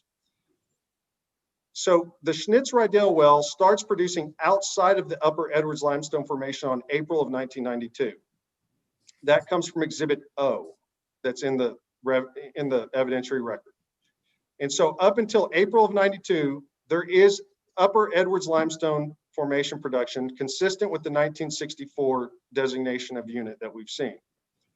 So with respect to the time frame of the 82 designation of unit somehow coming into existence or effect or being ratified, the first time that there would be any production from intervals that according to plaintiffs are covered by the 82 designation is April of 1992. 4 years and 11 months go forward, and in February of 1997, the Frells well stops producing on the Frells tract. So the significance of that is that the music stops. In February of 1997, you look around the Frells tract premises and lands pooled with the lease covering the Frells tract, and you look, is there any constructive production? And so anything that happens after February of 1997 is utterly irrelevant because the term defeasible non-participating royalty interests end on February 1997 in the absence of, according to them, constructive production from the Schnitz-Rydell well. You asked yesterday, once the guillotine comes down, once the Frells well stops producing, and we're in the secondary term of these non-participating royalty interests, if there's not actually pooled production, but just pretend production, does that work? And can a non-participating interest that has expired by its own terms come back to life? Something that has expired just by operation of law, can that thing come back into existence? And Mr. Kilday said he needed to research that. We're aware, we've researched that. We are aware of no published opinion ever in the history of Texas jurisprudence where a court held that after a term defeasible non-participating royalty interest had expired, it could come back from the dead. And so here that expiration happens in February of 1997 when the Frells well on the Frells tract goes down. And so with respect to the allegations about decades of production or decades of receipt of production, that doesn't help them even if they had evidence, and they don't, because the measuring time is, did that interest go away in February of 97? So let's talk about what happens between April of 1992, when production starts from the interval, according to plaintiffs, of the Austin Chalk Formation, and February of 1997, when they have to have constructive production to perpetuate their interest, or it's dead, full stop, can't be revived. And again, the element here that we're looking for, the elements are approval by act, word, or conduct, with full knowledge of the facts of the earlier act, with the intention to give validity to the earlier act. Well, let's talk about anybody giving validity to the 1982 Schnitz et al. Oil unit, because that's what you were asking about, is there possibly a fact issue on whether anybody ratified the Schnitz et al. Oil unit? This is the plaintiff's burden to bring a fact issue on that, and they can't and they haven't. In their fourth amended petition, this is their fourth amendment, this is filed on behalf of the plaintiffs. The judicial admissions out of the plaintiff's mouth as of July 19, when they filed their fourth amendment petition, is that in paragraph 73, that it was in 64 that Shell and Standard formed the Schnitz-Rydell unit. I agree with that. They tell the court at paragraph 75 of the petition that the Schnitz-Rydell well was classified as an oil well, and all production from the well was treated as production from the Schnitz-Rydell unit. They're not, these plaintiffs in the year 2019 are not telling this court that according to them, the production was out, that they were ratifying, or that the production was out of the 1982 designation of unit, or that they were giving any validity or vitality to that. They're telling the court that according to them, they're giving vitality and have consented by act, word, or conduct with intention under the 1964 designation of unit. Those are categorically different. That is absolute conclusive evidence that as of 2019, no plaintiff gave any effect or ratification to the 82 unit. Well, let's see what the operator of the well, the operator of the well is going to have some pretty conclusive evidence as to whether anyone was operating under the 82 designation of unit, whether anyone gave vitality by act, word, or deed, intending with knowledge of all the material facts to give vitality to the 82 unit. This is Bob Brandt, unobjected to. This evidence is in the record at this point. Did you receive any lawsuits from any mineral owner or non-participating owner during Carbon's period of operatorship alleging unitization or communization or any validity to the Exhibit 61 designation of pooled unit that we looked at? He said no. He was the one at the helm of the Schnitz-Rydell well from 1983 until its plugging in 2018. And so again, the only relevant time frame here is between the years 1992 and 1997, when the guillotine comes down and ends the non-participating royalty interest. Was the operator, had anybody in the world given vitality to that 82 designation of unit? And he says no. He was asked, are you aware of any party ever during the entire time of Carbon's period of operatorship, which would cover the years 92 to 97, any party behaving as though or taking the position that Exhibit 61 was a valid designation of pooled unit? No. This is the party who's dispersing production proceeds to unknown parties There's no evidence in the record that any defendant or any defendant's predecessor in title ever got a nickel of royalty. But according to the company dispersing proceeds, nobody ever behaved or took the position that the 82 designation unit was ratified or was valid. He was asked, with respect to the designation of pooled unit that we looked at, Exhibit 61, during the time that Karn was operator, you never purported to pay any royalties pursuant to or giving effect to the designation of unit, did you? I don't believe we did. So to answer the court's question, ever under the 82 designation of unit, the idea that anyone ratified it by receiving or taking royalties, here it comes straight from the payor's mouth that they never purported to pay anyone under the 1982 designation of unit. Obviously, if he's already said that no one ever gave validity to it, and he, as the party paying the royalties under it, never purported to pay under it, nobody could, through act, word, or deed, with knowledge of all the material facts, give validity to that 1982 designation of unit. There's no fact issue there. It goes on. Just brief, I asked, you didn't even know about Exhibit 61 before today, and you were the operator of the Schnitz-Rydell well for decades. And he says, yes. I said, do you have any evidence whatsoever that anyone in the world knew about Exhibit 61? No. And so as we talk about, could a possible fact issue exist? There's absolutely none here. No court of appeals would find any fact issue here. With respect to the idea that anybody, so again, Karn between the years 83 and 2018 is the P4 operator of the Schnitz-Rydell well. And it is their testimony that they didn't even know about it, and that no one in the world, they had no evidence that anyone in the world knew about it.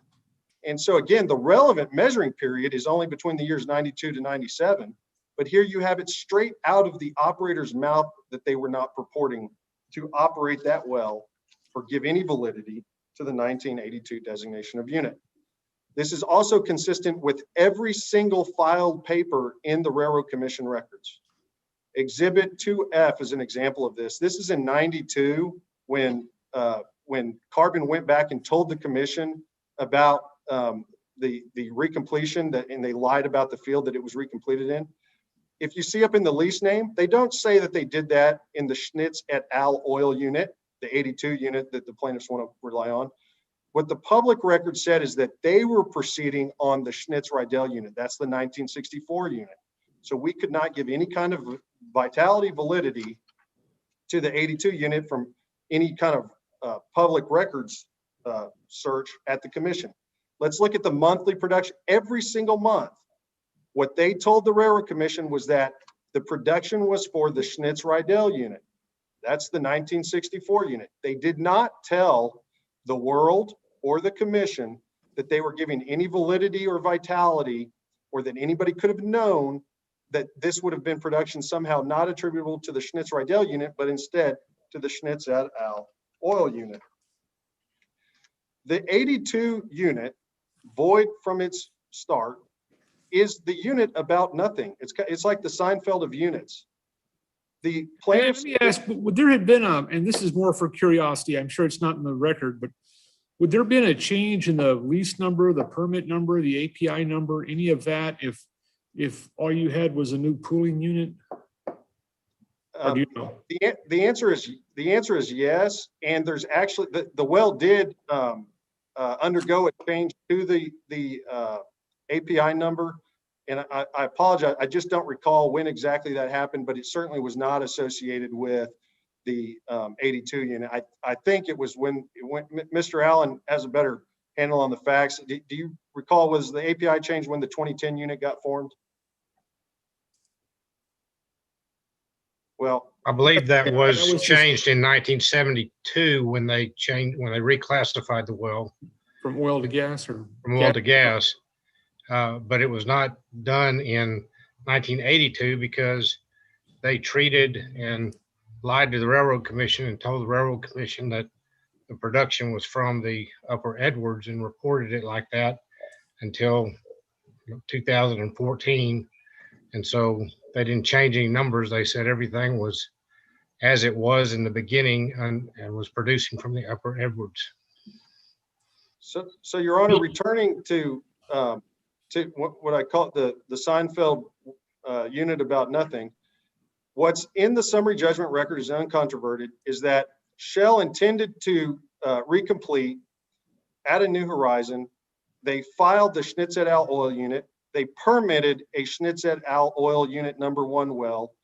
And that 1 year later, in the absence of any operating attempt or operations associated with the hypothetical well, the permit expired. And so if you looked at the Railroad Commission records, the idea of giving any vitality or adopting by act, word, or deed the 82 unit, what you see at the commission, and this is Exhibit 2K, is that Schnitz et al. Oil well that was planned to be associated with the Schnitz et al. Oil unit, that expired. And as an uncontested fact, it was never drilled.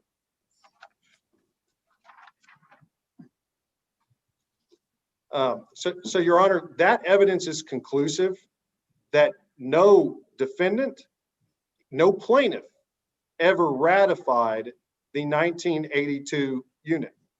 And again, the record, and Mr. Kilday will agree with this, that there was no way, absent being within Carbon's walls, to tell that Carbon had lied and that there was now production out of an interval that was not Upper Edwards Limestone Formation. Zero way in the world that any defendant or plaintiff, that matter, could have adopted, ratified, given validity to during that period of time from 1992 to 1997, the 82 unit, because nobody could know. And the case law in Texas is legion that you are entitled to rely on Railroad Commission records. Those are papers filed under penalty of perjury. There's no obligation to go do further digging or to send letters to the operator or anything else. If the records of the commission reflect something, you can rely on that. And so Mr. Kilday turns to arguing that, well, this was a breach of the lease and these defendants or their predecessors needed to do something under the lease just because there was a unit on file. Not that there was any production, because the record's uncontested that nobody could have known about any production under it. And again, that turns the holding of Sampson on his head.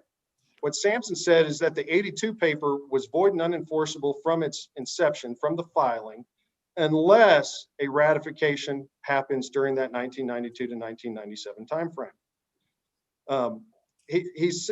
So he says, well, they should have given a notice. They should have, under the oil and gas lease, there's a requirement that there be notice of breach. Well, they did give notice of a breach, and they did it through a lawsuit. What's uncontroverted is that at Exhibit M, Carbon had been sued by the Frells mineral lessors and said, you are in breach of the lease. You don't have a lease with us because you've been such a poor steward of our minerals. And what that led to was the compromise and settlement agreement that's at Exhibit M, and then the release that's at Exhibit H. And so the idea that after 1997, there should be notices sent to Carbon is absurd. There was no contract with Carbon. The Frells lease had expired, terminated, and been released in its entirety. So all of the arm waving about, well, there's a notice of presentment and they get an opportunity to cure, and Carbon got denied the opportunity to go in and get new leases, and Carbon got denied of this, is absurd.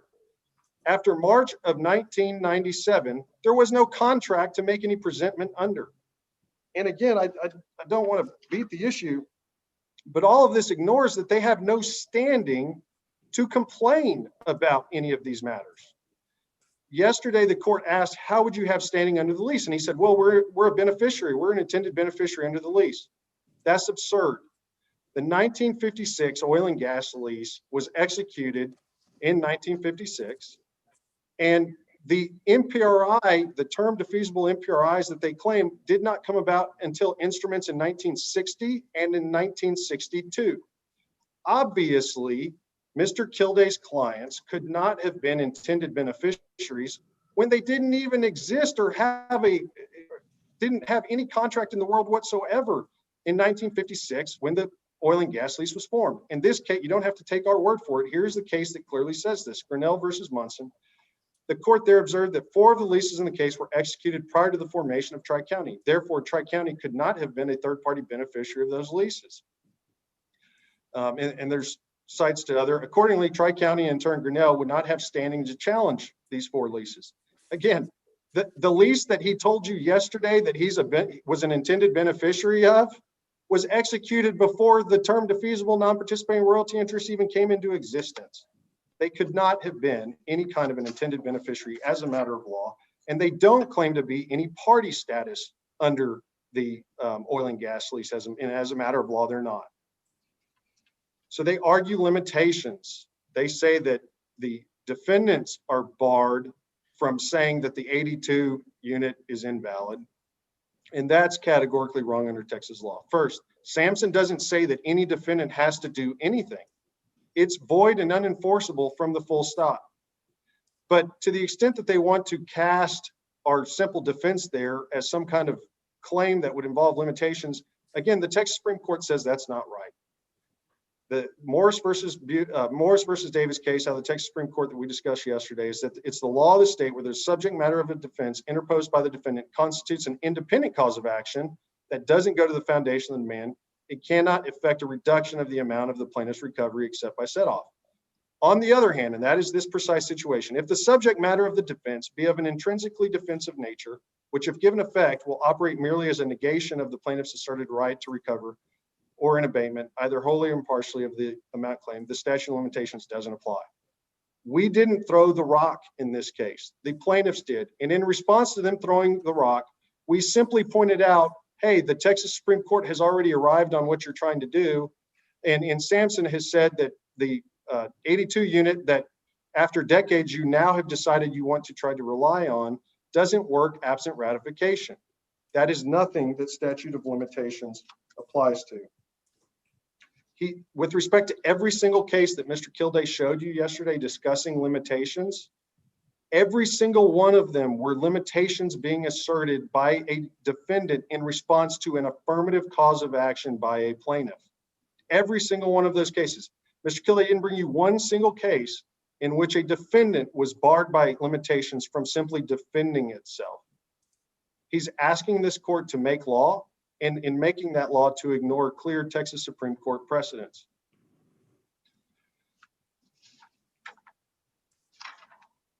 With respect to the limitations, again, it's just full stop. The limitations is absurd, but I will note that we've dotted our I's and crossed our T's. We pled fraudulent concealment. How on earth could any defendant or any plaintiff have a cause of action against Carbon and have limitations running on that when Carbon fraudulently concealed its illegal conduct in its filings with the commission?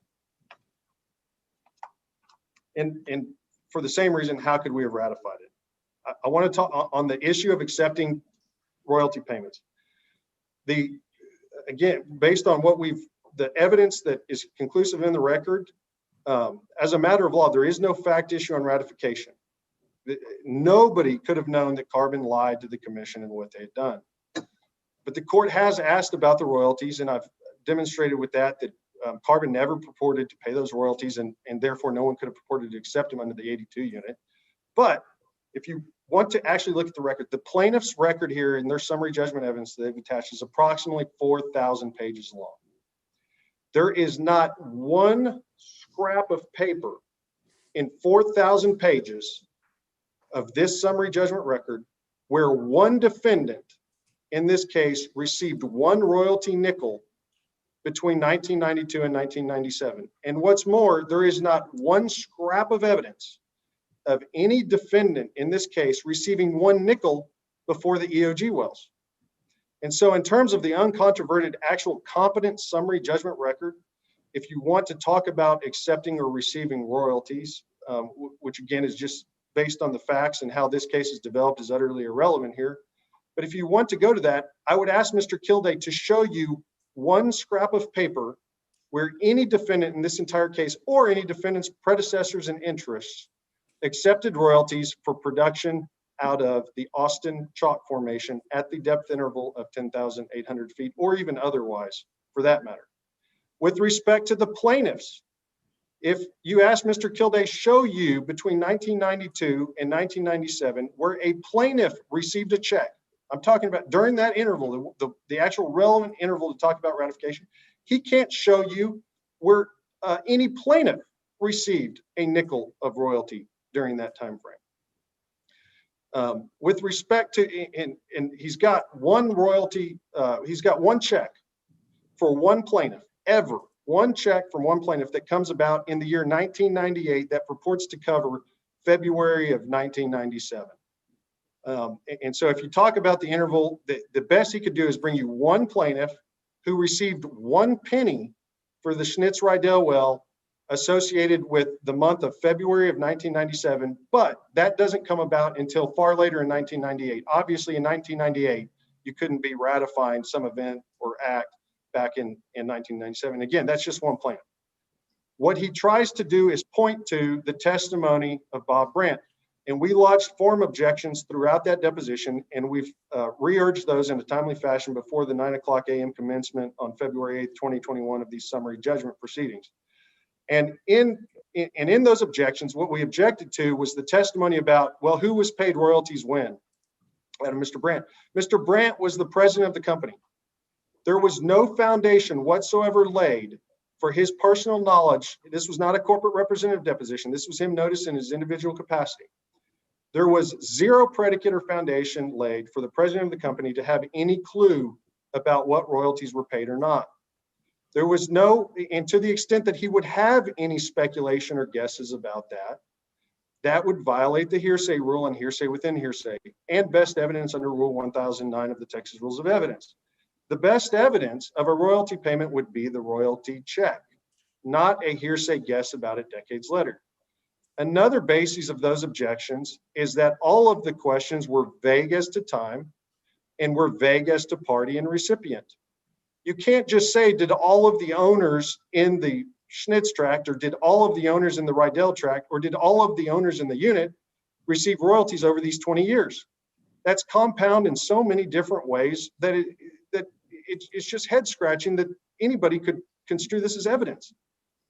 What he needed to ask was as to a particular defendant or as to a particular predecessor, as to a particular point in time, and show that this witness would have any basis for knowing about it. Of course he can't. And so all of those objections are good objections. They're not controversial objections. They are super straightforward.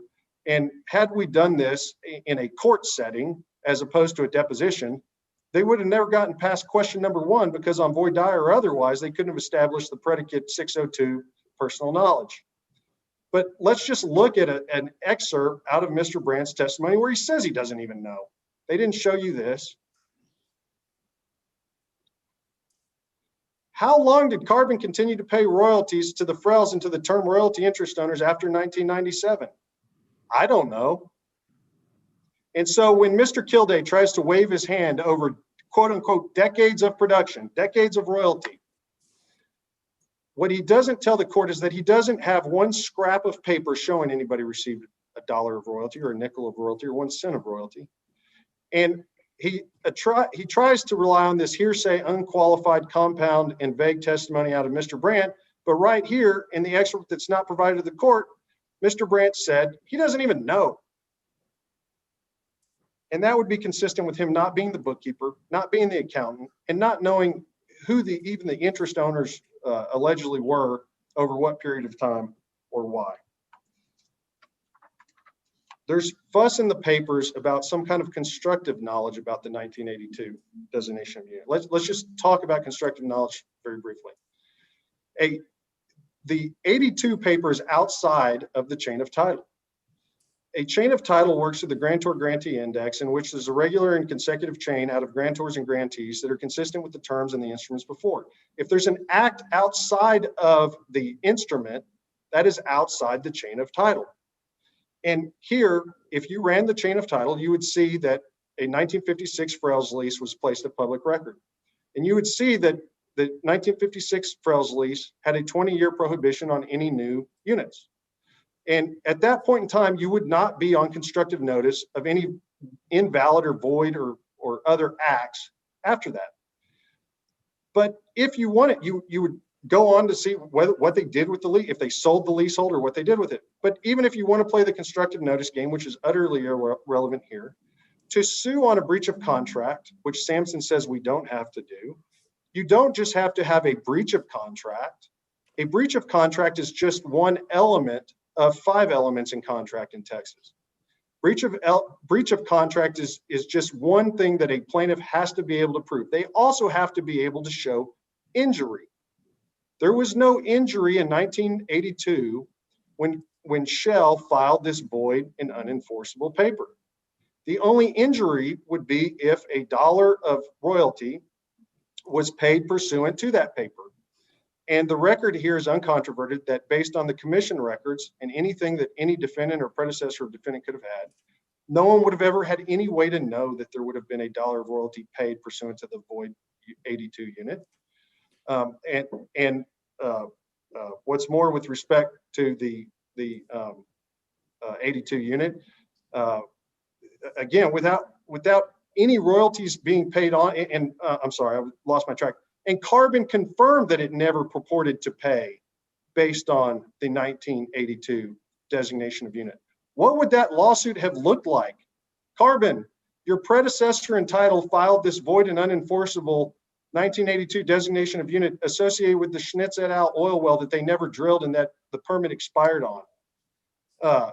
I'm suing you for breach of contract. To which Carbon says, well, how has this hurt you? And you say, well, you're exactly right. There's been no injury here because it's just a void and unenforceable paper and nobody's operating under it or purporting to operate under it or pay any royalties under it. And we have that straight from Carbon's mouth. I want to address their Exhibit 10, Sub-Exhibit 28 paper. Again, we have objected to this paper. What this was what Mr. Kilday showed you, and it just shows the desperation of their arguments here. This was a 2013 paper whereby leases were assigned from Carbon on the one hand to EOG on the other. And he points to language in that, and our objections are premised on the basis of hearsay and hearsay within hearsay. It is no evidence, as against any defendant in this case, that EOG and Carbon agreed amongst themselves on anything. But if you look at the substance of that paper, in 2013, Carbon did not purport to assign the 1956 Frels lease.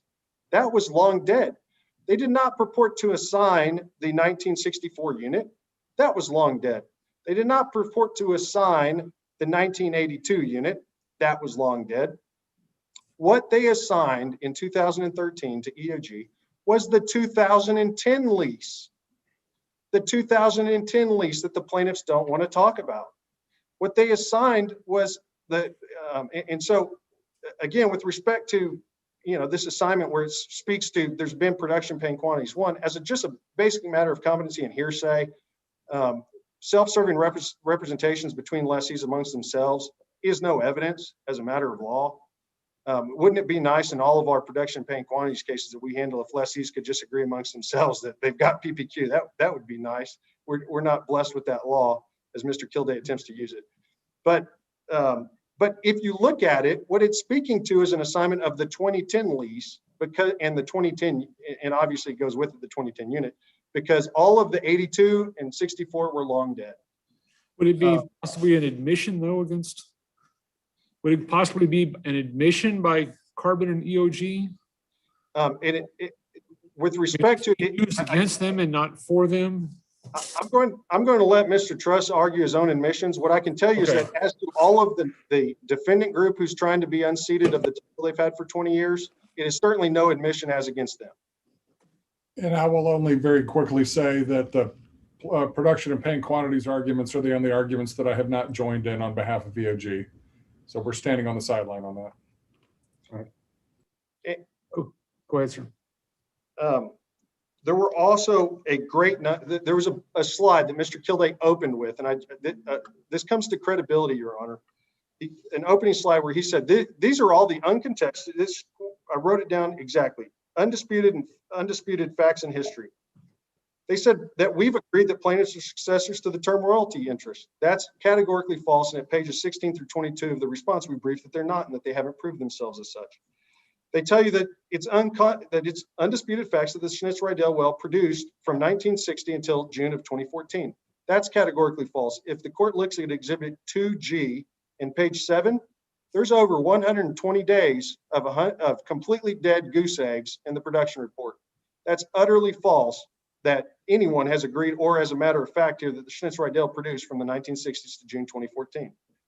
He told you that there's evidence of PPQ from 2014 to the present. That's categorically false. I would ask, again, this gets to our hearing tomorrow, but these plaintiffs have wasted everybody's time because they've left a hole the size of a freight train in their case for the years 2014 to the present on production and paying quantities. Production and paying quantities, as the court knows very well, is an incredibly technical, expert undertaking.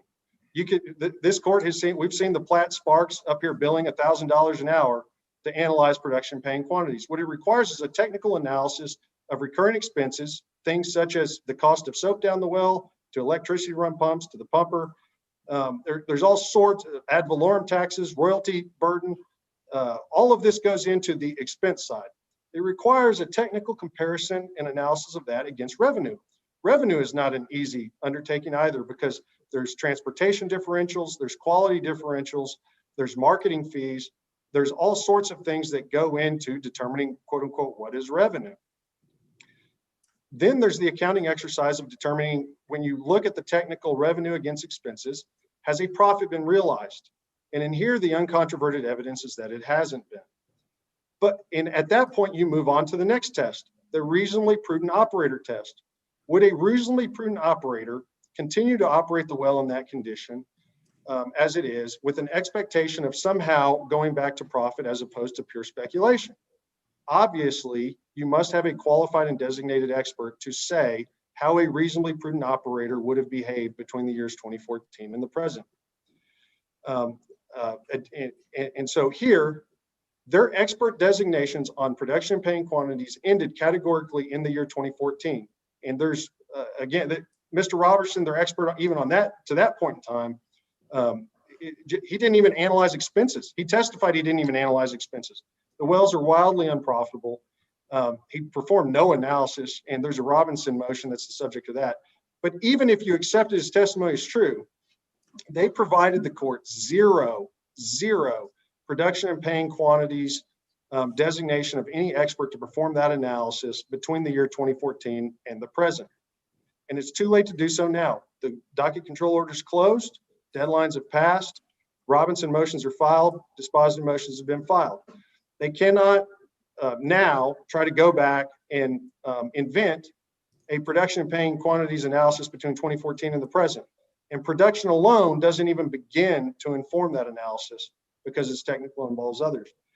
Another big hole they left in their case is that during that period of 4 years of the goose eggs, they want to say that there was reasonable operator diligence to restore production during the period of goose eggs. And there's multiple periods of goose eggs in the production history. I just chose one of them to direct the court to. In terms of what are reasonable diligent operations, they need an expert for that too.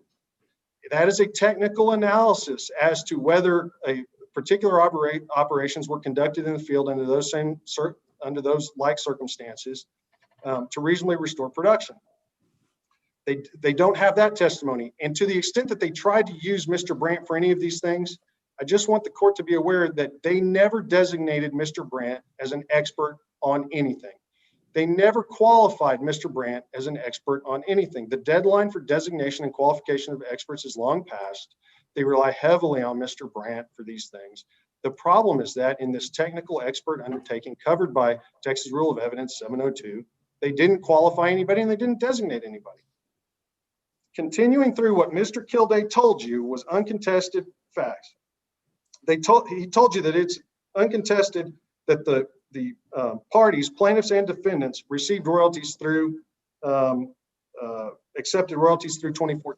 There's not a scrap of paper in this record to that effect, and I would ask Mr. Kilday to show you where it is. He told you that it's an uncontested fact that production after 1992 was from the Austin Chalk Formation. Categorically false. At Exhibit EE of the defendant's summary judgment evidence at paragraph 13, our petroleum engineering expert, who was properly designated and did undertake a proper analysis, has testified and sworn in that affidavit, which has not been objected to, that all of the production was out of the Eagle Ford after 1992, not the Chalk. I don't want to dwell on that because it's not a fact issue relevant to the outcome or determination of any of the motions before the court, but it proves that Mr. Kilday's statements were categorically false And you don't have to look any farther than Exhibit EE, paragraph 13, to see that's utterly false. He told you that in 1982, Shell pulled a unit for the Austin Chalk. That's not true. What the actual paper says, if you give vitality to it, is that it was at the specific depth of 10,800 feet. He didn't tell you about the 10,800 feet. He told you that there was never a claim made for breach of the Frels lease. That's not true.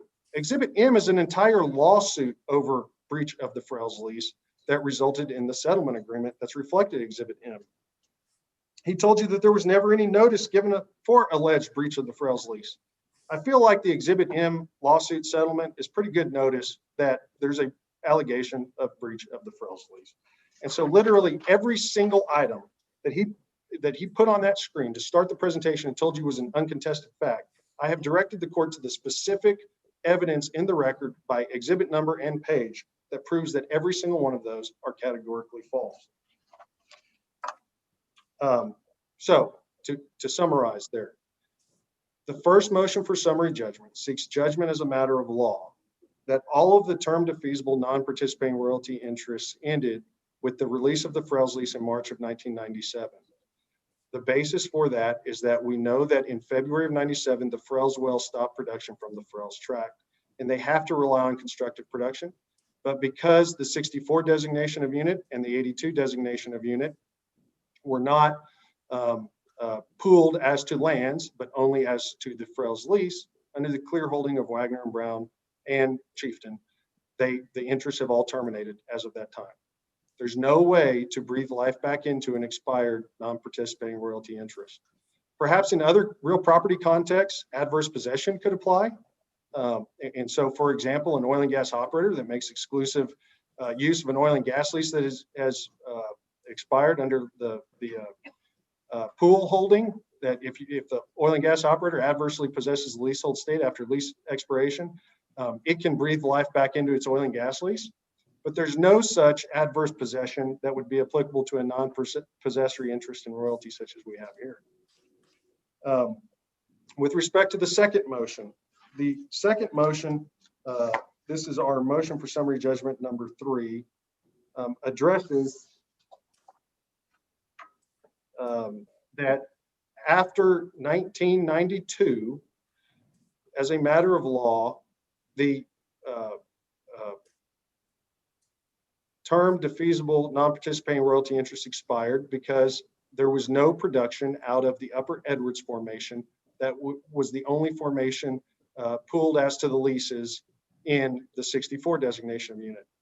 We've shown that as a matter of law, there was no production out of the 64 unit after 1992, and that's a good motion, and motion for summary judgment number 3 should be granted. The fifth motion for summary judgment addressed that the 82 designation of unit was invalid based on the lease's terms and asked that the court simply apply the Sampson case and hold that the 82 designation of unit is invalid and unenforceable, and that no alleged production under the 82 designation of unit could perpetuate the non-participating interest in royalty that was claimed by these plaintiffs, but that expired in 1997, and they were told that they had expired as of 1997 in Carbon's subsequent correspondence. The seventh motion for summary judgment should also be granted, which is an incorporation and adoption of the Cirrus and Sierra Bank motion. There's a great deal of overlap, but again, no fact issue there. I want to turn now to, and this is actually going to be very brief, to address the 2 affirmative motions for summary judgment that the plaintiffs have filed. And they've admitted themselves out of any of that relief as to the first one, and they've, with the way that the case has developed procedurally, are utterly barred on the basis of the limitations summary judgment order as to the second one, in addition to all of the other merits problems that number 2 has. I'm going to pull up their first motion to just demonstrate through the motion how they haven't even asked for anything that could be granted.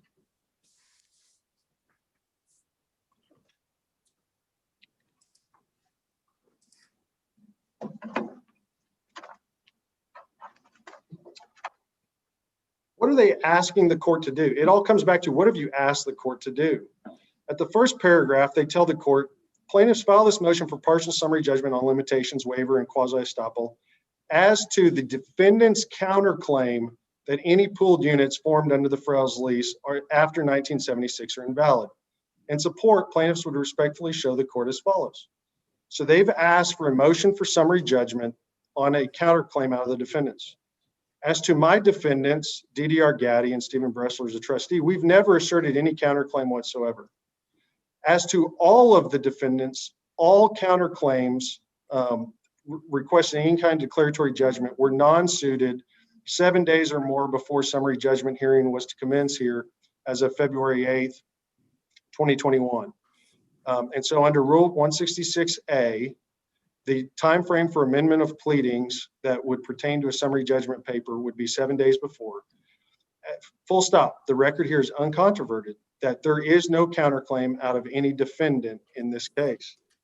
And so there's nothing that under 166A, A, and AB, it speaks about when summary judgments are appropriate categorically. There is no motion for summary judgment procedure as to a counterclaim that doesn't exist or to a hypothetical defense to an action that doesn't exist. With respect to the validity or not of the units, that is a burden that these plaintiffs bear. And after the court's summary judgment order, that has been resolved against plaintiffs. They've been ordered a take nothing as to any validity or effect as to any declaratory judgment, trying to give or breathe vitality into that which is not. The request about the counterclaim permeates throughout. If we go to page 3, again, this is just take the plaintiff's word at it, not mine. Defendants have challenged plaintiff's term royalty interests on several grounds. Those counterclaims are effectively affirmative defenses. There's no counterclaims for them to move on here. They ask at paragraph 5 that defendant's challenge to the 82 designation of unit is barred by, here, let me get up to it. There we go. Argument authorities, they tell the court defendant's challenge to the 82 designation of pooled unit is barred by limitations and under principles of contractual waiver and quasi-estoppel. This completely turns the burden on its head. It is not our burden to prove that the 82 designation of unit is invalid. It is that way from inception under the Sampson, Texas Supreme Court case from 2017. It is their burden to come in and show some kind of ratification. And here there's no evidence of ratification whatsoever. I would note that, again, the standard is it's invalid unless ratified. They do not move on any kind of ratification here. And as we proved in our affirmative motions 1, 3, and 5, as a matter of law, there is no ratification. But again, the relevant inquiry is not even the subject of this motion for summary judgment number 1. If you continue down on page 5 of their motion, again, this is more discussion about the defendant's counterclaims. There's no such counterclaims. This is their burden, and it's already been adjudged against them as a matter of law. At page 8, in support of their motion, this is where they're still trying to use the certificate of pooling authority filed with the Railroad Commission. We've talked about how utterly irrelevant that is. And if you look at page 2, not shown in the presentation yesterday that I can recall, there we go. It is not a pooling of tracks. It would be tracks or leases. And that's what the evidence shows. At page 10 of their motion, they try to step into the shoes of Karn, and in the last paragraph, say that we're charged with constructive notice of the 82. There's other places in there where they discuss that there hasn't been presentment made to Karn, even though the contract went utterly out of existence as of the year 1997, and there was a lawsuit over breach of contract. If you go to waiver, let's just talk, I've already talked about the limitations aspect, that you can't have limitations on something that's just defensive in nature. It makes no sense that they can throw a rock at the defendant's 20 years tardy and then say, well, hold on, if you defend yourself, that's barred by limitations. That's just absurd, and that's what that Morris Buick Texas Supreme Court case said earlier. So the last two things they addressed there would be waiver and quasi-estoppel. Let's look, the way that they define waiver, if we continue down, waiver refers to the intentional relinquishment of a known right or intentional conduct inconsistent with claiming the right.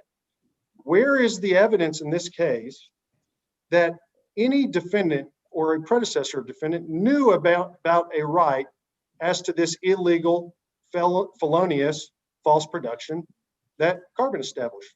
There's no showing whatsoever in the world that any defendant in this case could have known of any right or could have undertaken intentional conduct inconsistent with the right. And again, the period of time, as I showed the court in the timeline earlier, is not decades as Mr. Kilday tries to wave his hands over. He needs to zero in and show some affirmative conduct between 1992, when the well was recompleted out of the Edwards formation, and 1997, when the Frales lease went down and the term defeasible non-participating royalty interest terminated. There's no evidence like that in the record whatsoever, and they can't develop any. If we go to page 12,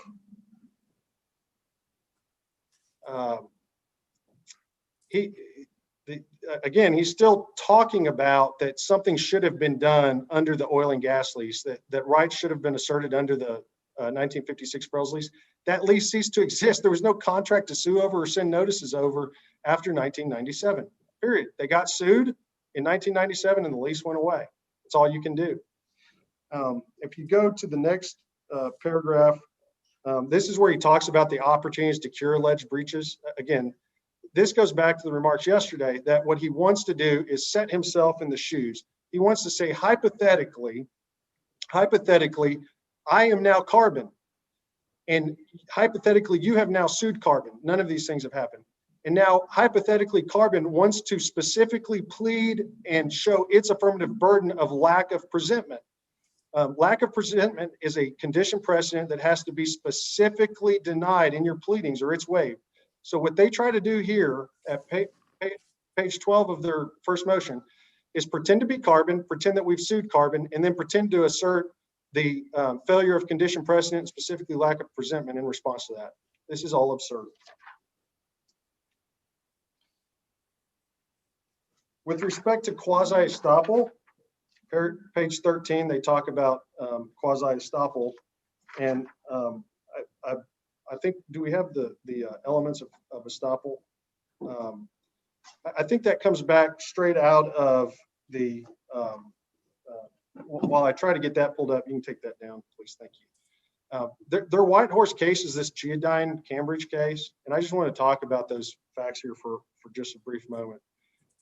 Under the Geodyne Cambridge case, here's what happened. The oil and gas operator inadvertently placed of record a unit designation that had the wrong producing interval in it. They transposed a number. And so what you had was a valid pooling exercise, but they just put the wrong depth in there through a Scrivener error mistake. The operator accurately reported to the Railroad Commission of Texas where the production was coming from. And so the complaining party there could go to the Railroad Commission records and see that the production was not coming from the interval specified in the designation of unit, but could actually see, based on the correct, true commission reports, that the production was coming from somewhere else. And they said, after years and years of accepting royalties on that basis, with the notice at the commission as to exactly where the production was coming from, in that case, you could have a waiver. But again, that's not these facts. You could look at the commission records until you're blue in the face. There is not, and they certainly have, there is not one scrap of paper that would have put anybody in the world on notice as to this activity. And we showed the court yesterday in Mr. Brandt's deposition testimony, the operator of the Karn well who performed the illegal operation, where he swore nobody in the world could have known about that. And that's not remarkable at all. The first motion, plaintiff's first motion for summary judgment has to be denied because, one, they actually, let me go through. I just wanted to point again, the standard here is not ours to come in and file a breach of contract claim. Under TS Reed, it's automatically unenforceable absent a ratification, and they haven't moved on ratification. So they haven't even joined issue with the correct procedure here. But if we go to this Frazier versus Wynn case, defendants contend that the trial court erred in rendering a joint and several judgment against Frazier, who did not join in the 66 lease to win. Plaintiffs say that Myrtle Frazier, by accepting the benefits of the lease executed by her co-tenants, became bound by its terms under principles of either ratification or estoppel. We recognize the general rules upon which plaintiff relies, but there can be no ratification or estoppel from acceptance of the benefit by a person who did not have knowledge of all material facts. So on the estoppel defense that's contained in the first motion for summary judgment, again, it's just procedurally out of order because there's no counterclaim to respond to. It's also procedurally and substantively out of order because that's not the right burden here. And but if you look at the merits, for estoppel to go to knowledge of all material facts, let's just think about how this opinion looks when it comes out of the Fourth Court of Appeals. What knowledge of all material facts could any Fourth Court of Appeals cite to and support that any defendant, let alone a predecessor in title of a defendant, could know all material facts when Mr. Brandt here swore that because of their illegal operations, nobody could have known the material facts. Again, waiver is an intentional relinquishment of a known right. They can't prove that there was any known right because Mr. Brandt swore that nobody could have known about these rights because they concealed this in the commission filings. This is the Morris Buick versus Davis case. This responds again to their limitations piece. This is a case we've seen multiple times now that just says you can't have a limitations on a defensive matter. This is their response to, again, this is quite bizarre that they moved affirmatively in their first motion. This is what they told the court in their most recent papers. Moreover, it is not possible to learn definitively at this late date whether plaintiffs or defendants' predecessors consented to what Shell did. When the Fourth Court of Appeals opinion comes out on this, the court will be able to point to the plaintiff's concession that they don't have any evidence and couldn't show any kind of a ratification or knowing acceptance. Right here, they told the court they don't have any evidence of it. And again, this goes to their standing to complain under the oil and gas lease, to assert defenses on behalf of Carbon. This comes straight out of their pleadings. The Fourth Court of Appeals opinion writes itself between Chieftain and what has come out of the plaintiff's pen. Plaintiffs are neither the same party as Shell, nor are they in any way acting in the same capacity. Shell Oil was the lessee operator of the Frels lease. Plaintiffs' predecessors were merely term royalty owners who had no say in what Shell Oil did or did not do. A term royalty interest does not arise under the oil and gas lease. It's not dependent on an oil and gas lease. A term defeasible non-participating interest in royalty is a cost-free share of production carved out of the mineral fee that has no bearing or dependence whatsoever on an oil and gas lease. And so their statement here is consistent with the simple and unremarkable fact that they don't have any standing there. The second motion, the second affirmative motion for summary judgment, I'm just going to jump straight to the prayer. Your Honor, if I could, we did not address our second motion for summary judgment except for the issue that was joined on the Wagner and Brown.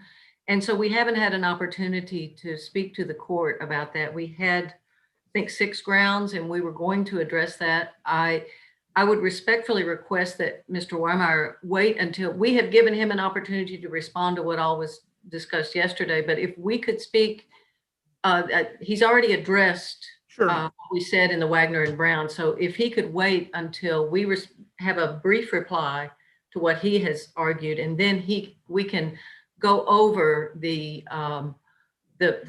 second motion, because some of them we'll probably pull and or leave to the briefs, and we just wanted an opportunity to do that because we haven't argued anything in that second motion except for the Wagner and Brown issue. Your Honor, we object vigorously to any, if they wanted to amend or pull things, that needed to happen 7 days before the hearing, consistent with the 166A procedure. They have not done that. It is now ripe for judgment as a matter of law. And because these have been presented as cross motions, the whole package goes to the Fourth Court of Appeals. Okay, but I will, I understood yesterday that the plaintiffs had responded to some of your arguments, but they had not completed their presentation of their motions. So I'll sustain, I guess that's an objection, to give them an opportunity to finish their argument in favor of their motion before you respond to it. And Your Honor, I'm 30 seconds. Okay, I've sustained the objection. Okay. With respect to the one matter that they have already raised in their second motion, to simply respond to that, all of those go to declaratory judgment about things that happened between the year 1945 and 2010. We have pled the defensive limitations. We have conclusively proved the defensive limitations. And so the only thing the defendant group needs to say about it is that all of those declaratory judgments as to matters between 1945 and 2010 are barred by the defensive limitations. It's been conclusively proved at this point. Your Honor, I appreciate very much the court's patience. If there's any questions or any questions on the evidence, I'm of course happy to take that. All right, it's 3 o'clock. Why don't we take about a 15-minute break and then we will resume? And I'll have anyone else that's going to argue on the defendant's side? very briefly. All right, and then we'll let Mr. Truss do that, and then we'll let the plaintiffs get back and get into presentment of their, whatever has not been presented on their 1 and 2. Okay, I will see you at 3:15. Thank you, Your Honor. Thank you, Your Honor.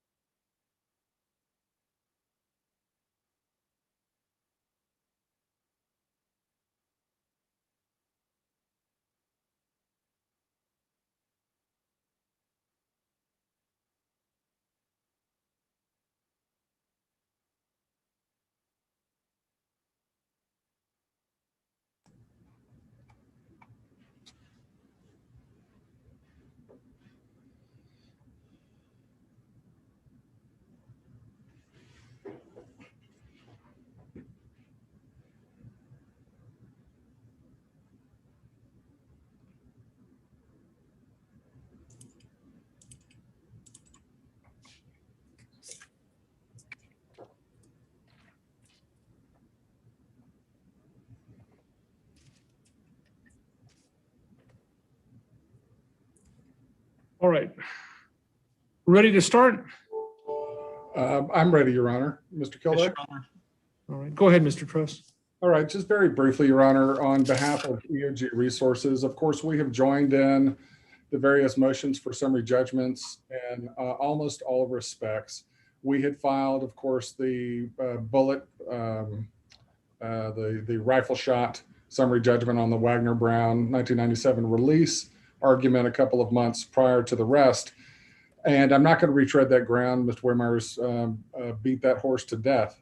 But a couple of things, because the suggestion has been made that there's something improper, I think, for EOG to be taking a position in this case at all, given that it's asked to interplead funds and would need to establish its status as a disinterested stakeholder. As I'm sure the court's very well aware, the disinterested element under an interpleader action goes to disinterest in the res, in the property. We have no interest in the property. But that doesn't mean that we don't have an opinion on the right and wrong in the case. We have an interest, as EOG has an interest in getting this right, paying the correct party, but we're not fighting for our funds. These are not our funds. But to suggest that there's something wrong with EOG advancing arguments that go to the merits or lack of merit of any of the arguments advanced by the plaintiffs, when the plaintiffs are trying quite literally to reach into my client's pocket for millions of dollars, is a bit absurd and beyond the pale, and frankly, maybe just a misapprehension of what interpleader law is all about.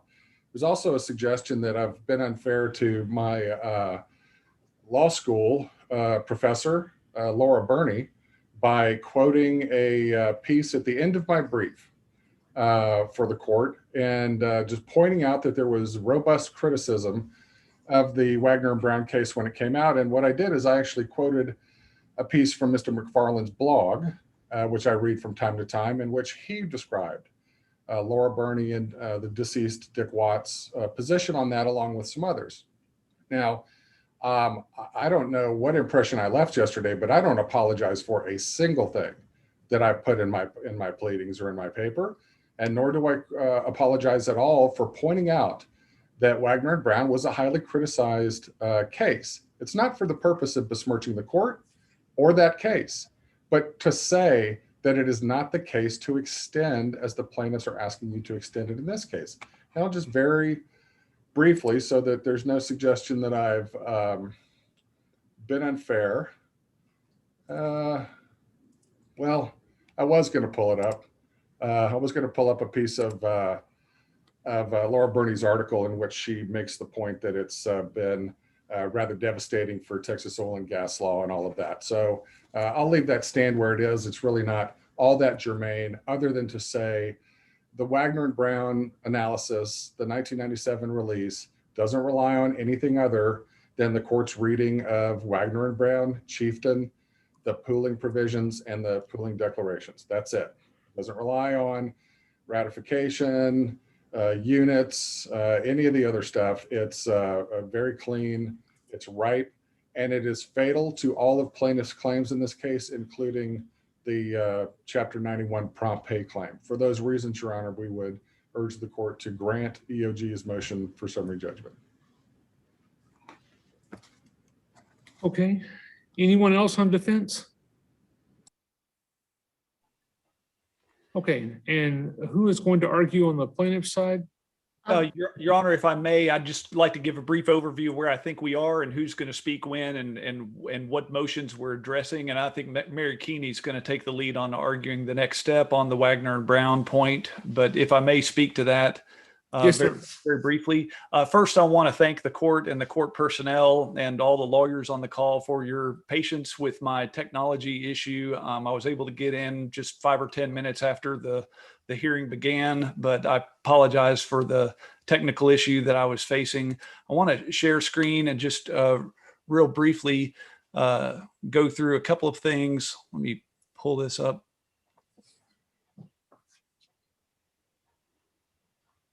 Here we go.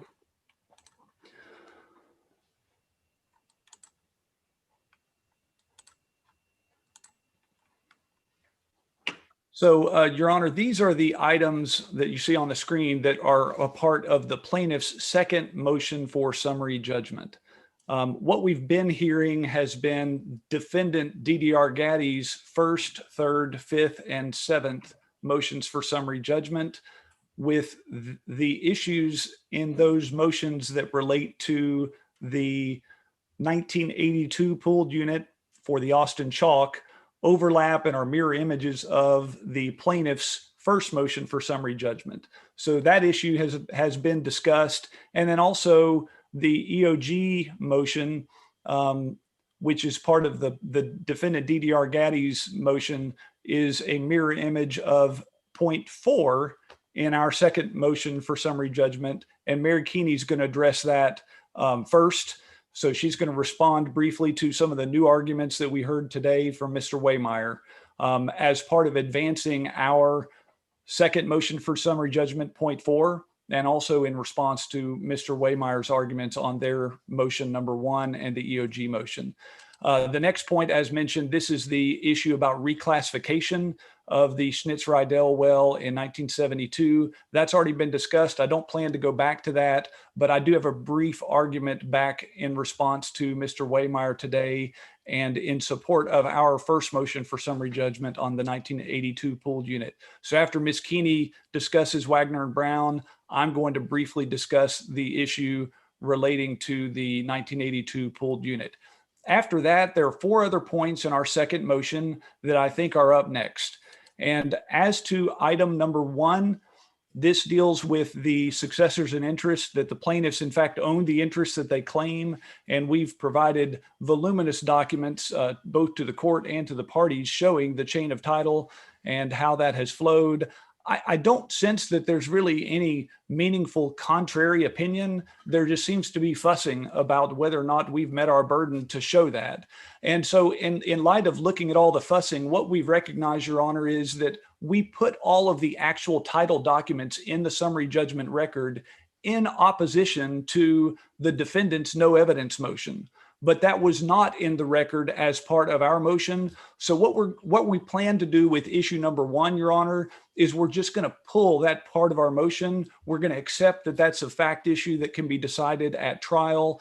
That's not changing any pleadings, Your Honor. We still plead and we still believe that we'll prove our burden of proof that we are in fact the successors in interest to those 1960s era's term royalty deeds. But for purposes of a summary judgment proceeding where all this fussing is happening and in recognition that the actual title documents themselves were only put into the record in opposition to a no evidence motion, we're simply going to pull that portion of our motion and leave that for trial. Similarly, the issue of cessation of production, this issue in our motion was targeted specifically at a 12-month period in 2010 to 2011 when some substantial workover was being done on the Schnitz-Rydell well.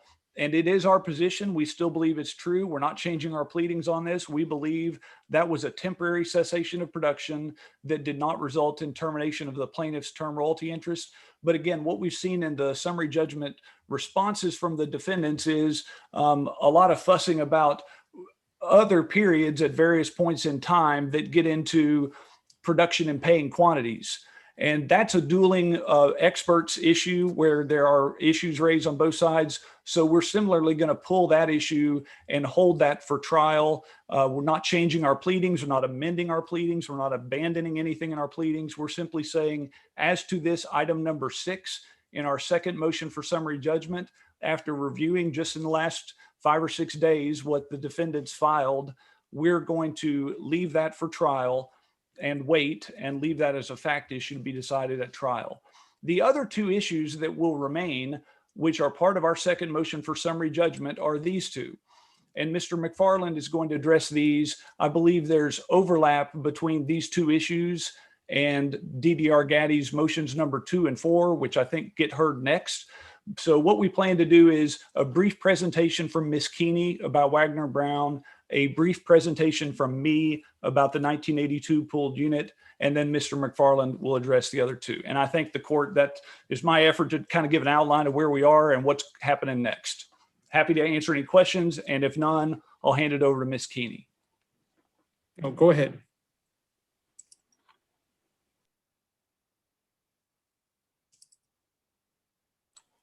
You're muted, Mary. I see that. Mary Ann, can you pull up our screen share? And I will try to make this fairly quick. Let's go back to let's start at the top. Okay, and then go to the very next one. And Your Honor, they have said that I have misrepresented the Chieftain case, and I apologize. I don't believe that I have.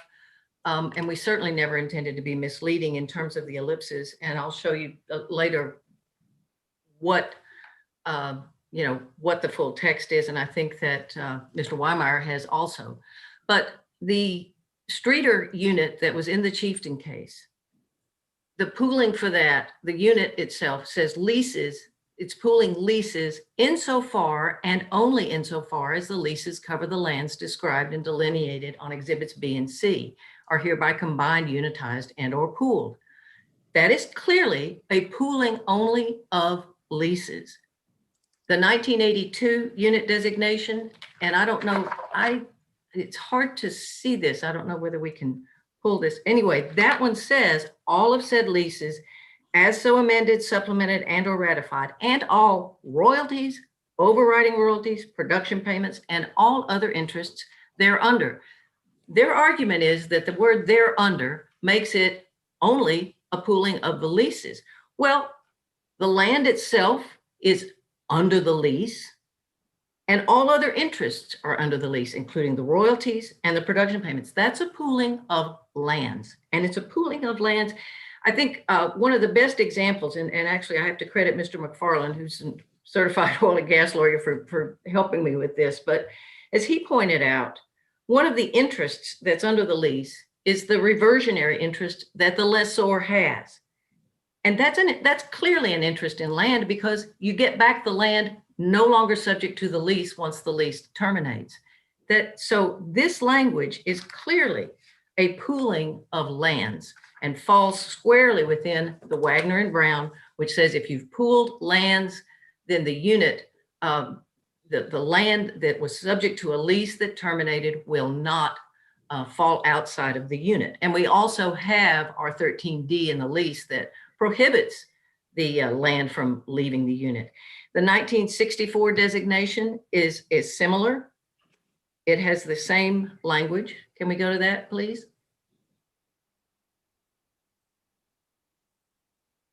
It says, again, all of said leases as so amended and or ratified, and all royalty, overriding royalty, and all other interests thereunder. And again, there's no language like there is in Chieftain, which it says leases insofar and only insofar as the leases cover the lands described.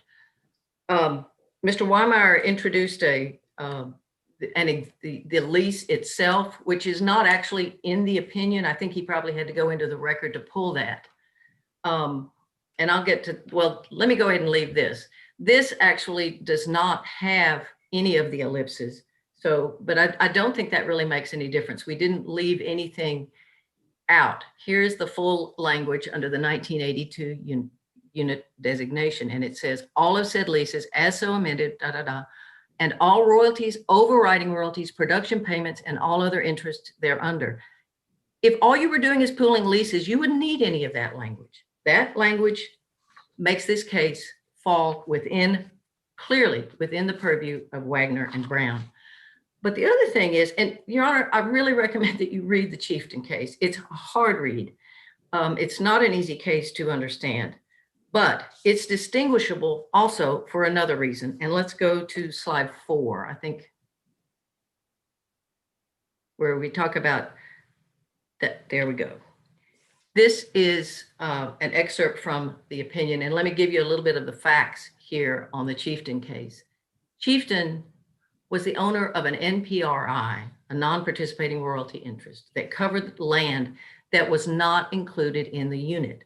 And the reason it was not included in the unit is because the lease of that land, and that was the lease that Mr. Weimeyer showed you, that lease was not listed in the unit designations. They had two attachments that identified tens of leases, many leases, That lease was not in it. Chieftain had an agreement with the operator that his NPRI would be included in the unit. And so he sued them for breach of that agreement. Well, the court said, well, unless the lease under which you have your NPRI is included in the unit, you can't participate. And that's exactly what this says here. It says, as we stated earlier, Gastar, the operator, the lessee, did not include the Lone Oak lease in the Streeter unit. Thus, Gastar never exercised the pooling provision of the lease. And I think he probably couldn't have, but we won't get into that. That almost doesn't matter. Consequently, the royalty interest of Chieftain was not pooled. And thus, the mineral interest owner, Lone Oak Preston, nor the NPRI owner, Donaldson Chieftain, were entitled to royalties from the unit.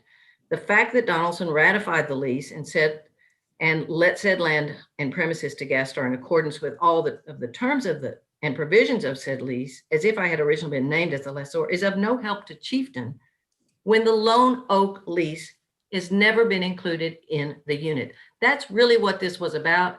It's almost hard, that's a key holding. You can actually see that if you read the petition, the pleadings that were filed in the Supreme Court.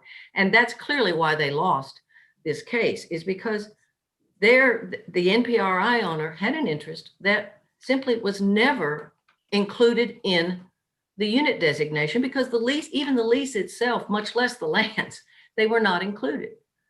And if the court doesn't have any questions, I think then I am, well, actually, let's go to the opinion. Marianne, can you take the court to that so we can actually see that, so you don't have to see my typing of it? But there it says, the plain language in red on yellow, the plain language of the unit designation indicated the lease was not pooled into the unit. That's really what controlled that case. And the unit designation clearly only pooled leases, did not pool lands. It has language that's extremely different from the language that we have here. And I think Shell and Standard knew what they were doing when they said, we're pooling all royalties, overriding royalties, production payments, and all other interests thereunder. They were sophisticated operators who knew how to take full advantage of their full pooling authority under those leases, and that's exactly what they did. I will turn this back to, if the court doesn't have any questions, I'm going to turn it back to, it goes back to Mr. Hill. Right now, go ahead. Okay. I think it goes. Okay, thank you, Your Honor. I'll address briefly the issues relating to the 1982 pooled unit. And I just want to take us back to the basic equities of this. What the defendants are saying is that the production that has been a part of, sorry, there we go. Apologies, I wasn't on video. What the defendants are saying is that for decades, they can receive royalties from production from a well. And then in 2021, they can come to the court and ask the court to treat that production as something other than what it was throughout that history. And it's clear from the record that royalties were paid on the Schnitz-Rydell well. And I don't think there's any dispute about that. Again, there's fussing about what's in the record, and we're going to talk about what's in the record. There is evidence in the record to show that, but it's clear this well was producing well until 2014, June of 2014, and royalties were paid to the royalty owners who participated in the Schnitz-Rydell unit. And there's testimony from Mr. Brandt to that effect. And he's the president of a tiny company with just 2 or 3 people, himself and Joachim Leicht and a man named Dick Tracy. They're a tiny company that operates a small handful of wells, and he's certainly well acquainted with the operations of his company and can speak to whether royalties were or were not paid as required to the participants within the unit. And we'll talk about that. But essentially, this is a case of trying to take one position for decades and then trying to run from that position later to take a contrary position for self-serving purposes. And the doctrine of the doctrine of quasi-estoppel does not allow you to do that. It's a bar to doing that. And you'll notice most of the discussion dealt with ratification, which Mr. Waymeyer pointed out was not even a part of our motion for summary judgment on this issue.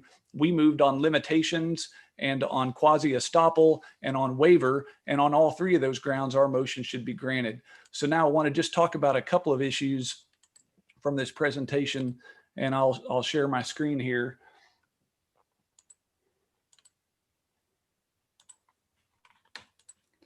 Okay, so there's been an assertion that somehow there's no evidence in the record that there's been any production since 2014, and that's simply ludicrous.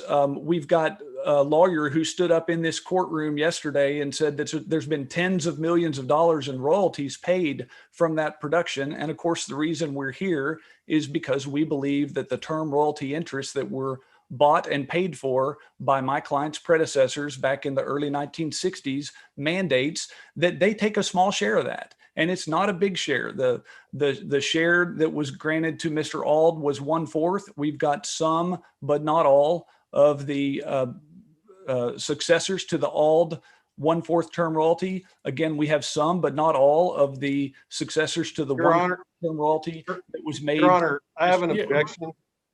Yes. What he's quoting from has been objected to in the summary judgment evidence. I want to be clear that the witness, his expert said she just copied what was in his pleadings.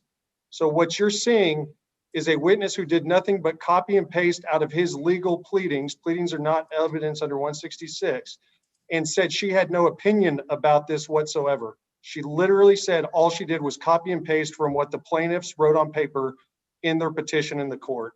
And so we have a filed objection. All right, now, Your Honor, if you got a running waiver or a running objection previously on whatever objections you filed, so I guess you have not waived any objection by not.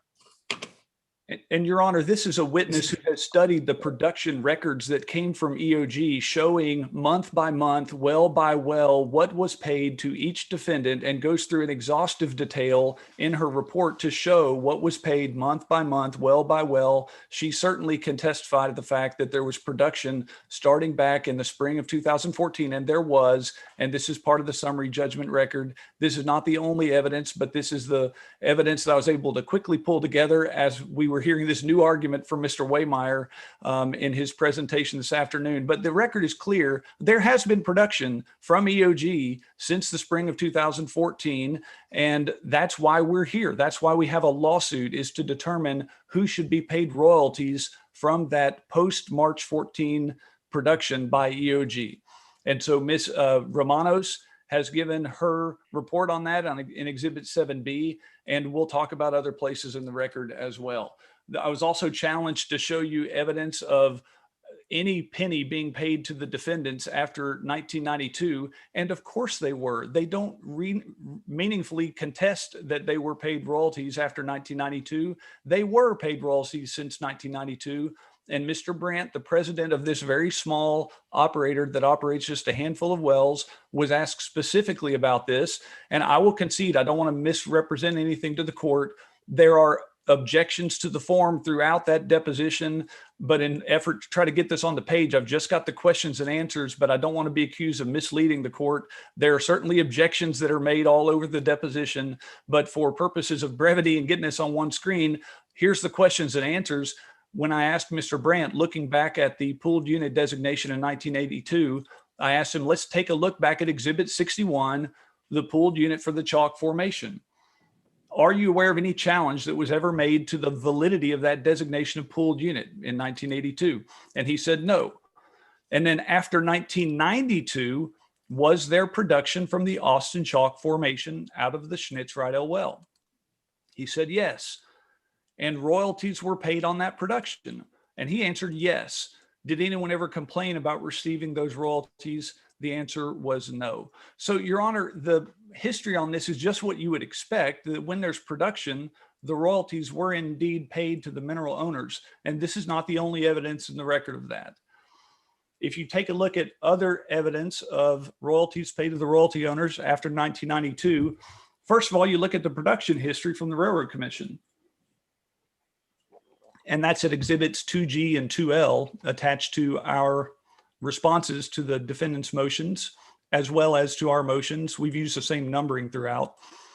Exhibits 5C and 5D are some revenue statements and royalty checks showing, consistently with what Mr. Brandt testified, that royalty payments were paid not only to the defendants, but also to the plaintiffs and their predecessors. And then I want to talk about this deposition exhibit 28 that's attached to our summary judgment motions as exhibit 10, which is Bob Brandt's deposition testimony.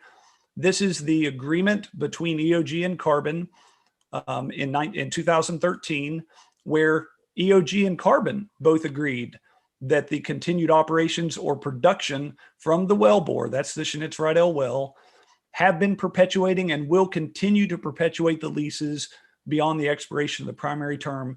And then EOG required Karn to keep producing from that well until they told them they could plug it at the time when EOG commences operations. You see that in the bottom of paragraph 7, when EOG commences operations, which they did in March of 2014. This is, there was a discussion in the last argument about whether or not this related to the Frells lease. And that's not our point, Your Honor. Our point was, we in fact, I discussed this yesterday and I talked about the fact that there was a new 2009 or 2010 lease with the Frells. The point is the same issue applies in the Rydell lease. If you remember the Schnitz-Rydell unit, this well is on the Schnitz tract, but it's in a unit that includes Frells land as well as Rydell land. And the 1950s era Rydell lease was still in effect at this time. And it required production and paying quantities or operations within 60 days in order to perpetuate the leases. So you have almost the same issue there, that in order for the Rydell lease to have been perpetuated, there need to always have been operations on the lease to do some kind of workover, or there needs to be production and paying or commercial quantities.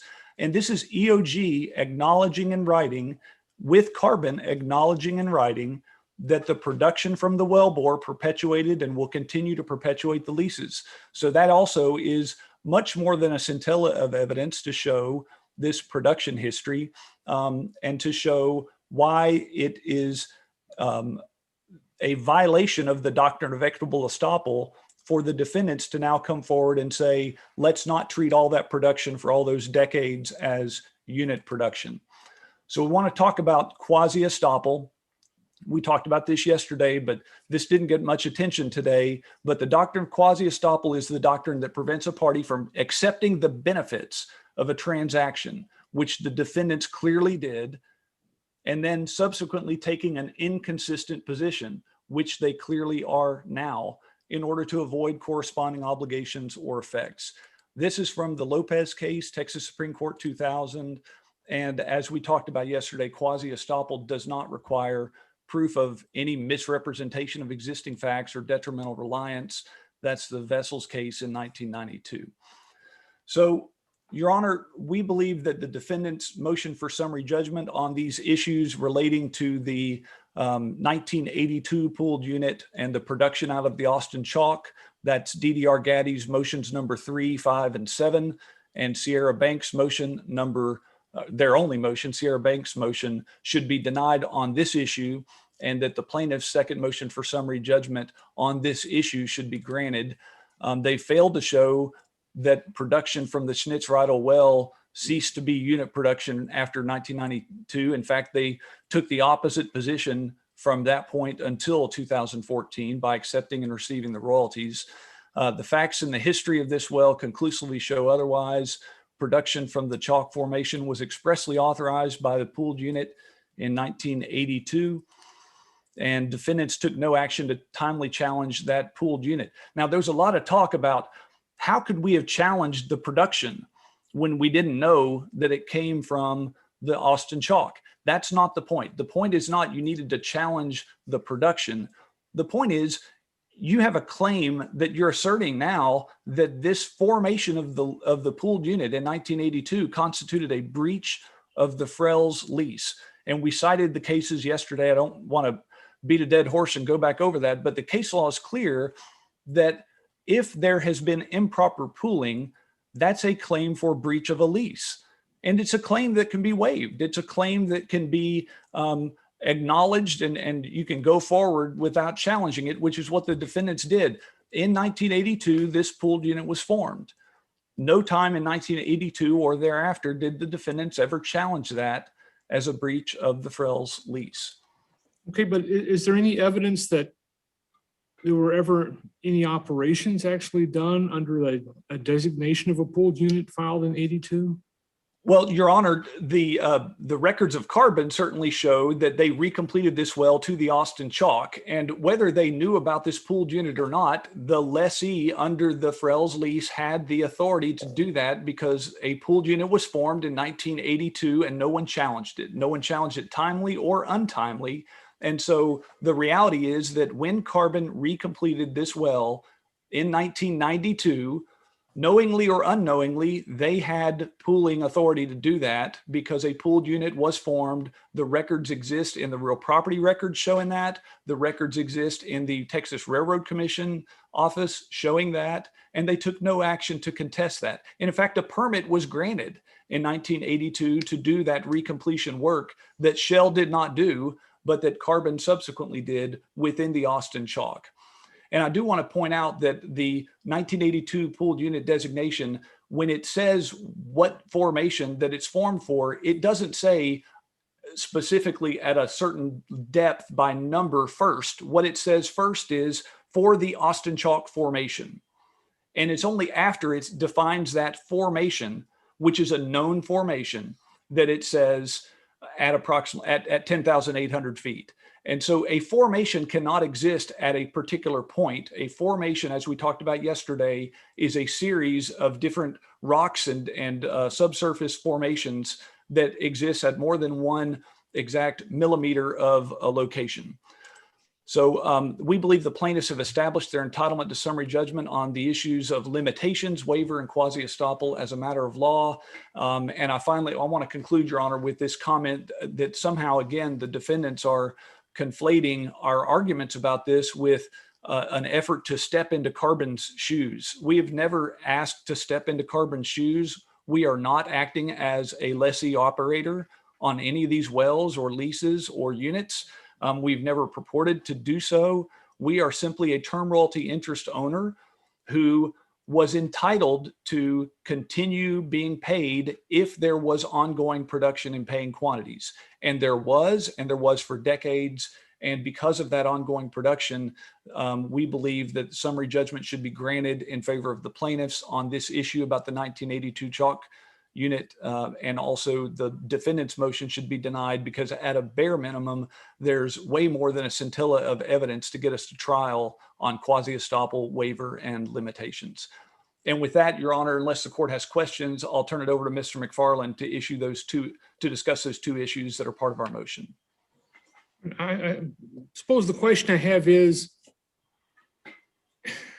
does limitation start to run, or does a waiver start to run, or a estoppel start to run if there's a potential actual conflict between the parties? And certainly there was whenever the Shell jumped up and filed a designation of pooled unit that they weren't allowed to do so by the lease. And it would have been better to have either a ratification of that, amendment to the lease, or a release or undesignation of that pooled unit. That would have been cleaner for everybody.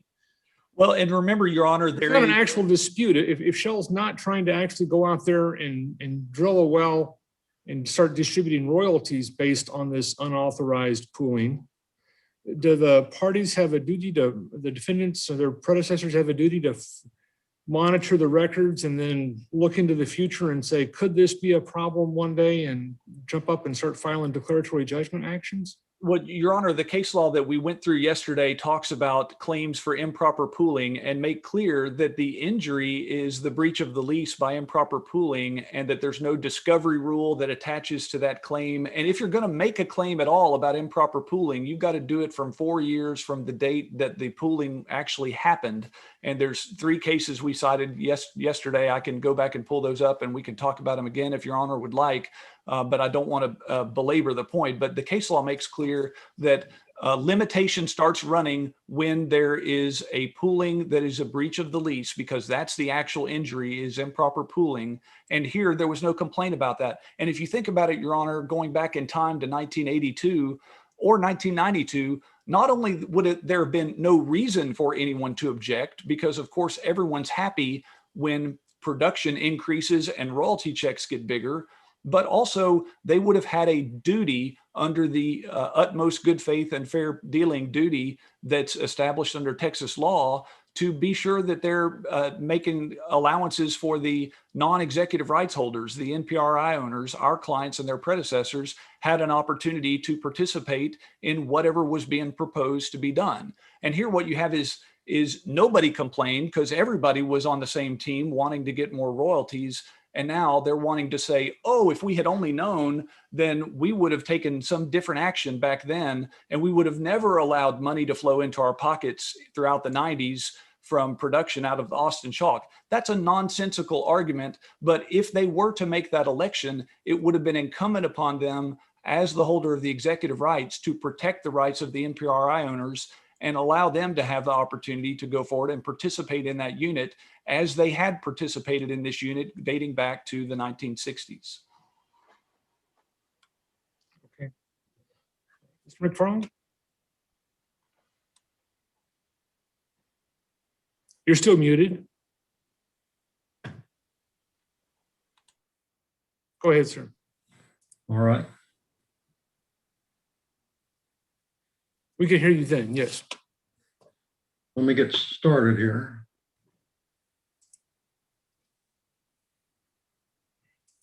Am I giving you the right screen yet? Nothing's being shared, no. Second. There we go. All right. So one of the points in our second motion for summary judgment deals with the same issue that is in Gaddy's second motion for summary judgment. And that is whether production from a pooled unit perpetuates a term royalty if the production is not on the term, if the well is not on the term royalty tract. Sierra Bank also has that same argument in its summary judgment motion. So I'm going to deal with this as a substantive issue, both affirmatively on behalf of our summary judgment motion and in response to DDR Gaddy's motion. So as you know by now, the defendants have multiple arguments about why the plaintiff's claim should fail. Mr. Waymar's enthusiastic discussion of all of those arguments sometimes gets a little confusing because he's got so many of them, all of which he calls absurd. But one of his arguments, which I quote here, is that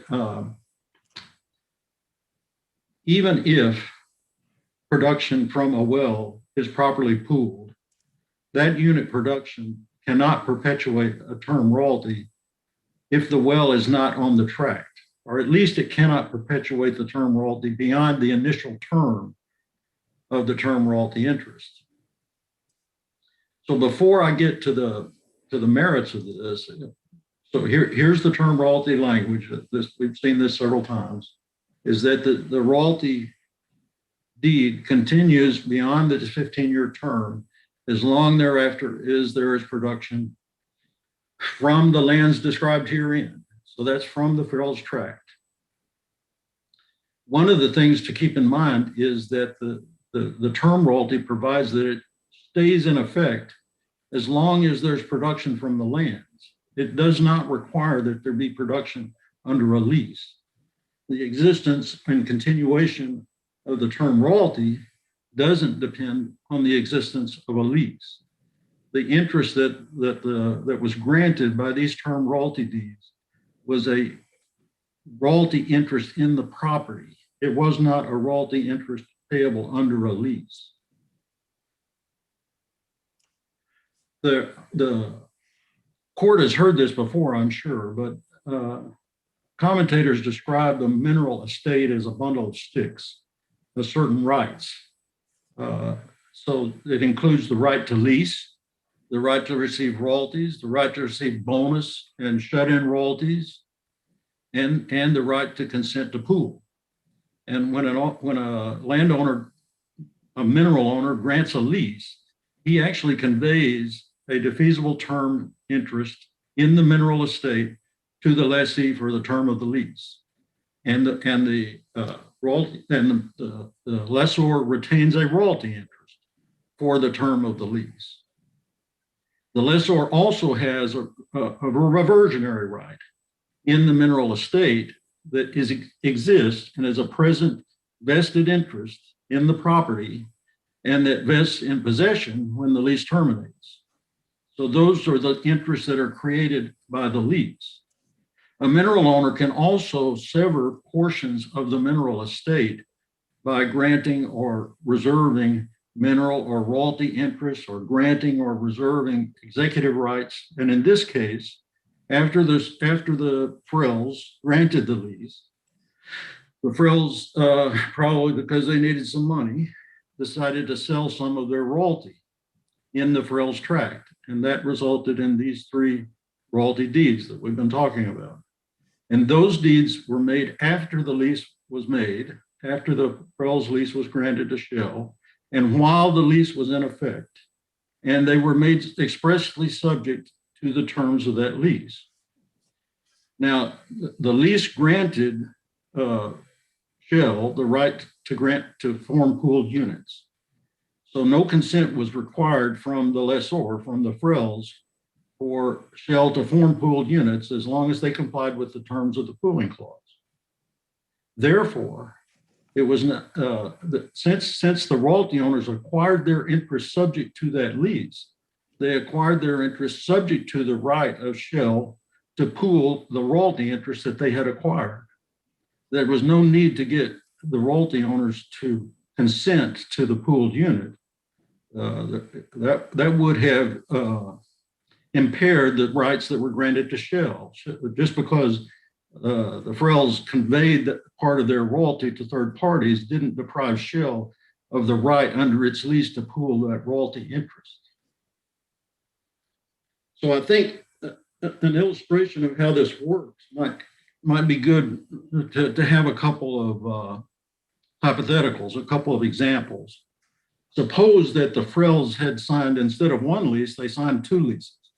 They signed 1 lease on the road, and they signed another lease on the main body of the Frills tract. And production was established on the main body of the Frills tract during the term of the term royalty. That production would keep the term royalty in effect as to the entire Frills tract, including the road, whether any production was ever obtained from the portion of the tract that constituted the road or not. Likewise, vice versa, if there was a separate lease on the road and the production was obtained from a pooled unit that included the road, that production would keep the Frills, the term royalties in effect for the term of the term royalties, whether or not there was production on the main body of the lease. And I don't think anybody's disputing that here. Nobody's claiming that there's a pew clause somehow in the lease, but that illustrates that the term royalty is not dependent on the existence of a lease. It exists in the land for as long as there's production from the property. Another good hypothetical might illustrate this, and that is, suppose that when Gaddy sued Karn to get him to terminate the lease, and they made a deal that Karn would agree, that Gaddy would agree to take over and be responsible for plugging the well. Suppose that Gaddy, instead of plugging the well, had decided, well, you know, I own the minerals here. I can make money on this well. I'll go in and recomplete it. And he produces from the well. So he's producing from that well without a lease, right? As long as he produces that well, the term royalty remains in effect, and the term royalty owners are entitled to production from that well, even though there is no lease. So all of this is to make clear that the existence of a lease is not a prerequisite to the continued existence of the term royalty.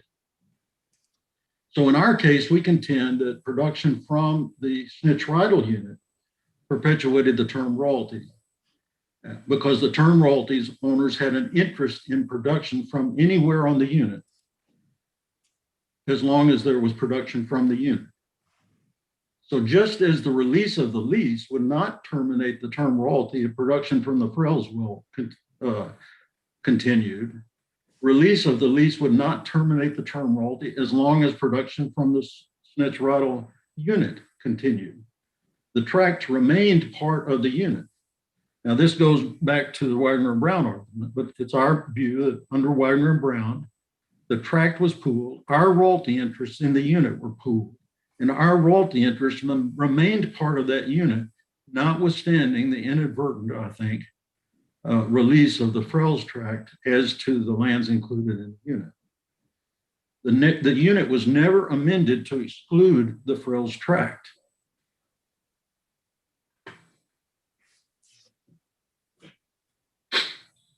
So here's the language that says in the term royalty deeds that it's made subject to the lease and that they're entitled to be paid royalties under the terms of said lease. Now, there's been some argument about what does it mean to say that the conveyance is subject to the lease? Well, it means that the rights of our rights as term royalty owners are governed by that lease. We have a share of the royalty. And so you have to look at the lease to say, well, how much royalty is reserved in that lease? We get our share of that royalty. And if there was a discussion about whether we're a third party beneficiary, well, we stepped into the shoes of Frills when we acquired a share of its royalty interest. So we were entitled to enforce the provisions of that lease, for example, to pay us royalty, because we became an owner of part of the royalty in that tract that was subject to that lease.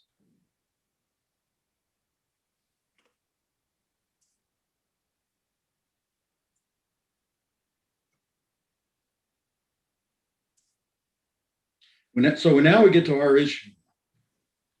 So we start with the proposition that the primary legal consequence of pooling is that production from anywhere on a pooled unit is treated as production on every tract in the unit. And that's what the pooling clause says, that it doesn't matter where the well is, everybody in the unit has a share of the production from that well. It's production where anywhere on any of the tracts in the pooled unit is production from every tract in the unit. And that doesn't depend on whether there was a cross conveyance or not. In either case, that's the consequence of pooling. So for purposes of this issue, we have to presume that plaintiff's royalty interests were properly pooled, because the defendants are arguing that even if they were properly pooled, that didn't extend the term of our term royalty. Here's the quote from their pleading, from their reply in support of the traditional motion for summary judgment. Even if the owners of the term royalty interest could have received royalties from a validly formed pooled unit, that is an entirely different question from whether or not the term royalty interest could actually be perpetuated by that pooled production. So that's the issue that we're saying we win as a matter of law.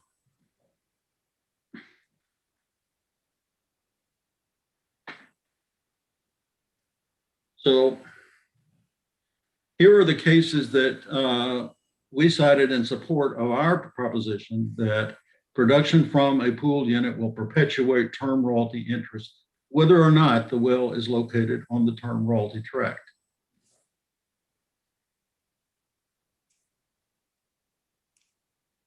Southland Royalty is the first case to so hold. Now, the facts in the case are a little different. There were Powell signed 2 term mineral deeds, not royalty deeds, granted a mineral interest for a term of 20 years and as long thereafter as there was production from said land, the same language that's in our term royalties. All of the mineral owners then executed a single lease covering their interest in the section. So the term mineral deeds only conveyed an interest in some of the tracts in the section, not the entire section. But all of the mineral owners then executed a single lease. So that created a community lease. The presumption in Texas is that if owners of separate tracts sign one lease, then their interests are communitized or pooled, in effect created a pooled unit. And the court held that production from anywhere on that lease perpetuated the term royalties beyond 20 years, even though the production was not from the tracts that the term royalty interest owners had an interest in.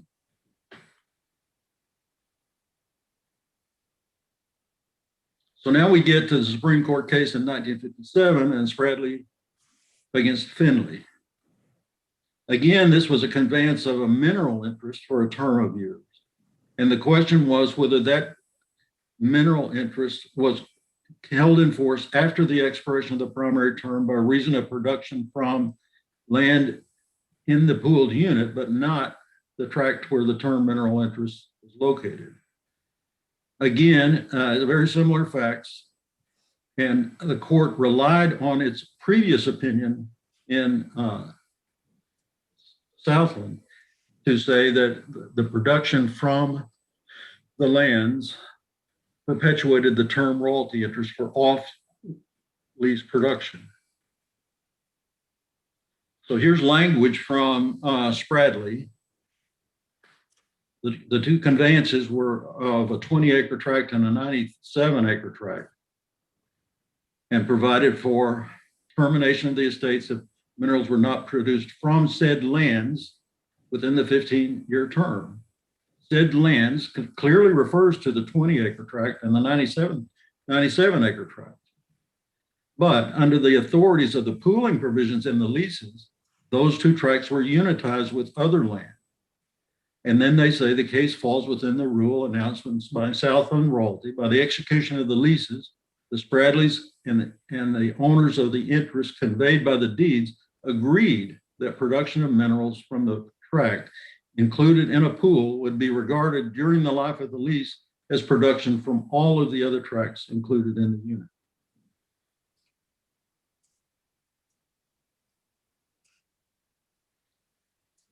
So this is the San Antonio case in 1963, Pena v. Coates, another term mineral deed. This deed said that the term interest would terminate unless oil and gas were discovered before a date certain. Again, all the owners signed leases with pooling clauses, and the lessee formed a unit.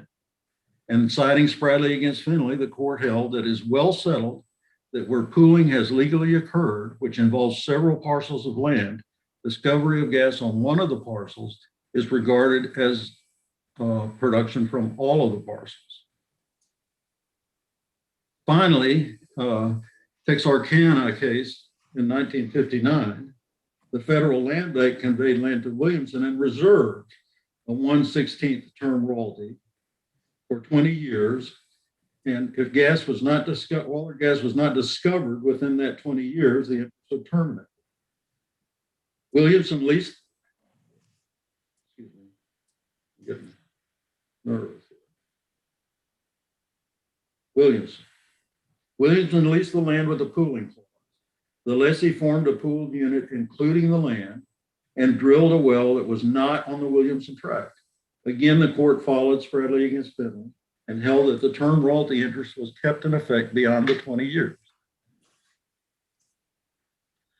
So these are the cases that the defendants cite, which they say are to the contrary. Campbell against Dreyer was another San Antonio court. Their term royalty deeds were granted before any lease was in effect and were not made subject to any lease. The term royalty deeds did not authorize the grantor to pool the grantee's interest or provide that the grantees would share in production from any lease. Most importantly, the plaintiffs refused to ratify the pooled unit or sign division orders that included the term royalties. So the court held that in that case, the term royalty interests were not perpetuated by off-lease production in the unit. This is the Stevenson against Vineyard case that the defendants cite.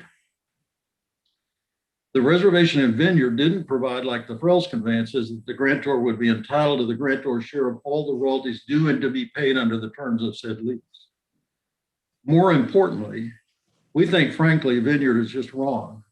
Its holding has never been cited or relied on in any subsequent case. It didn't discuss Spradley or I'm sorry, I've got that written down wrong. They didn't discuss Spradley or Vineyard or Southland. They just, it's a very short opinion. The court can look at it. But we think it's square wrong under Spradley.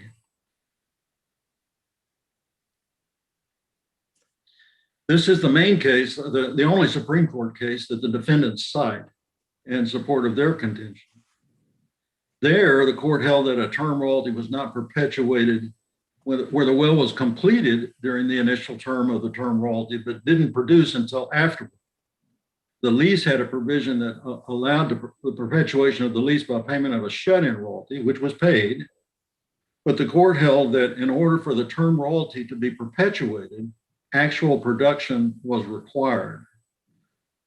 The court in that case distinguished its opinion in Spradley against Finley, because in Spradley, like here, there was actual production from the pooled unit before the end of the primary term. Here's the quote from Archer. So they say petitioners place much reliance on Southland and Spradley. There's a clear distinction between those cases. All of the parties executed a lease unitizing the premises covered with other premises, the effect of which was to enlarge by agreement the area of the premises covered by the royalty deed from which production could be obtained to continue the term royalty interest in effect.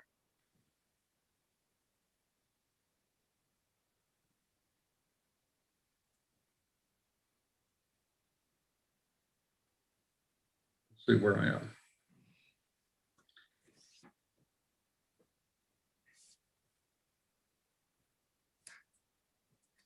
So the defendants make an argument based on this language. This is my last slide. Based on an argument in the shell lease, based on language in the shell lease pooling clause that I've underlined there, except the payment of royalty. So they say that must mean that the royalties weren't pooled, or that the royalties were not affected by the pooled unit. I think if we read the entire royalty clause, there's a reason why that except the payment of royalty is included. Because the first part of it says, any operations conducted on any part of such unitized land shall be considered for all purposes as operations conducted under this lease. Well, operations includes production. So if every tract in the pooled unit was considered as producing all of the royalty that was produced from the well, they would have to double pay royalty. So the accept of the payment of royalty means that it is explained in the next sentence, where production is allocated to the land covered by the lease based on each tract's proportionate share of the total acreage in the lease. So the accept the payment of royalty does not mean that the royalty is not pooled. It means that because it was pooled, the royalty has to be proportionally reduced based on the acreage contribution to the unit. And lastly, I have underlined the last sentence in the pooling clause, which I think is the answer to the question. The last sentence says the owner of the reversionary estate of any term royalty, that in this case, that would be the Frells who signed the lease, agrees that the accrual of royalties pursuant to this paragraph, in other words, pooled royalties, or of shut-in royalties from a well on the unit, shall satisfy any limitation of term requiring production of oil and gas. In other words, by this sentence, the Frells agreed that as long as there was production from the pooled unit, that would perpetuate the term royalties that the Frells granted to the plaintiffs, as long as there was production of oil or gas from the unit.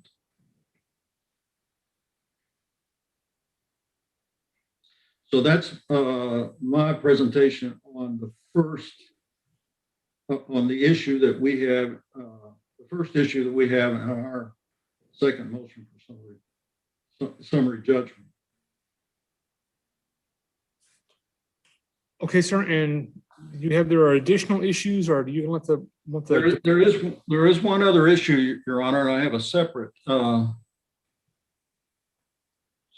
for that. Let me find it.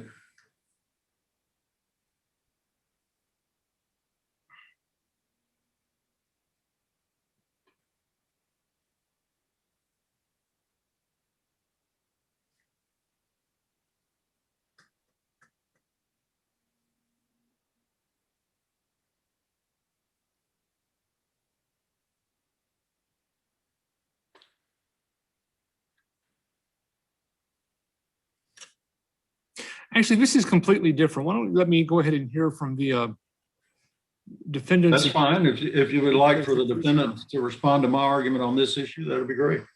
Yes. Let me unshare this then.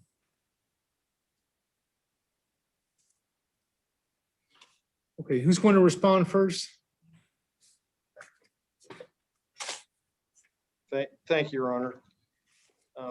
With respect to this motion, this was something that was moved on by the plaintiffs. And so I think what you've heard first is Mr. McFarland's motion as part of their second traditional motion, seeking a declaratory judgment about this issue from decades ago. And I can pull up their motion, second motion for summary judgment, but what they just argued was a traditional that goes to that. And I think it obviously responds to our second traditional motion for summary judgment. The point there is that their motion requires denial for the reason that they are barred by statute of limitations and the court's prior order on this issue. So in our answer to this, we've said, you're asking for a declaration about what these deeds do or don't do. This would have accrued long ago. You're time barred from coming in and asking about it now.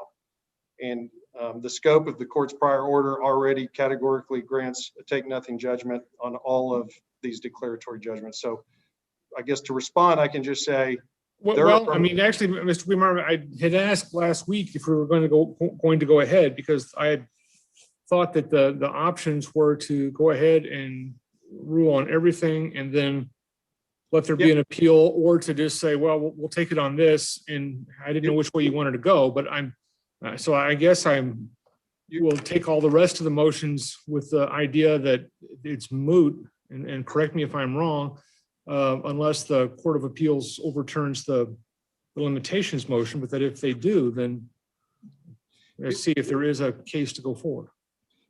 Your Honor, you're right on the procedure, but what they're saying is they're coming to you and still, they have not said that their second motion is moot at this point. They've still said, we're urging it on the merits. And so as they urge that, you can ask Mr. McFarland, he'll tell you they are asking still today for a judgment that construing the instruments the way he just asked. They would have you sign that order today, and that's their ask. We have as defendants, we're allowed to respond to that affirmative ask with a defense. And we've done that with the defense of limitations. And in our response to their second motion, we've provided the evidence of that. And so you can say it's law of the case with the court's prior order, but the motion they're asking you to grant, that they're not asking you to say it's moot. He wanted to argue, he wants an order on the substance. Our answer to the substance is it must be denied for limitations. But just going past our defense of limitations that we've put on the evidence of and categorically requires denial, we're entitled to a substantive declaratory judgment that disproves the relief that they're asking for these reasons. And I just want to set this up. This is a brand new area. There's no law that controls this particular fact situation right now. So with respect to all of the other motions that the defendants have brought you, the other 1 through 8 and the joinders, those are all settled black letter law, matter of law things. For this one, I will completely agree at the front end is this is the closer call. And this is the place that Mr. McFarland hasn't shown you a case that completely disposes of this, and neither have we. Let's look at the actual language.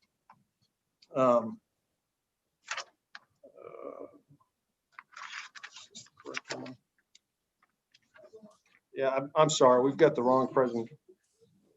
Let's go to the next one.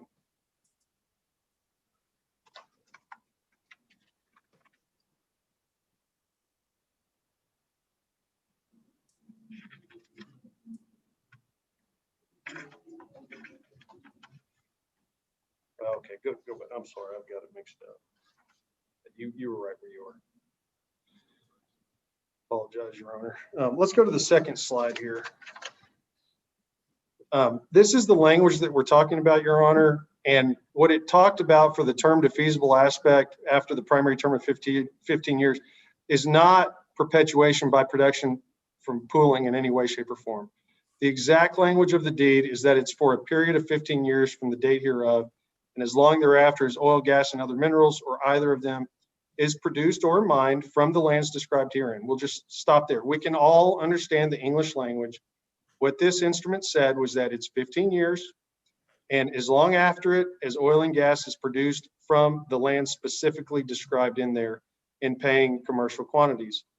If at the expiration of said 15 years from date hereof, oil, gas, or other minerals, or either of them, is not being produced or mined from said land or any portion thereof in paying or commercial quantities, this contract shall be null and void, and the grantee's rights hereunder shall terminate. So it doesn't say that you can perpetuate these things with constructive production or from shut-in royalties, any kind of production other than actual production from the lands. Would the term royalty owner be entitled to a share of any royalty from a pooled unit? And I guess on all these, we're assuming that that there's acreage that's not in an actual designated unit. So you have your pooled unit, but you don't have your production unit. If the well is not on this property and the production unit doesn't extend onto this property, as the Rydell well did not, well, and actually, I guess the production unit did.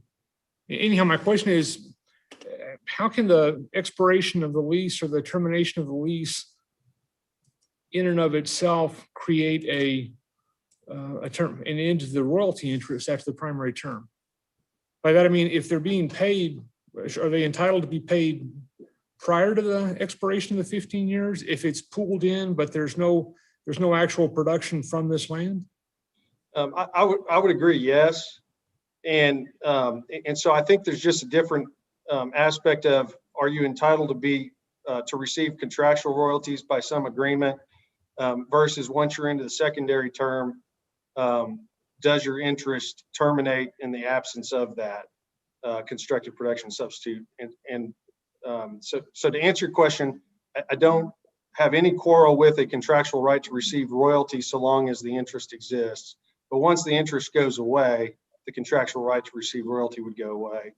And as we measure how long does the royalty interest exist,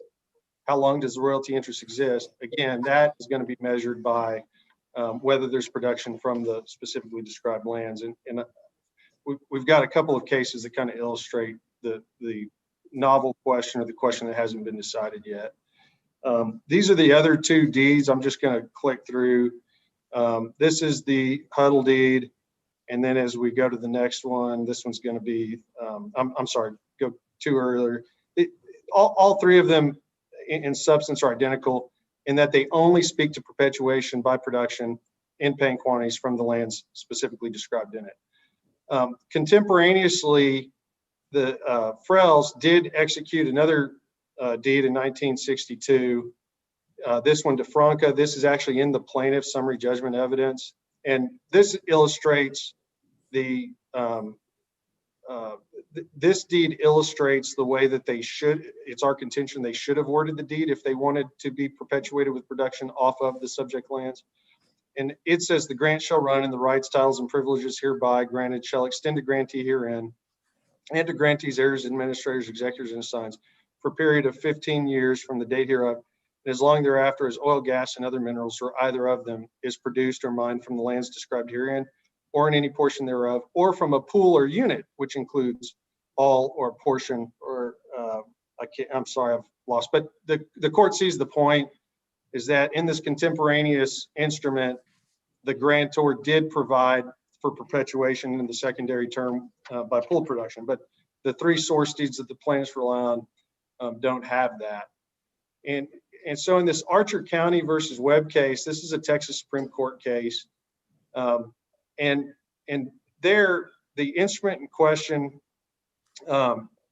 provided for a 15-year term, and as long thereafter as oil and gas would be produced from the premises or any part thereof in commercial or paying quantities. And the court said, to our minds, the language of the lease does not either expressly or by implication extend the term of the royalty deed. Under the express provisions of the lease, payment of the shut-in gas well royalty is considered production within the meaning of paragraph 2 hereof. Paragraph 2 of the lease prescribes its own duration, and the effect of the provision quoted is merely to extend the term of the lease and not the term of the royalty deed. There is no provision in the royalty deed which would extend its term by the payment of shut-in gas royalty, and as held in Union Producing versus Scott, it is the mineral deed, not the lease, which should have contained the provision securing in the term mineral owners the benefit of the shut-in gas well provision. Our conclusion is that the term of the royalty deed was not extended beyond the term of the 15 years by the execution of the oil and gas lease. And so basically what was involved there was attempted perpetuation of the term mineral royalty conveyance using a constructive production substitute being a shut-in payment. And what the court said is that you didn't contract for that in the four corners of your instrument. And so just because the lease could be extended with that, it's not contracted for in the four corners of the mineral conveyancing instrument. And so we're not going to say that the constructive production substitute perpetuates it. And to liken that here, again, production off of the tracks is a constructive production fiction. There's not a well bottomed on the actual Frels track. It's a constructive production fiction that's coming about through contractual terms in the oil and gas lease. And just as in Archer, they said the deed didn't provide for a constructive production to perpetuate it. We think that a reasonable holding based on the language in our particular instruments is that the parties here, if they wanted some constructive production, they needed to perpetuate, they needed to specifically contract for that in the four corners, just as they did in the Franca deed that the plaintiffs offered in their summary judgment evidence. In Archer County, they say petitioners place much reliance upon the cases of Southern Royalty, Spradley. These are the ones that Mr. McFarland visited with the court about earlier. And the Texas Supreme Court here is actually saying this is why those are different.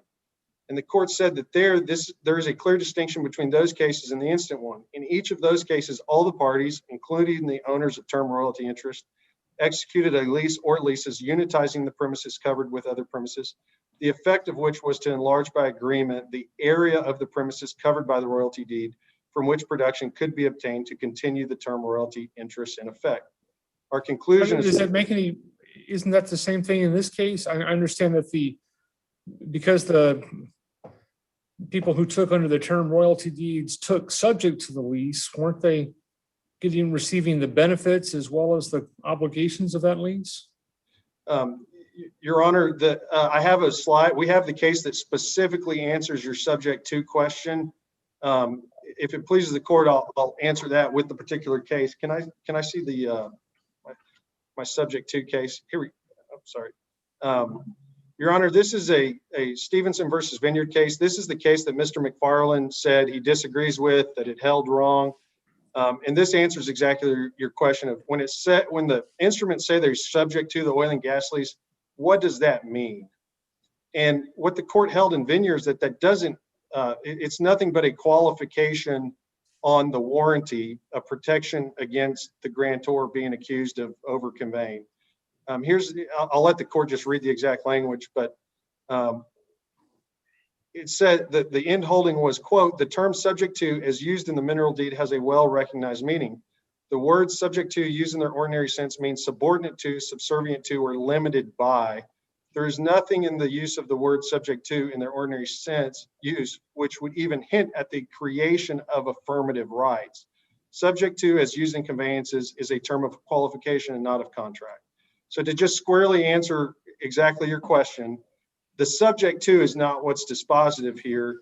Under this holding of Vineyard, I understand Mr. McFarland doesn't like the holding, and if he was on the appellate court, he would have held differently, but it is what subject to is about. It doesn't mean that they have rights or that their rights under the deed are expanded because it's subject to the lease. It means that it's subservient to it. It is no creation of affirmative rights in it. And so just going back, if I can go back one slide, I'm going to just finish the Spradley versus Finley case that they rely on and that the Texas Supreme Court in Archer versus Webb distinguished, said that this case falls within the rule announced by Southland Royalty. By the execution of the leases, the Spradleys and the owners of the interest conveyed by the deeds agreed that production of minerals from a tract, including a pool unit, would be regarded during the life of the lease as production from all of the other tracts included in such unit. The condition upon which the grant in the mineral deed was to extend beyond the 15-year term was this modified by agreement of the parties and was fulfilled by production of minerals from the land with which the 20 and 97 acre tracts were unitized. You can take down the presentation.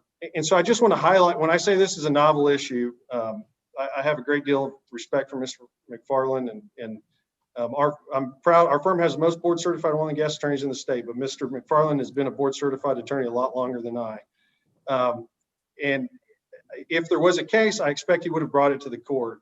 There's been no case where there was an oil and gas lease executed in the first instance that provided for pooling, a subsequently executed term to feasible royalty deed, and then the court hold that when that term to feasible royalty deed that came after the oil and gas lease and did not provide for pooling, that pooling could somehow perpetuate that. If there is a case, I'm very happy to be shown it, and I'll shut up and I'll withdraw the motion. But in our diligent research, we couldn't find it. And the premise of the holdings that come out of Finley and the Southland Royalty, and those being distinguished by Archer, is that those instances involved a pooling agreement that came after the creation of the term royalty interest. So in those situations, you've got term royalty conveyance that speaks to production from the lands. And then later, because all of the parties have agreed together to treat the production across all of the tracts, that's how those cases got to the holding that you could be perpetuated. So again, here, this is not a hill that the defendants have to die on. I think that this is a completely novel factual situation. I think that consistent with Archer versus, I don't see a basis for distinguishing Archer versus Webb in treatment of shut-in royalties with our particular factual situation in treatment of constructive royalty payments. And so I think it's a clean issue. I think it's a clean issue that's going to get decided on appeal one way or the other. As it sits right now, there's no case that would entitle Mr. McFarland to the relief he asked for. There's no black letter case that entitles me to the relief I'm asking for. We do think Archer County versus Webb is the closest opinion on it and would be indistinguishable, but for the issue of constructive production by pooling off of the land versus constructive production by shut-in royalty payments. And so again, just the Texas Supreme Court, you can go back to all the, Luckel versus White, Highsall versus Dawkins, U.S. Shell versus Laborde. There's piles of Texas Supreme Court cases that talk about when parties contract, what they contract for is going to be what they need. And the courts don't rewrite parties' deals or rewrite parties' agreements. And so here, the oil and gas lease was first in time. The deed that comes subsequent in time is subject to it, but subject to doesn't mean you have rights under it or that it informs the meaning of your royalty deed. And that's what the Vineyard case that Mr. McFarland doesn't like says. And if the term defeasible royalty owners wanted to perpetuate by pool production, I don't think it's the place of the Fourth Court of Appeals to rewrite their agreement and write that into there. The Francas did contract for that. The plaintiffs, well, with respect to the grantees and the three instruments we've looked at, they didn't. And so with that, Your Honor, I think it's all before the court. In terms of any authorities we think that are applicable or speak to it, you have those, and appreciate the court's consideration of that motion. All right. Anything from the other defendants? No, Your Honor. All right, go ahead, Mr. McFarland. You're muted.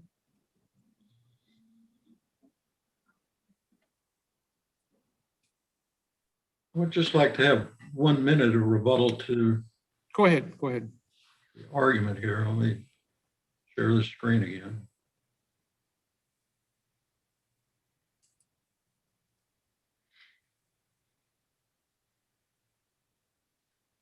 I don't think that Mr. Waymire addressed the last sentence in the shell pooling clause. And I believe that I said in my argument that even if even if the position that the defendants are taking with regard to this issue would otherwise be true, in this case, the Frells did agree that production from the unit would perpetuate the term royalties.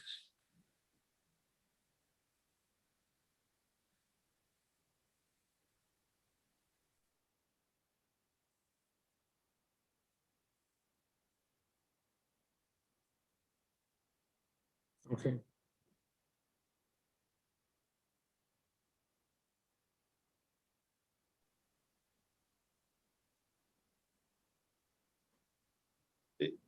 I don't want to interrupt. Mr. McFarland, I'm sorry, Your Honor. I can, with 5 seconds, I think I can, sir, reply to that, but I don't know if Mr. McFarland's finished. I would be happy to hear it.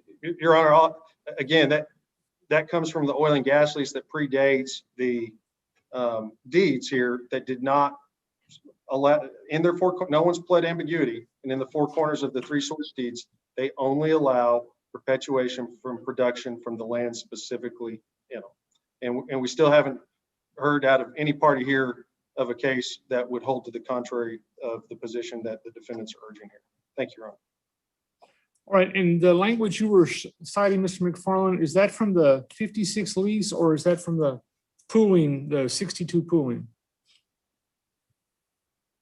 You're muted.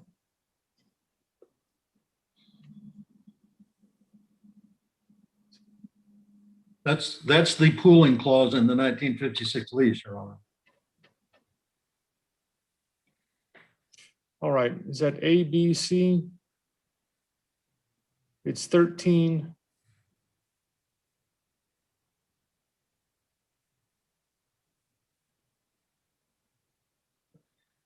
If it pleases the court, I can proceed to our second issue. All right, I'm just looking at the little tiny print here. I'm trying to figure out where on the. Oh, let me share that again. Second.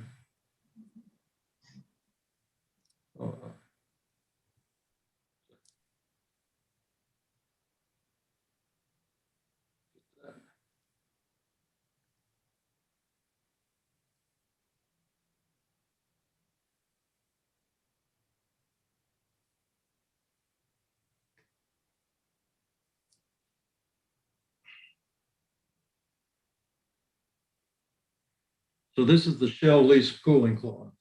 And the last sentence is the one I was referring to. The owner of the reversionary estate, that's the lessor. Yes or no, I did a print screen of this.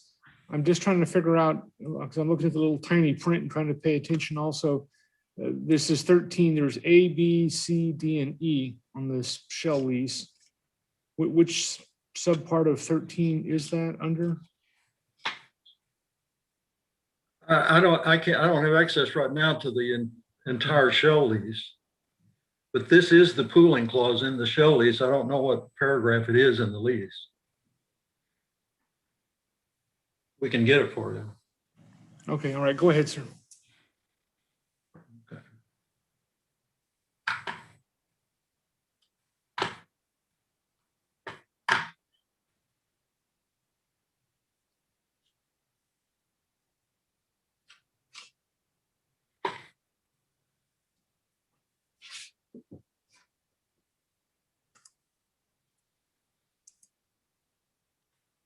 Go ahead, Mr. McFarland. I'm trying to get my other screen up, Judge. Your Honor, I believe it's from paragraph 13B, B as in boy, of the Frells lease, if I'm reading it correctly on my screen.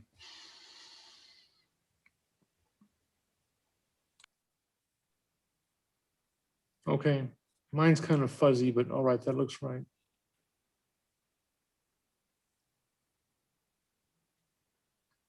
So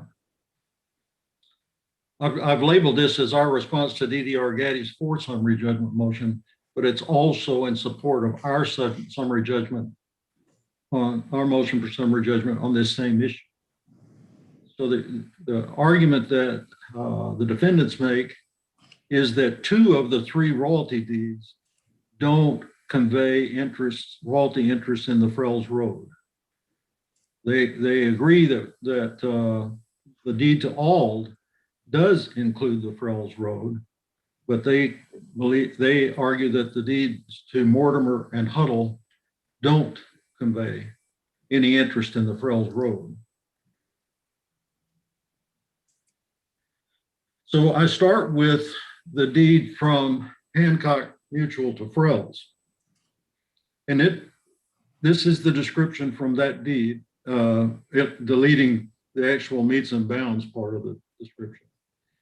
So it starts out saying that what's being conveyed is 480 acres of land. And there's a first tract, 260 acres, and a second tract, 228 acres. And if you add those together, that's 488 acres. But the underlined part that I added is the part that conveys the road. It says, together with the following described tract of land for roadway and easement from the described tract to the Rungry and Riddleville Road, 4.15 acres. And then it says that it's composed of 7/10 of an acre out of the Campbell survey, 1 3/500 acres out of the Lackey survey, and 2 1/10 acres out of the John F. Miller grant. And then it describes that road by meets and bounds.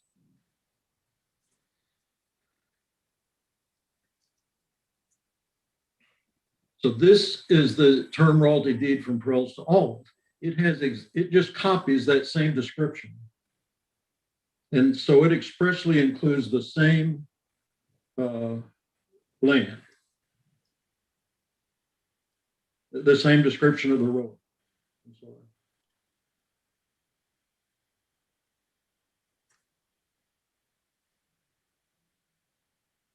Now the term royalty deeds from Mortimer to Huddle, the description of what's conveyed in those deeds is identical in both of the 2 deeds. And this is that description. So it describes 427 acres out of the Austin League and 63 acres out of the Myers survey. And if you add those 2 together, you get 488 acres. And then it says, and being the same land described in the deed from Hancock to Frells. The defendants say that because this description only refers to the Austin League and the Myers survey, that it's only conveying that portion of the Frells tract in those surveys and not conveying the part of the tract that was in the road, because the road was in other surveys. They also make the argument that this only conveys 488 acres. The road contained another 4.15 acres, and therefore that's another reason why these conveyances didn't include the road. So that's their argument.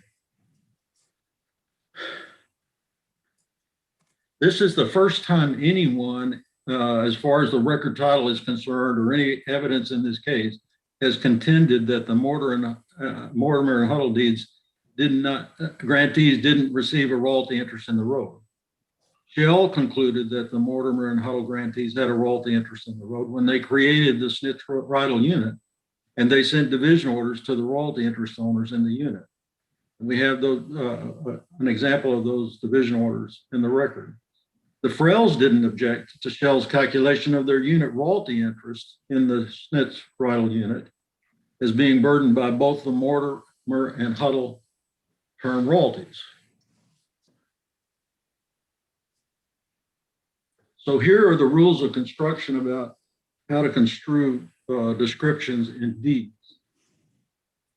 The first, deeds often contain legal descriptions by reference to a prior recorded instrument, as these two deeds did. And those deeds legally, that's an acceptable way to convey property by incorporating a description in another instrument. And the effect of the conveyance is just as if the description in the referred to instrument were included in the conveyance. The second rule of construction is that the call for acreage in a deed is the least reliable of all calls in a deed. So there's this order of priority in how you construe descriptions in deeds. And the last thing you look at is how much acreage it's called for. And that's why you usually see in instruments 480 acres, more or less. The corollary to that is that meets and bounds descriptions prevail over general references to land, where a grantor conveys specifically by meets and bounds, so there can be no controversy about when land is included and really conveyed. A general description can't control. So the Mortimer and Huddle deeds contain a general description. They have an acreage amount, two different tracts out of the Austin League and the Myers Survey. And then they have a meets and bounds description, which is the same land described in the deed from Hancock to Frells. That meets and bounds description, it is incorporated by reference, is the more specific description, and therefore under the rules of construction, the description incorporated into the deed prevails.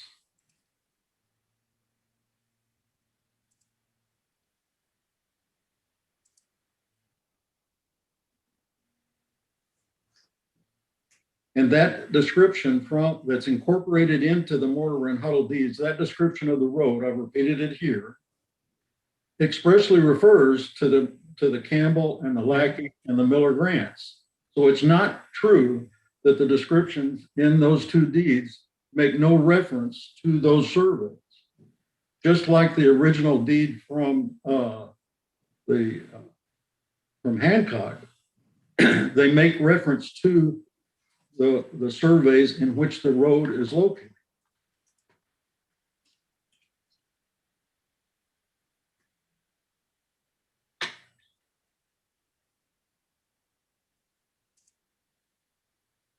So then on acreage, they argue that, well, it's only 480 acres. They must not have included the road. But the defendants don't contend that the term royalty deed to all covers only 480 acres, even though that deed also describes the land as containing 480 acres. So the only real reason that they're contending that these two later deeds don't include the road is because the description of the road was incorporated by reference.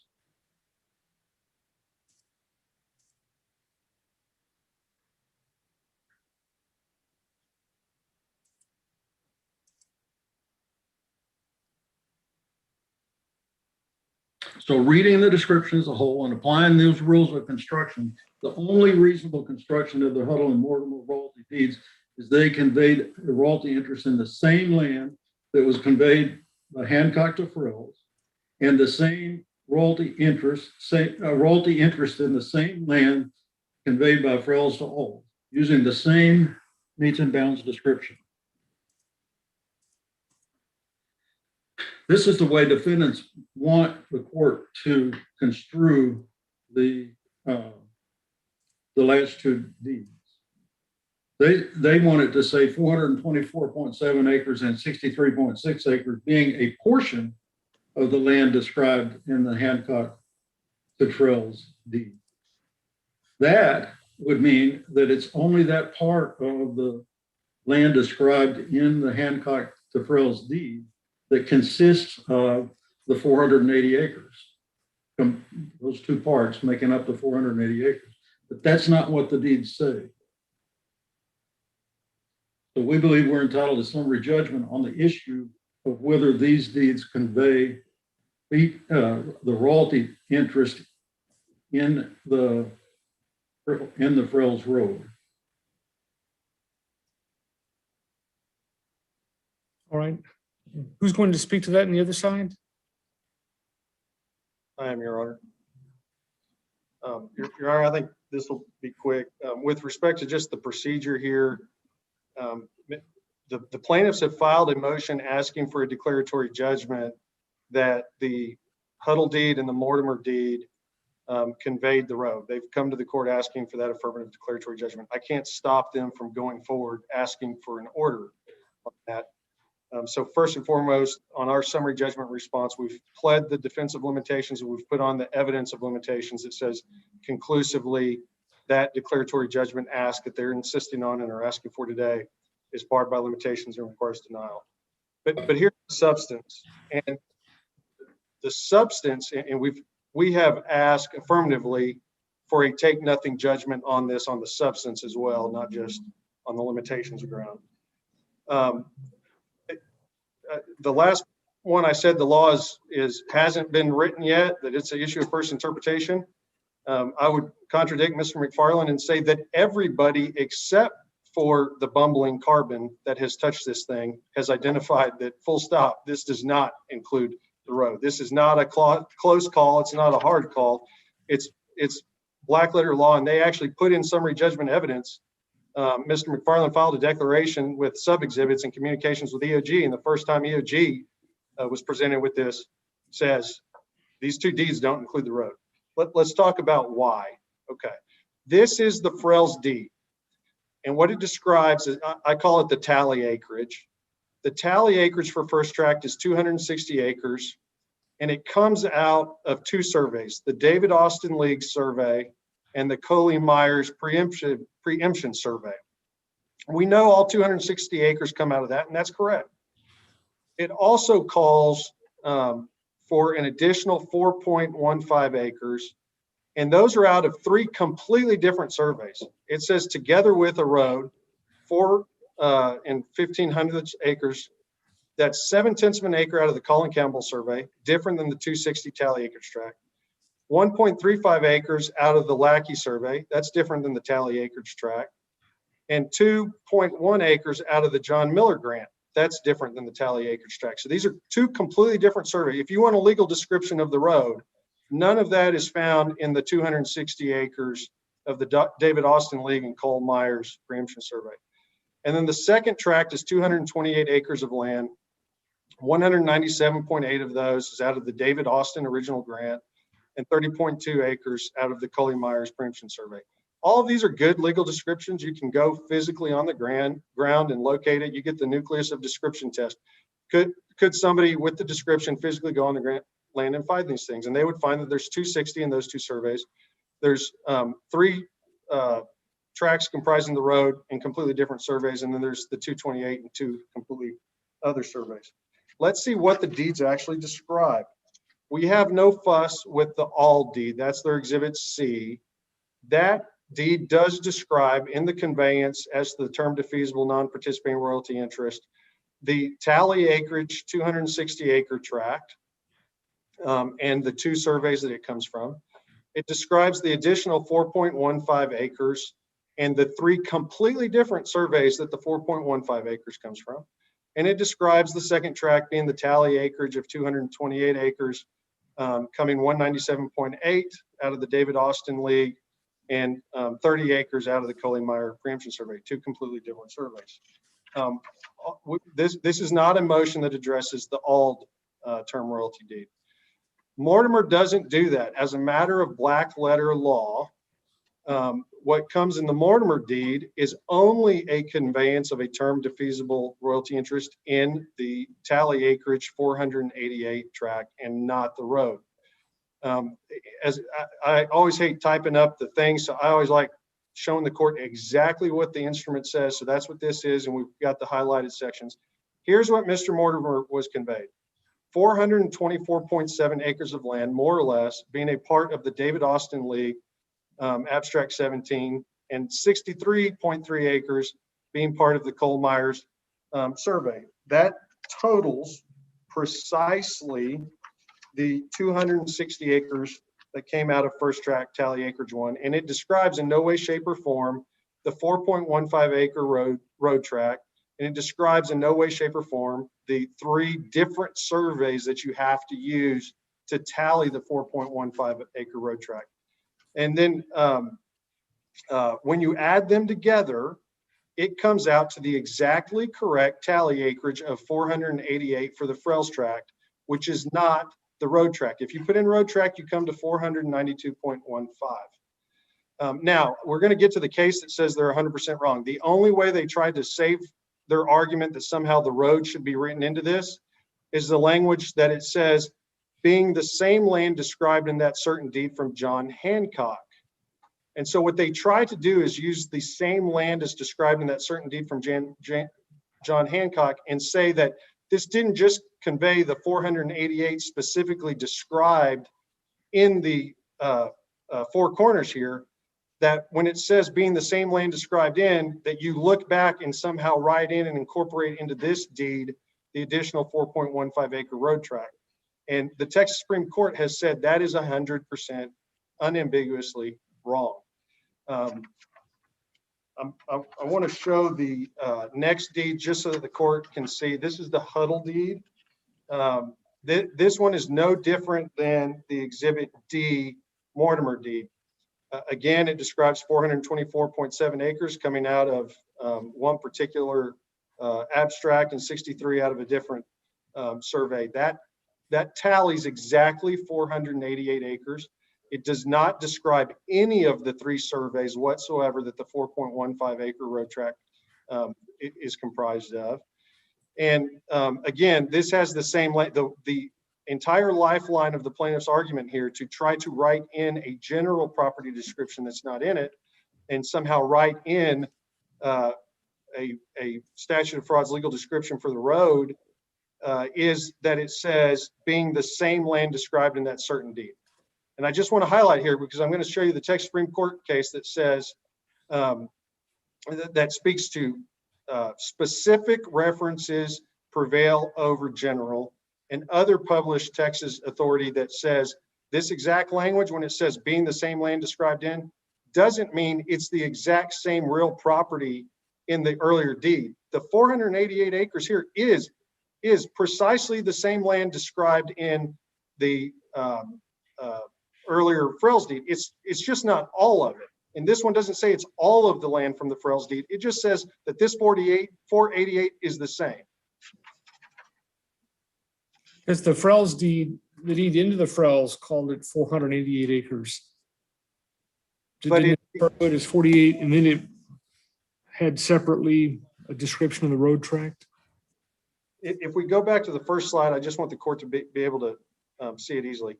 It said first tract 260 acres, and it described the surveys and said together. So there in the very opening paragraph of the I'm sorry, let's go to the Frells deed, the very first slide. All right, here we go. Your Honor, what was conveyed in the Frells deed is 260 acres coming from those 2 surveys. together with the following described tract of land for roadway, 4.15. So it says 260 plus 4.15. And I'll leave that up as long as the court needs it to read it. No, I'm fine. I've got it right here next to me. Okay. So let's look at what the courts of appeal and Texas court say about this. This is a Supreme Court case, the Stribling case that we've cited. And basically what was going on there was that there was an instrument that generally listed 9 smaller parcels that included parcel 9 being 202 acres. The 1973 deed meets and bounds description purporting to more fully describe the first tract didn't contain the 34.28 acre tract that was in the broader grant. And so it originally says that it's conveying all of first tract, but then when you go to the meets and bounds, 34.28 acres are left out. And the court notes that the 73 deed has 2 inconsistencies. The general description purports to convey the 34.2 acre tract, whereas the meets and bounds do not. And the court says that though the meets and bounds excludes it, it conveys a larger area than the general description.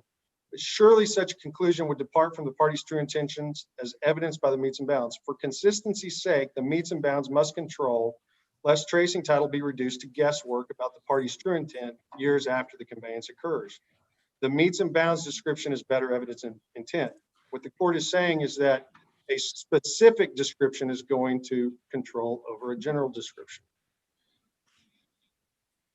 The Southern Pipe Lumber Company versus Hart case, this is another Texas Supreme Court case. And what they said there was where a grantor conveys specifically by meets and bounds, so there can be no controversy about what land is included and really conveyed. A general description as of all of a certain tract conveyed to him by another person. That's exactly our situation here. A general description of all of a certain tract conveyed to him by another person, or as in this case, all of a survey accepted tract belonging to another person, cannot control. For there is a specific and particular description about which there can be no mistake and no necessity for invoking the aid of the general description.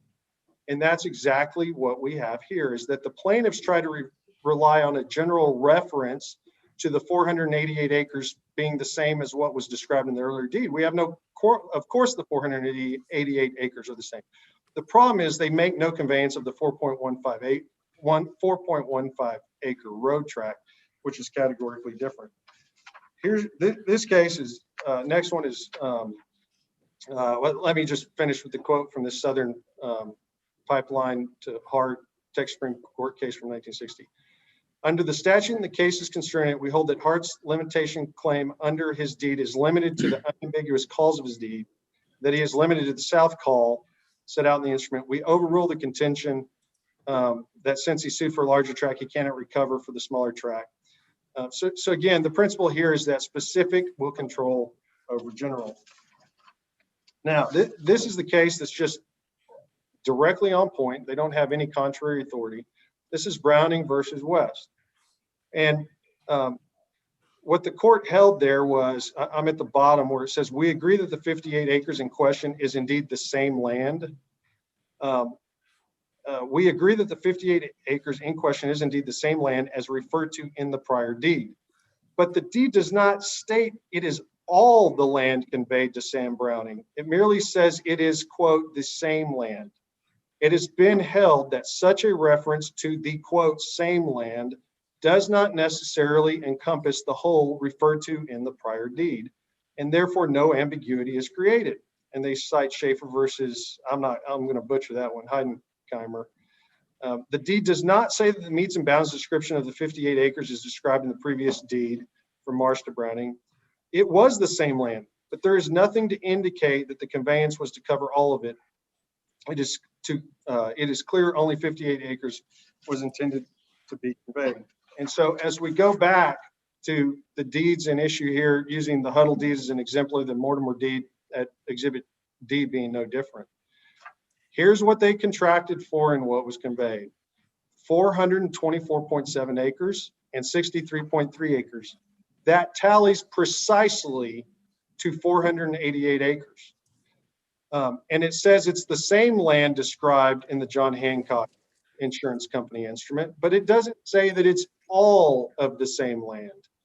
And so if the court adopted what the plaintiffs want you to do here and write terms in, write a property description for the 4.15 acres in, the court's rewriting an instrument of which it has no authority to do. And two, it's actually injecting an ambiguity.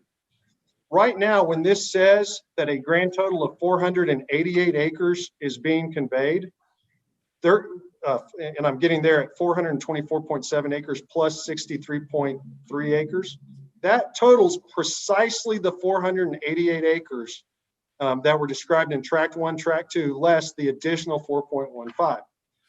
If, as the plaintiffs try to do here, you write in the extra 4.15 acres, now you have an ambiguity in that the tally acreage of 488 would not match the actual acreage conveyed. Additionally, you would have to turn on its head the case law in Texas that says a general description is going to take subservience to a particular description.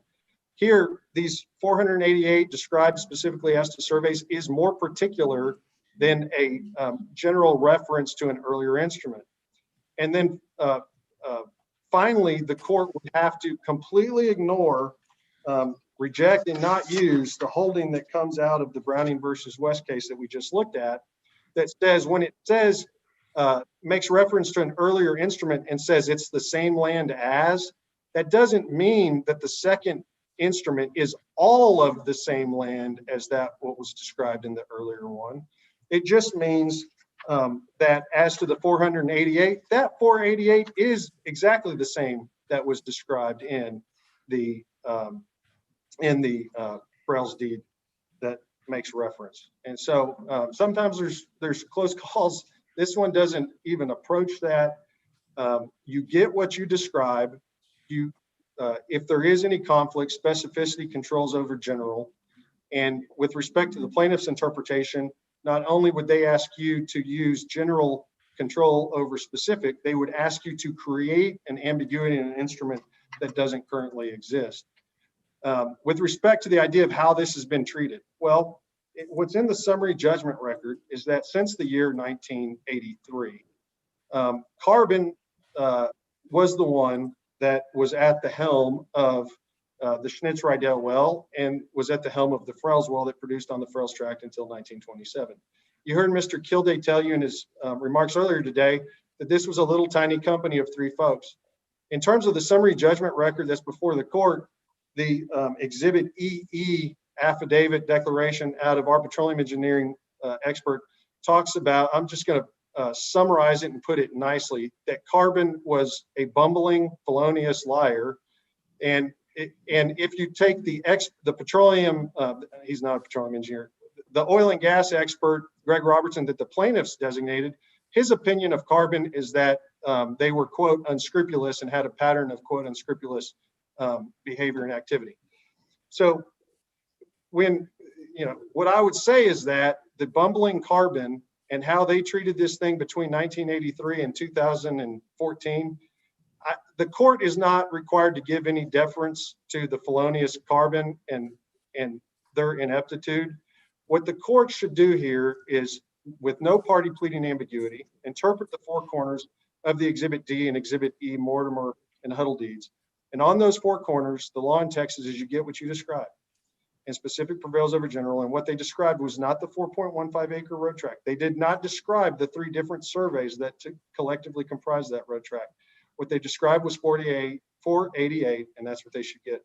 So we would respectfully ask that the plaintiff's motion be denied on the basis of our defense on limitations for which there's evidence. We would ask their motion be denied on the merits as well, because as a matter of law, they're just plain wrong. And with respect to the collective defendants group affirmative motion for summary judgment that the plaintiffs take nothing on the substance here, we would ask that be granted. Right. Any other defendants want to speak on this? Just very briefly, Your Honor, you may have seen that EOG footnoted this issue in the motion for summary judgment on the 1997 release and used the convention main track versus road track. Well, this is why we use that convention. we didn't move for summary judgment on that narrow issue because the release argument covers all of them, however constituted. But we did join in the motion for summary judgment.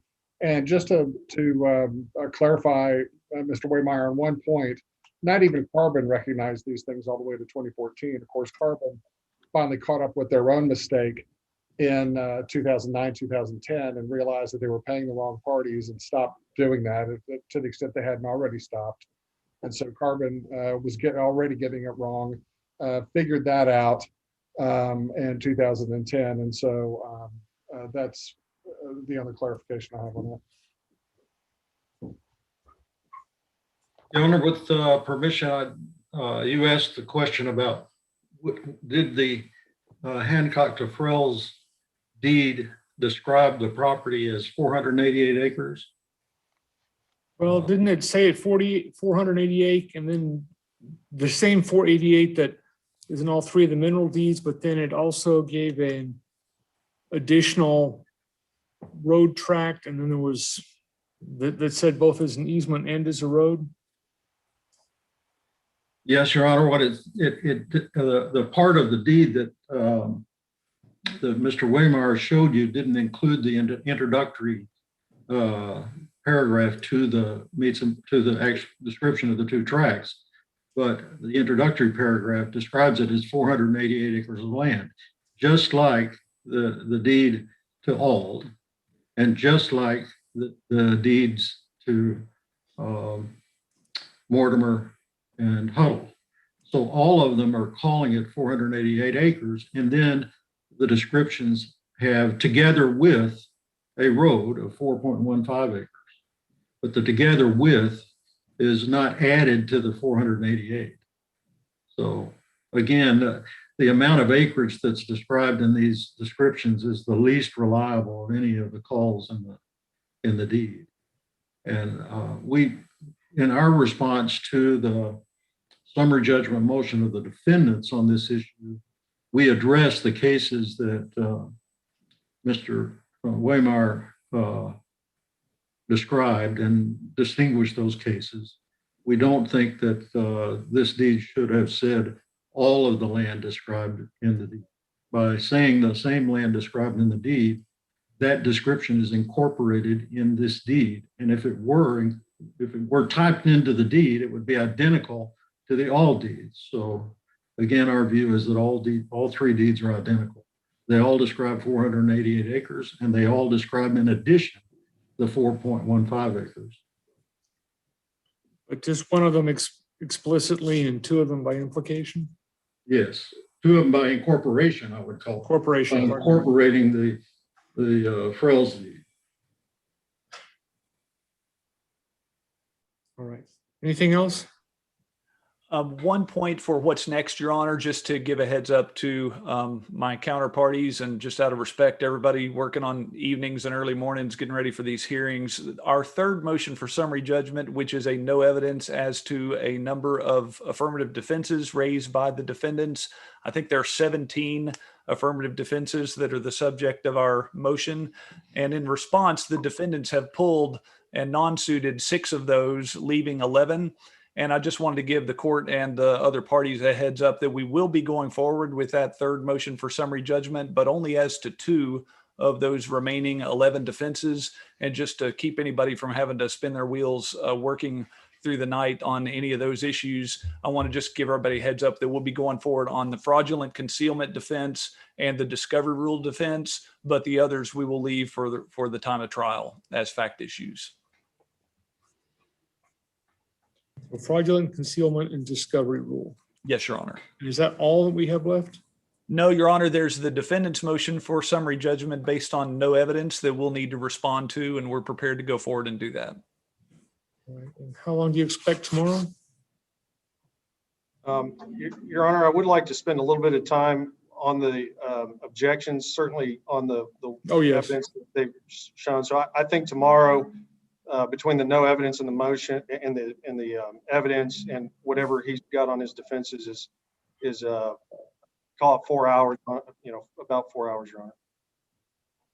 Okay, so the same as today. Yes, I apologize, Your Honor, but we do very much appreciate the court's patience and time. Okay, all right. I will see you all in the morning. Thank you, Your Honor. Your Honor, Bob Grable here. Yes, sir.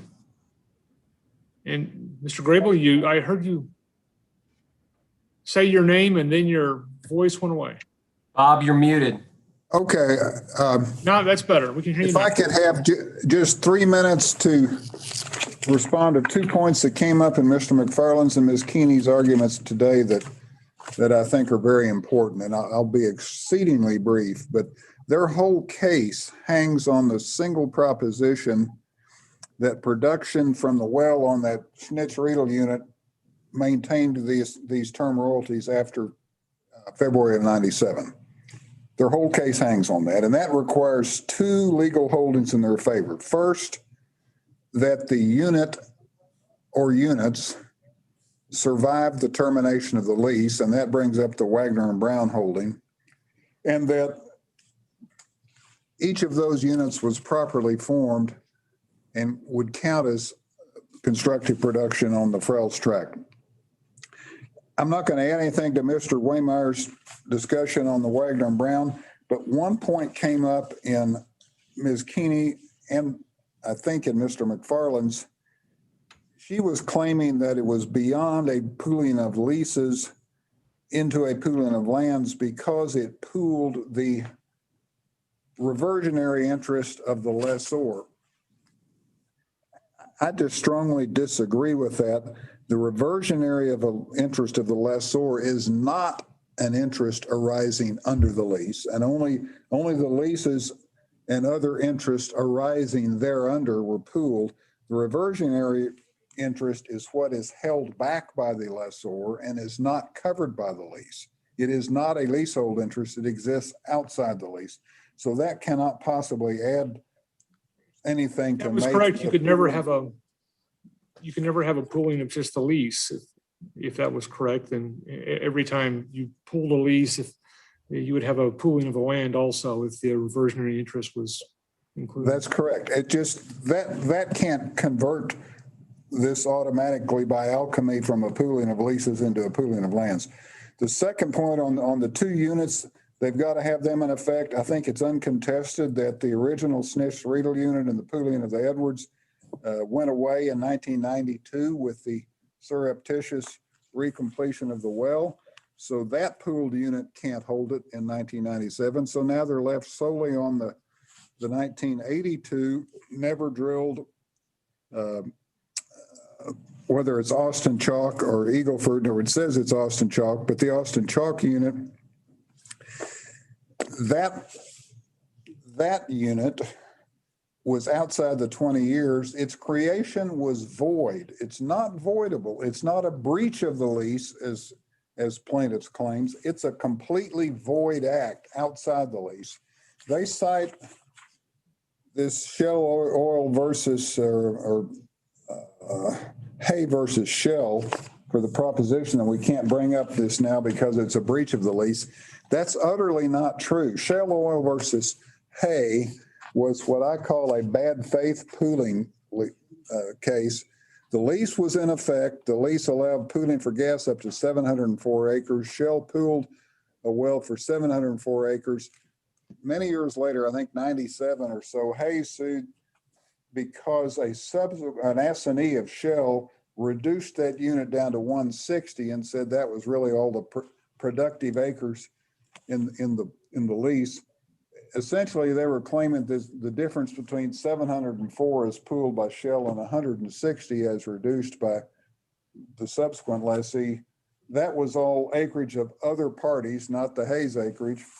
And in the slang of the trade, they'd call that scenery or goat pasture. And by pooling that much acreage, they reduced the Hayes interest under the drill site tract. But that is a breach of the lease. That's a breach of the pooling clause that was exercised during the term of the lease, during the existence of the pooling clause, and within the acreage permitted by the lease. That's entirely different from an unauthorized pooling outside of the 20 years. Outside of the 20 years, is the same as if there was no pooling clause whatsoever in the 1956 Frio's lease. It's just utterly gone after 20 years. So that's not a breach of the lease. That's an action outside of the lease.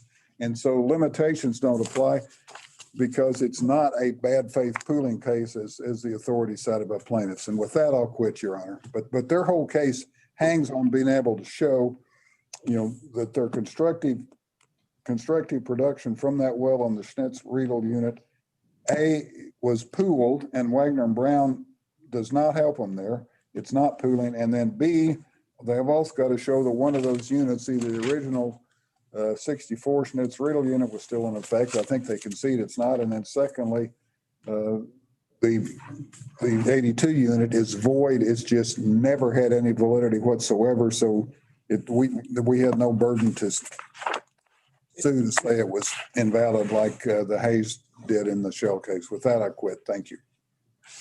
Your Honor, with just 15 seconds to piggyback on your comment, the reversionary right is obviously outside the lease because that's what that is the conveyance you're making when you have a top lease.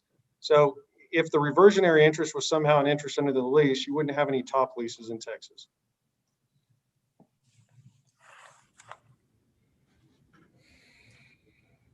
All right, anything else?